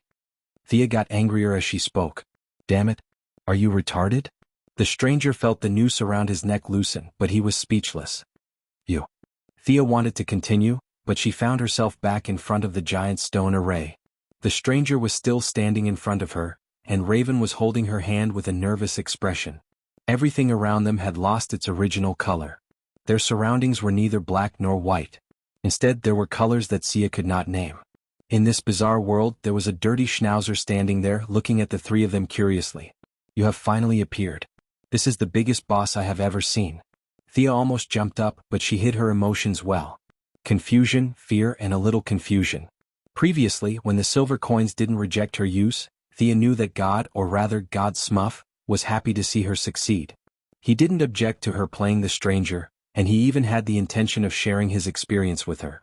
It was impossible for her to bow down to him. After all, she was an actor in this movie and Raven was at most an extra. They didn't have the right to talk nonsense with the director. It was better to just watch the show. The young lady chose to observe with some uneasiness. Who is this? Or what? The big lowly Raven was a little confused. The little dog on the ground looked ordinary, but when she felt it carefully, she felt like she was facing the entire universe. This kind of vast and ethereal feeling was something that even the 3 palaces of demons couldn't compare to. Thea pulled her back, indicating that she should be on guard and not speak. The boss didn't even look at them. He turned to the stranger and said, I'm afraid you still don't understand. The world doesn't need you to save it. The one you need to save is yourself. The stranger returned to his poker face. He pulled open his cape, revealing the 30 silver coins hanging around his neck. You said that as long as these silver coins are all removed, my redemption will be complete? He wanted to say, why didn't you keep your words? But he didn't dare. The boss looked at the 3 silently, making Thea's hair stand on end. Your journey has just begun. I'm looking forward to the next part. The Scherzuna in front of them suddenly became tall and big. Thea stared at him without blinking. His every movement seemed to contain countless truths. In an instant, it was as if she saw the alternation of the sun, the moon, and the stars, and the replacement of races and civilizations. Not knowing how long had passed, Thea suddenly realized that the stranger had turned around and left without a trace. When she regained her senses, she found that she was in a vast wilderness. The sky was dark, the ground was red, and there was a strong smell of sulfur in the air. It made her sneeze twice. Not far away there were countless souls wandering around. Chapter 8:11. Welcome to Hell, New God. The stranger's tone was unfriendly. She was probably still brooding over the previous illusion. Thea didn't need her to remind her. Hell was on the same level as the new creation star and the apocalypse star. They were all higher than the parallel universe she was in before. She noticed it immediately. Trust me, I'll definitely find a way home. Raven was trembling from the aura here. Thea patted her shoulder. I'll first seal the characteristics of your magic power. Bear with it. With that, she drew a magic circle on each of Raven's limbs. The evil magic power unique to the 3-palace demon was finally retracted. Raven now looked like an ordinary girl who knew some magic. However, time was short and there were many problems with her seals. She might be able to hide the characteristics of her magic power, but she couldn't hide her bloodline. They could only pray that this place was far away from the 3-palace demon's main body. Humph, you should be more concerned about yourself. Your divine power is as dazzling as a torch. You're not welcome here. The stranger continued to speak coldly. Thea rolled her eyes. Nonsense, do you think I don't know this? She had already tried. The mother box was directly blocked. She couldn't use the teleportation spell because of the different rules. As for the lantern ring, it was even worse. Her several escape methods were all blocked by the schnauzer. Sorry, I'm afraid I'll have to disappoint you. She rummaged through her wealth space and finally took out a long robe. This was a semi-divine tool. It was a grayish-white tattered robe with the characteristics of absorbing souls. It was originally an inconspicuous equipment in Hades' treasury. Thea didn't pay much attention to it when she got it. Now it was of great use. She draped the robe over her body, and many of the dead souls wandering outside the gates of hell pounced on her as if they had seen a delicacy. With the help of the many dead souls and the support of his soul divine position, she was now filled with a gloomy aura, a proper necromancer. Ew. The stranger was so shocked that he was speechless when he saw that she had transformed into a living person. Thea's beautiful nose snorted. She looked at the stranger. Are you dumbfounded? I don't need too many aliases. In order to deal with all kinds of unexpected situations, these were all prepared in advance. Can we follow the original route? Raven asked Sia in a low voice. She was referring to the path in Nandarbat that Sia had created when she sealed the 3 palaces. Do you know the terrain around here? How far is it from your original activity area? Thea was a little excited. If she could find her old way back, it would be a lot easier. The big loli was a little embarrassed. She looked around for a while and shook her head, indicating that she didn't know where she was. The vastness of hell surpasses your imagination. Just wait for the supreme trial. Believe me, this is the only way out. Emoku stood perfectly straight. It could be seen that this was not the first time he had been thrown into an indescribable space. Thea was not going to be polite to him since she was left in this broken place. She pointed at the stranger's nose and said, "Sinner, do you know the biggest difference between you and me? I will fight to the end and not wait for others to help me." Wasn't it just hell? If she was a mortal, she wouldn't have been able to do it.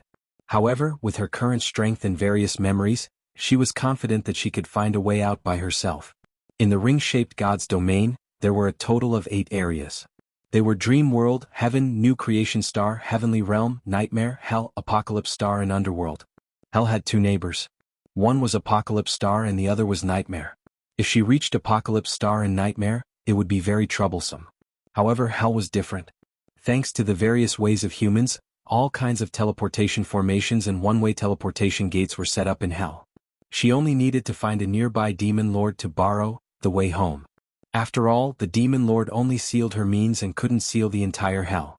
Emoku chose to ignore her Chinibu declaration. In his opinion, any struggle was meaningless. He had realized this 2,000 years ago. Thea didn't waste any time and pulled Raven in. The demonic aura here wasn't very strong. At most, it was the periphery of Hell. Countless wandering souls had mistakenly entered this place instead of Underworld because of their evil deeds in life.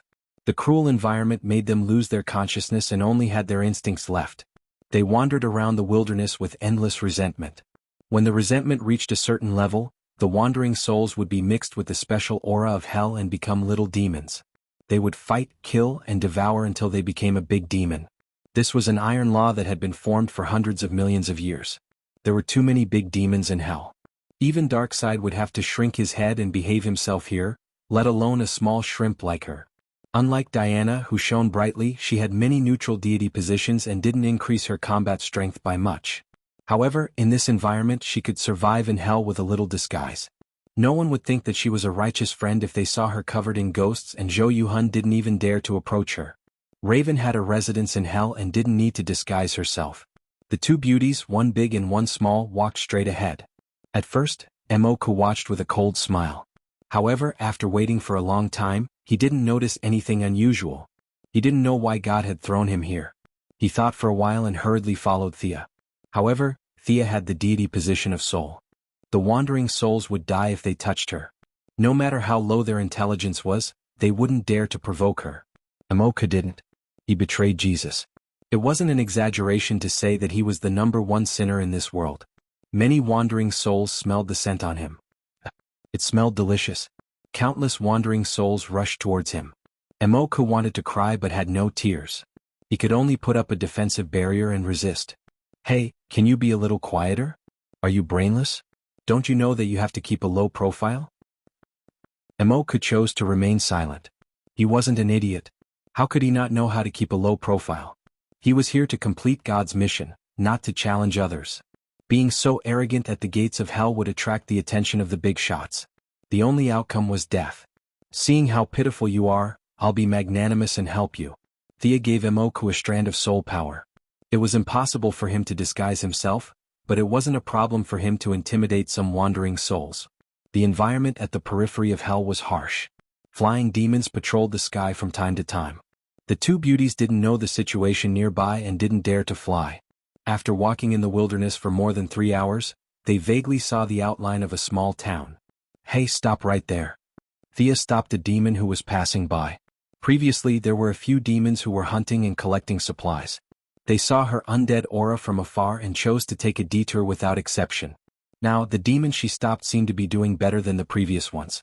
This was because he was wearing a half-body leather armor and was riding a hell warhorse with fiery eyes. Chapter 8:12. Thea's body was surrounded by spiritual light transformed from wandering souls, scaring the demon. Hell wasn't far from the underworld, so it was normal for a few necromancers to come here. Tell me who's the lord nearby? Thea didn't ask for directions directly. In her opinion, most demon lords had a direct route to Earth. She just needed to pick a less powerful one. It's Lord Nibiros, the demon said, trembling. This demon was 1.7 meters tall, had red skin, no wings and no spell-like abilities. In short, he was weak but he could ride a horse in hell, so he was at least at the level of an elite. Thea looked at him a few times, but there was nothing special about him. He was just a little stronger than an ordinary person. He could tell from the soldiers that this Nebaroth was not much stronger than the leader. She remembered that the demon fighting the Blue Devil was called Nibiros. This stupid name was awkward and tongue-twisting, so Thea wasn't sure. From now on, you're my servant. The demon was a little dissatisfied, but Thea threw him a piece of fine gold the size of a fingernail. His dissatisfaction immediately turned into joy, and he hurriedly nodded in agreement. As a servant, he couldn't ride a horse, so he let his master walk. The demon named Tuss handed over the horse, and Thea started riding with Raven in her arms. As for Mr. Phantom Stranger? You can continue with the 11th route. After accepting a servant, Thea asked about the current situation in Hell. Tuss didn't know how the great demons fought with each other, but Hell was severely lacking in basic resources. He kept complaining and it was shown to Thea. The lack of resources was to the point of being severely lacking? Thea was also stunned. How did this happen? It can't be that God knows I'm rich, so he sent me to Hell to help the economy and stimulate domestic demand, right? She originally wanted to find a portal and leave, but Hell's current situation made her think deeply. She had money. This money included all the daily necessities, minerals, weapons, and precious equipment. The Zergs of Kerrigan didn't produce, and they piled the resources of 2 sectors on the main planet. The insectoids only needed to reproduce, and their need for resources was the lowest in the entire universe. All the assets would be shared and the consumption would be minimal. There would be no such thing as 6% of the population consuming 50% of the resources. After tens of millions of years, they had plundered hundreds of planets, and their accumulation was a terrifying number. To show his sincerity, Kerrigan handed over 70% of his race's wealth. Now Thea's inventory space was filled to the brim. It was almost full. The amount of refined gold and mithril in her hands could be measured in thousands of tons. It was simply too much. As if to prove her conjecture, money paved the way for her. She had already recruited more than 300 demons and 12 hell steeds when she arrived at a small town. Although the old Phantom Stranger said that he wasn't willing, his body honestly took over the reins. A few pieces of metal and a few sharp Zerg claws were all that was needed for the deal. Of course, her act of flaunting her wealth and showing off her wealth also attracted a lot of malice. However, she had extracted the souls of all the attackers and turned them into zombies. Now, they were following behind the army mechanically. Tuss symbolically threw 2 coins and the group entered the town. Paying the entrance tax meant that they acknowledged the rule of the local lord. They could enter the market and do some repair work. If they didn't pay, they could continue to wander in the wilderness. Along the way there were quite a few groups like them. There was order in the chaos. Thea defeated 2 waves of attacks in a row. The 2 leading demons were killed directly. With a little money, the opposing army became her army. The total number of people exceeded 1,000. The winner had everything. The demons naturally submitted to her, as if they had always been her subordinates. Following that, there were slaves. Slaves of intelligent life, slaves of humans. Men and women with stooped bodies, wrapped in rags, followed the demon soldiers with numb faces and walked to her side. You can't save them. They're already dead. The stranger was afraid that her righteous heart would explode and she would kill them all. Thea felt that he was overthinking. How many good people were there among the humans who had fallen to hell? These people were greedy when they were alive and couldn't wait to sign a bunch of agreements. Naturally, they had to pay the price after death. This was in line with the rules of the trade. She changed the topic. Why are you still following me? Didn't your Supreme give you a mission? The stranger was depressed when this question was brought up. He didn't even receive a notification. He shook his head and didn't say anything. What's the name of the being you serve? Voice of heaven. I didn't serve him. Let me give you a piece of advice. Don't judge him with the standards of your new gods. Thea chuckled. What's there to be proud of? If not for your boss being super fierce, I would have killed you long ago. That Nibiros lives in the castle in the northwest. I'm going to take him down and see if there's a way back.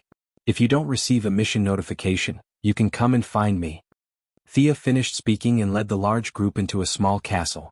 This was the base of the demons that had attacked her before. Now it was successfully taken over. Spears and armor were distributed. Regardless of the actual combat strength of the demons under Thea, they looked quite impressive from afar now that they were armed. The stranger was speechless. You came to hell to snatch territory, right? You didn't even say anything and directly started fighting for supremacy? He felt that he couldn't understand Thea at all. What exactly was she after? Puzzled, he waved goodbye to them. The stranger felt that the voice of heaven would only give him a hint after leaving this group of people. Leaving the young lady who was preparing to play the game of supremacy, the stranger and the master god had a tacit understanding. Just 5 minutes after leaving the large group, he heard a voice that was as vast as the sky. Find yourself and find your family. No, my family is innocent.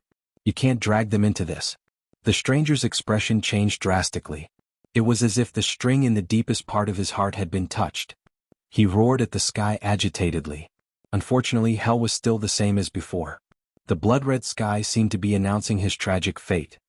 They're innocent. They're ordinary people. They don't know my identity. I beg you to let them go. The stranger kept crying. The surroundings were silent. Time and space were still. He could see the malicious gazes of the demons around him. He could see Thea's large group entering the castle, but no one noticed him. He was thrown into the gap between time and space. Okay, I'll look for them. I'll go look for them now. After some time, the stranger calmed down. The surrounding time automatically returned to normal. He searched around like a madman. Not here. These people weren't. After passing through one demon city after another, he finally saw 3 familiar figures after an unknown period of time. Chapter 8:13. Ellie, Tim, Elena. I'm here to save you.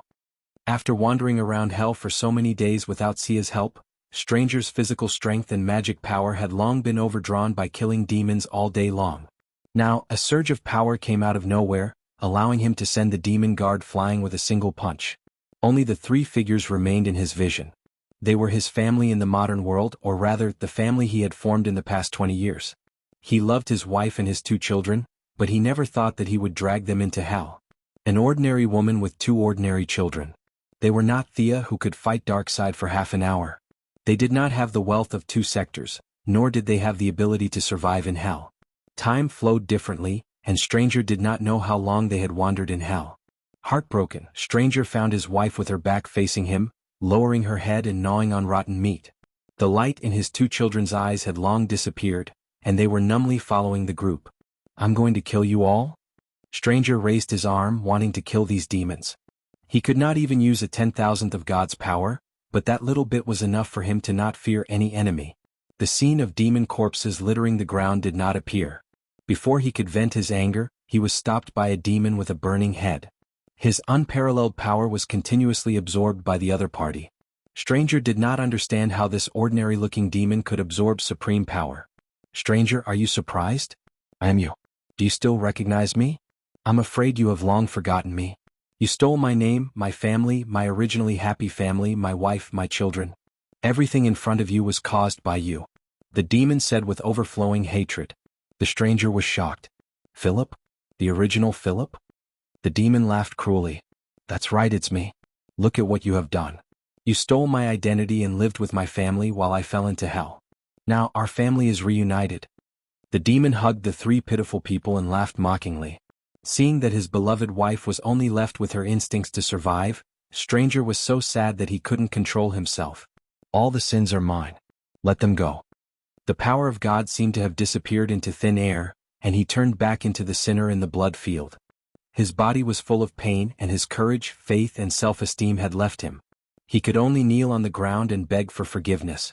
The evil demon stepped on his head with a playful expression and let out an incomparably carefree laugh. Not enough, far from enough. This can't calm my anger. You know what? Those memories that made it hard for me to breathe, and the pain that drowned everything. I originally had a kind family, I had my own life, but you've ruined everything. The demon crushed the stranger's head with his foot.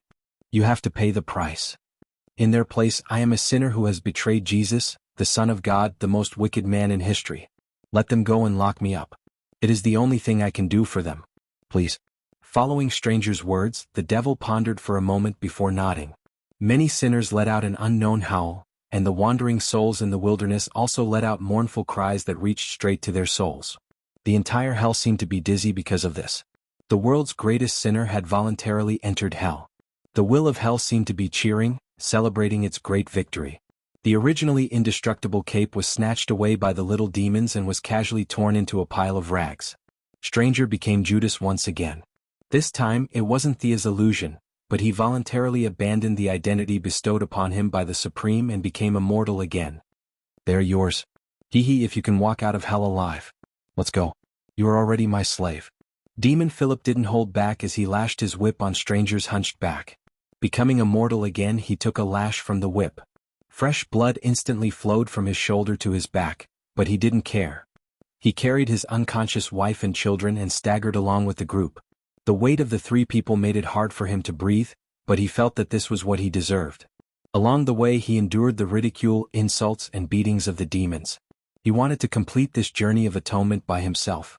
He didn't know how long he had walked or how far he had walked. His daily schedule was numb and mechanical. Time had lost its effect and his memories were a little blurry.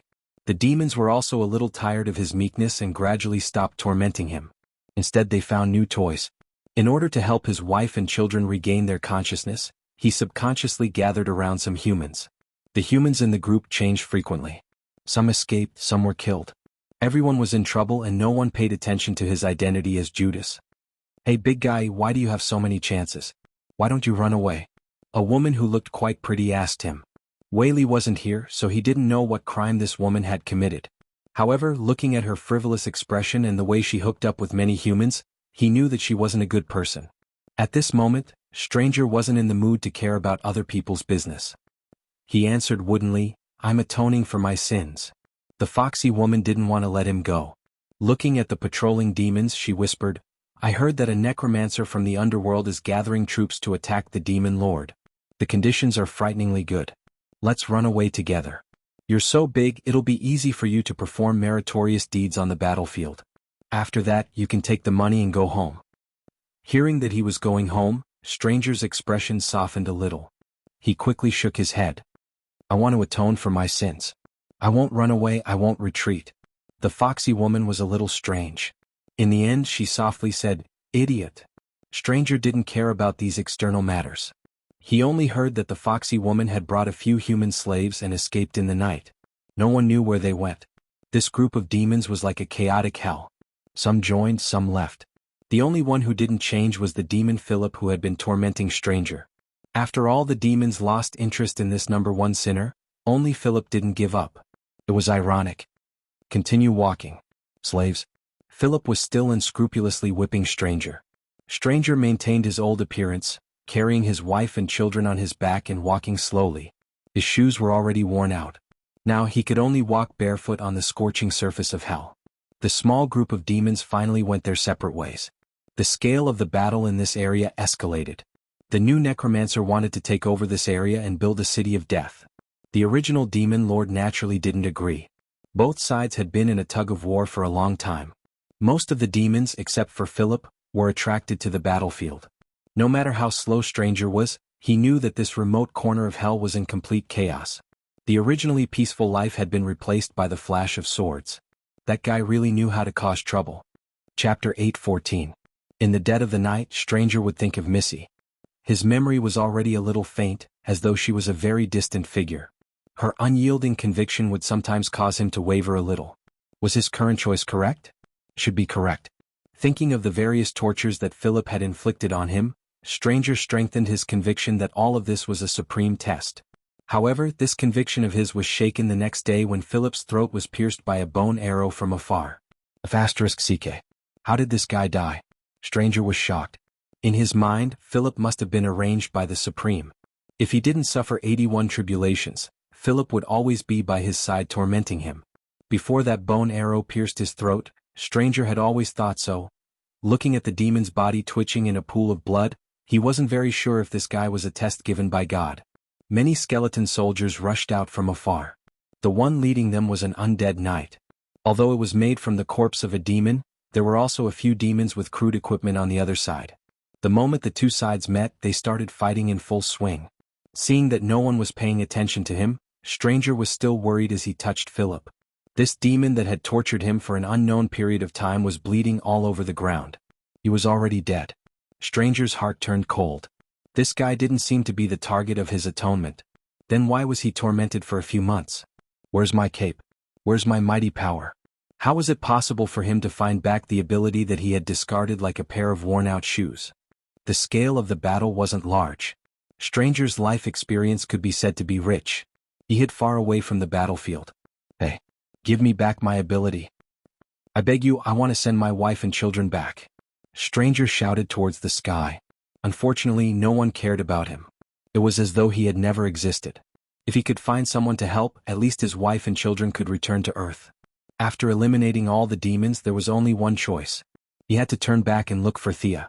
Regardless of whether it was to restore his wife and children's consciousness or to send them back to Earth, the help of the Soul Goddess was indispensable.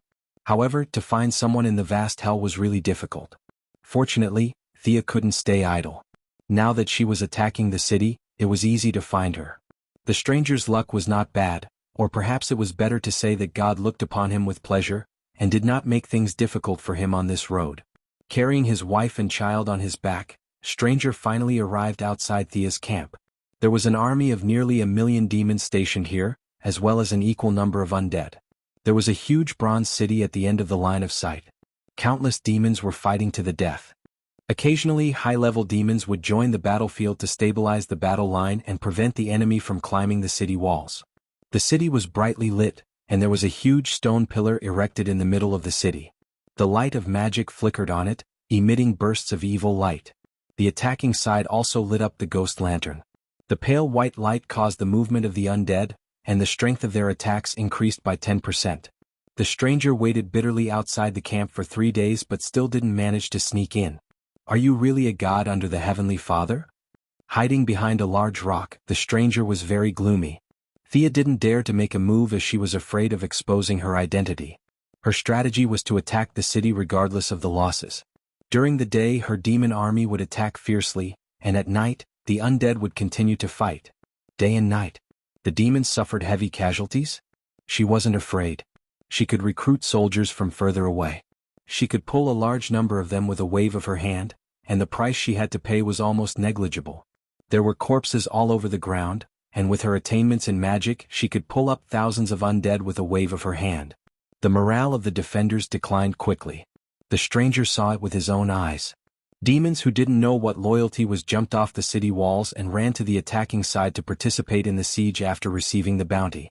The demon lord, Nibiros, had personally participated in the battle several times, and only then did he barely manage to repel the enemy.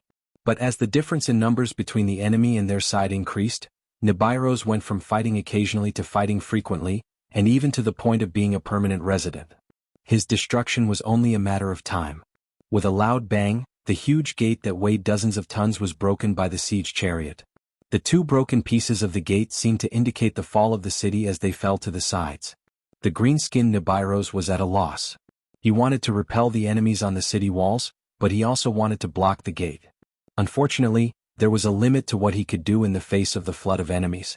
He wasn't strong enough, and his territory was only a remote corner of hell. He didn't attract much attention at all. I'm going to kill you. The green-skinned demon saw a black-robed figure floating in front of him. His claws were like sharp swords. You wanted to tear the enemy apart. Idiot. The person who came was naturally the young miss. Neither Raven nor she could use too much strength. Otherwise she could take on 10 of these demons with one hand. She pointed a finger, and a large amount of magic power with a trace of soul divine power appeared. Like a drill, it spun at high speed and broke through the demon's mental world, blasting a hole in it. From today onwards you are a skeleton guard.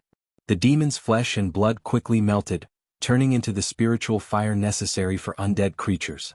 The originally tall and sturdy bone armor let out crisp cracking sounds.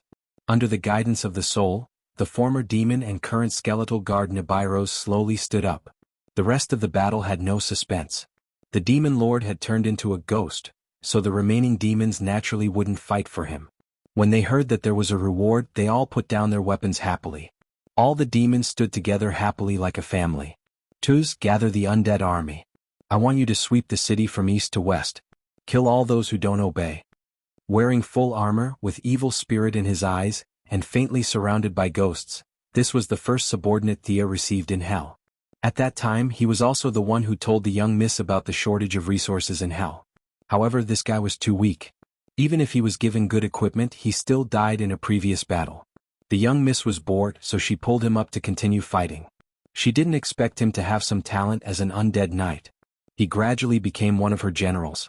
It could only be said that the world was unpredictable. The remaining demons were very mixed. She found a few leaders and ordered them to divide their territories. She didn't care about the trivial matters.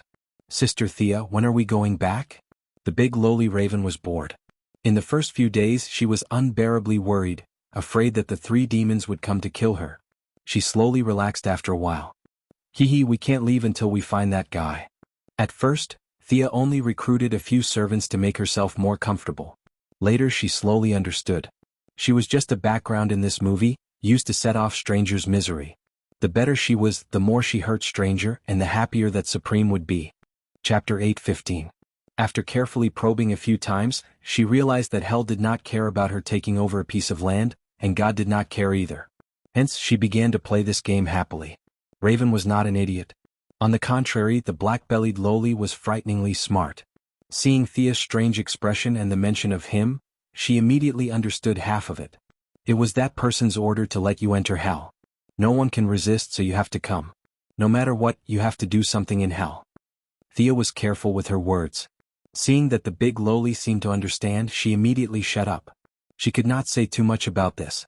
In short, if the big boss told you to come, you had to come even if you didn't want to. After you come, you can do whatever you want. The big boss is only responsible for building the stage. After that, he will naturally move a stool to watch the show. Act according to his script. If he is happy, even if it is slightly different, it will be a surprise. Thea did not know if her guess was right. She seemed to have a plan, but in fact, every step she took was like walking on thin ice. Fortunately, she had tested it a few times. This script was very loose and she had a lot of space to act freely. She completed the mission with trepidation.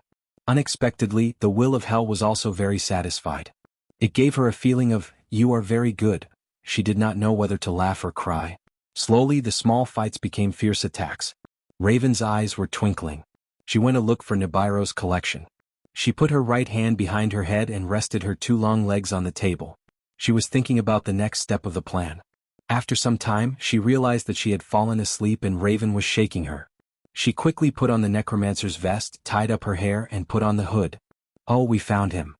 Raven felt that this big sister had overslept. There are no outsiders here, so you don't have to pretend. Thea rolled her eyes with a stern face. I am being cautious, do you understand? She carried the rack and walked out of the inner room. Master. An unusually coquettish female demon knelt down on one knee. Oh, Mechanset, you have done well this time. Go and rest. The coquettish female demon was full of joy and left immediately. Only then did Thea take off her hood and look at the stranger who was brought in after finally meeting someone she knew. Yo, sir stranger, what are you doing? To experience life? At this moment, the phantom stranger was a perfect example of what it meant to be down and out. He had no shirt, no shoes, and only wore ragged linen pants. His body was covered in whip marks, and his forehead looked like it had been hit by a stick. Blood was still flowing down his face. In order to see Thea, he really spent a lot of effort. It was not until he saw Mechanut, the demonized woman who had persuaded him to escape together, that he finally found the organization. The sadness in his heart was indescribable. He didn't even hear the teasing about experiencing life. Instead, he asked the most important question, "Can you restore my strength?" Thea looked at him in amusement. "Ha ha. You think too highly of me. I can't do it." The eldest miss directly refused. "The power of God? Can I help you recover?" No matter how he thought about it, it was impossible. "Actually, that power has never left you. It is in you." Before she could finish, she was interrupted by the stranger. "Beside me? You said so too. I admit that guy is weird, but you are not qualified. I have seen greater existences. Do you really think you are God? What new God? You are just a bunch of pitiful worms. The difference is too great. You are not qualified to preach to me." The anger that had been suppressed for a long time finally exploded, making the stranger almost crazy. The grief in his heart could no longer be suppressed. He madly grabbed everything, smashed it, and cursed. From God to Thea in front of him, and then to those stingy neighbors when he lived with his wife and children. It was as if the whole world was laughing at him and teasing him. "Come on, what other tricks do you have? Come at me. I don't want to guess anymore. Either kill me or tell me the answer." The stranger was like a madman. His eyes were bloodshot, and the veins on his forehead were popping. "You are crazy." Raven waved a black flame. It was a demonic flame that belonged to hell. Only a few people could use it. Raven wanted to knock down this maniac. If not for the stranger trying to trick her into hell, none of this would have happened. "Don't worry, it is not time yet." Thea stretched out her hand to stop her. This made Raven a little surprised. In her impression, Thea was not a person with a big heart. She had never seen such a scene where she was scolding someone in front of them. Raven humphed gloomily. The two beauties, one big and one small, sat steadily and watched the stranger lose his temper. Not long after, the wife and children who had been carried on the stranger's back and were now on the ground let out a cry. The stranger, who had fallen into the spiritual world, felt as if he was struck by lightning. He scrambled to the side of his wife and children, tears falling down his cheeks. "I beg you, save them. They are only mortals. You must have a way, right?" Sia closed her eyes and savored the taste for 5 minutes like a charlatan. A hint of a smile appeared on her lips. "Phantom stranger, or Judas, you interrupted me just now. You have paid the price for your recklessness once again." The stranger thought that Thea was unwilling to help. His expression was as cold as death. Then, as if he had seen a ghost, he looked at the ordinary silver coin between Thea's fingers. My silver coin?" The appearance of the 30 silver coins had long been engraved in the deepest part of his soul. He hurriedly touched his neck. There was nothing there. The silver coin in Thea's hand seemed to have appeared out of thin air. Thea wanted to look up to the sky and laugh. One of the 30 silver coins was in her hand. The material of this silver coin was ordinary, but the power it contained was enough to restart the multiverse. It was not like the Flash's timeline, which could be restarted in a few days or a few years. It was to restore the time when the universe was born. Everything had not yet been born and was still waiting for the opportunity to break out. Even if it was not restarted, she could use the power to create her own universe. She did not want to restart it or create a new one. She could still observe it just like the shadow on Earth too. Just looking at it would benefit her a lot. It could be said that the stranger's trash talk gave Thea an unprecedented opportunity. Therefore, the young mistress was in a particularly good mood. "You betrayed Jesus and exchanged his life for silver coins. I wanted to help you, but you misinterpreted my kindness. Those 30 silver coins and the one in my hand are the price." The stranger was speechless. He did not know what to say. "Don't think too much. I know the agreement between you and that existence. If he did not agree, this thing would not have been in my hands. Right? You have to do something for me in the future to pay for today's mistake." The stranger was not a fool.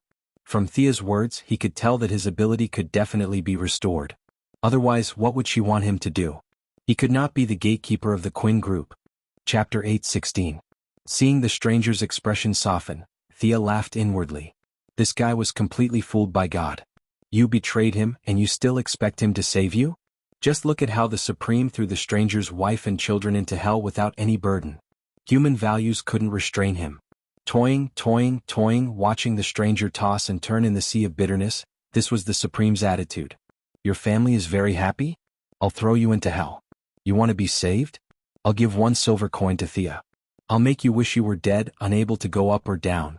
The stranger's situation was exactly the same as when he hanged himself that day, but he didn't realize it at all. The stranger wanted to do something incomparably difficult, to get the silver coin back. Thea could only say that he thought too much. She didn't intend to hand over what she got. Until the end of the world, his journey to atone for his sins wouldn't end. Although she had become a tool for the Supreme to torture the stranger, Thea didn't mind. She cleared her throat. You interrupted me just now. What I meant was, the power is by your side, right, Your Highness? After saying that, she looked at the heir to the stranger's left. Who's by my side? The stranger looked left and right, but he couldn't find any clues. However, he had an intuition that he was a big step closer to the truth. You shouldn't have called out my identity.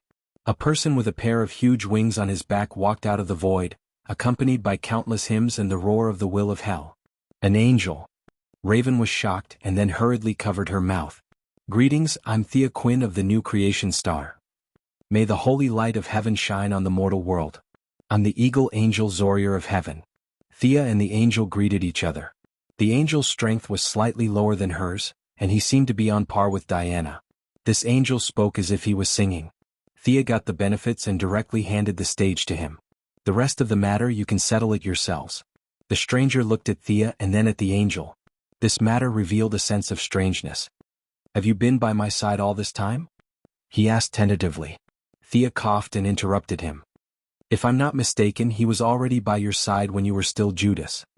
Hearing that there was a fellow by his side who had been following him for 2,000 years, stranger could no longer remain calm. In these 2,000 years he had formed countless families. Could it be that this fellow had always been by his side? How is this possible? He loves the world. Even if you are as sinful as you are still his people. Angels protect everyone. Everyone has an angel by their side, Zal continued in his unique aria. Raven glanced at Sia suspiciously. Everyone has one, she thought. Do I have one? Thea rolled her eyes expressionlessly. What nonsense are you talking about? One for each person? You angels have trillions of them. With this number they would have already flattened hell. This angel business was very familiar, but the rhetoric used was too crude. From the moment you were born and landed on the ground, I have always been by your side, phantom stranger. The gay tone in the angel's words made Thea shiver. In her memory this angel died and was reborn as a woman. She couldn't afford to offend him. Where is my power? The angel took out stranger's blue robe. He will always be there waiting for you as long as you understand the meaning of your existence. Thea looked at stranger who couldn't wait to put on the robe again. She knew that he probably still didn't understand, but that had nothing to do with her. Stranger waved his hand. The familiar energy came from the robe and from the depths of his soul. His wife and children's eyes were filled with vigor. Their dull skin regained its texture. They were alive from the bottom of their hearts. What's going on? They are not in the right state. Stranger was shocked. His wife and children were his sore point. Anything could be discussed. He turned to Thea and the angel. They can no longer be revived. What you have recovered is their souls. At least that's what I think. Thea checked carefully. Angel Zorier was much more perfunctory than her. He said casually, take them to heaven. They will welcome a new life there. Stranger's expression changed. He knew too well what a new life meant. It would be a brand new life. His memories of the past would all disappear. His wife and children would be lost forever. He would never be able to find them again. Help me save them and I will give you another silver coin, he said with some hope. Thea's spirit was immediately lifted. If she could get another silver coin she could choose to create the world directly. Observing the various changes, her realm would instantly rise to an unimaginable level. However, she quickly cut off her greed. Going too far was as bad as falling short. This was Stranger's test, but he didn't say that it wasn't hers. Heaven wanted Stranger to give up his wife and children. Why did she have to interfere? After a mental journey, her heart finally regained clarity. She had already achieved some success in controlling her greedy emotions. Sorry, I can't do it. They don't have much time left in this world. She pretended to check again and told Stranger the bad news. She didn't say anything else. The very gay angel gave her a kind smile and brought Stranger's wife and children to heaven to be reincarnated. After that, he continued to stay together with Stranger contentedly. Before he left, he invited Thea, but she directly rejected him. She had to borrow a path to heaven, so she might as well go through hell. Moreover, heaven's environment wasn't suitable for her. If she put up a sign in heaven, "Can buy anything, sell anything?" the big boss would teach her a lesson. Seeing Stranger and the angel leave, Thea heaved a sigh of relief. The main actors were gone. This drama was over. She could be more casual and not be so restrained. She searched with Raven and found Nibiru's teleportation circle. No one knew where it led to. After Nibiru's occupied this place, he was so poor that he didn't even use it. She checked twice and guessed that it was going to Earth. However, she wasn't very sure. It was possible that they were going to an unknown destination. This made Thea more cautious. She had to protect her escape route. If it was Earth, then everything would be fine. If she entered Apocalypse Star and was surrounded by the new gods, she had to make sure that she could retreat. She couldn't lose the territory she conquered. There were many specialties in Hell, such as alchemical fire oil that could burn for 3 days continuously, the Earth's core that contained a large amount of heat energy buried deep underground, and the remains of some unknown strong people left here from time to time. Many mages who had nothing better to do came to Hell to play and ended up with all kinds of magic books left behind after they died. Moreover, there were countless evil souls here. Thea couldn't figure out how the souls floated from the underworld to Hell. Was it because the underworld was cold and Hell was warm here? The market here was huge and there were many special products. The things she had to pay were very cheap. The Zergs didn't even need to do anything. Any trash picked up by the Zergs could be sold for a sky-high price here. Seeing that the will of Hell didn't want to drive her away, she settled down with a clear conscience. Tuss' undead army could be said to be completely loyal to her, but Mechanut, who had transformed from a human into a succubus, was not so sure. The will of Hell was very chaotic. Even if there was a spiritual imprint to control it, it was not certain. The Lord of Hell needed to be a demon. Thea could only support Mechanut as the boss, and then leave Tuss and the former Lord, now the skeleton guards, to help. The legitimate demon lord, his powerful subordinates, and the former demon lord formed a balance of power between the three parties. Knowing that Thea and Raven had left, the territory was handed over to her to manage. Mechanut, who was more charming, directly crawled on the ground to show her obedience. Your strength is still a lot worse. She looked at the succubus. She was too weak to control the situation. In the future, this territory would be the window city between Hell and the outside world. Mechanut's strength must be stronger. You're lucky. Hell passed a lot of chaotic energy to her. She had no use for it, so she just instilled it into the succubus body. After half an hour of body transformation, when the succubus came out, she was wearing a very revealing red silk robe, a studded belt, a white and smooth back, huge wings and a slender demon tail. At this time, Mechanut had completely become a demon lord.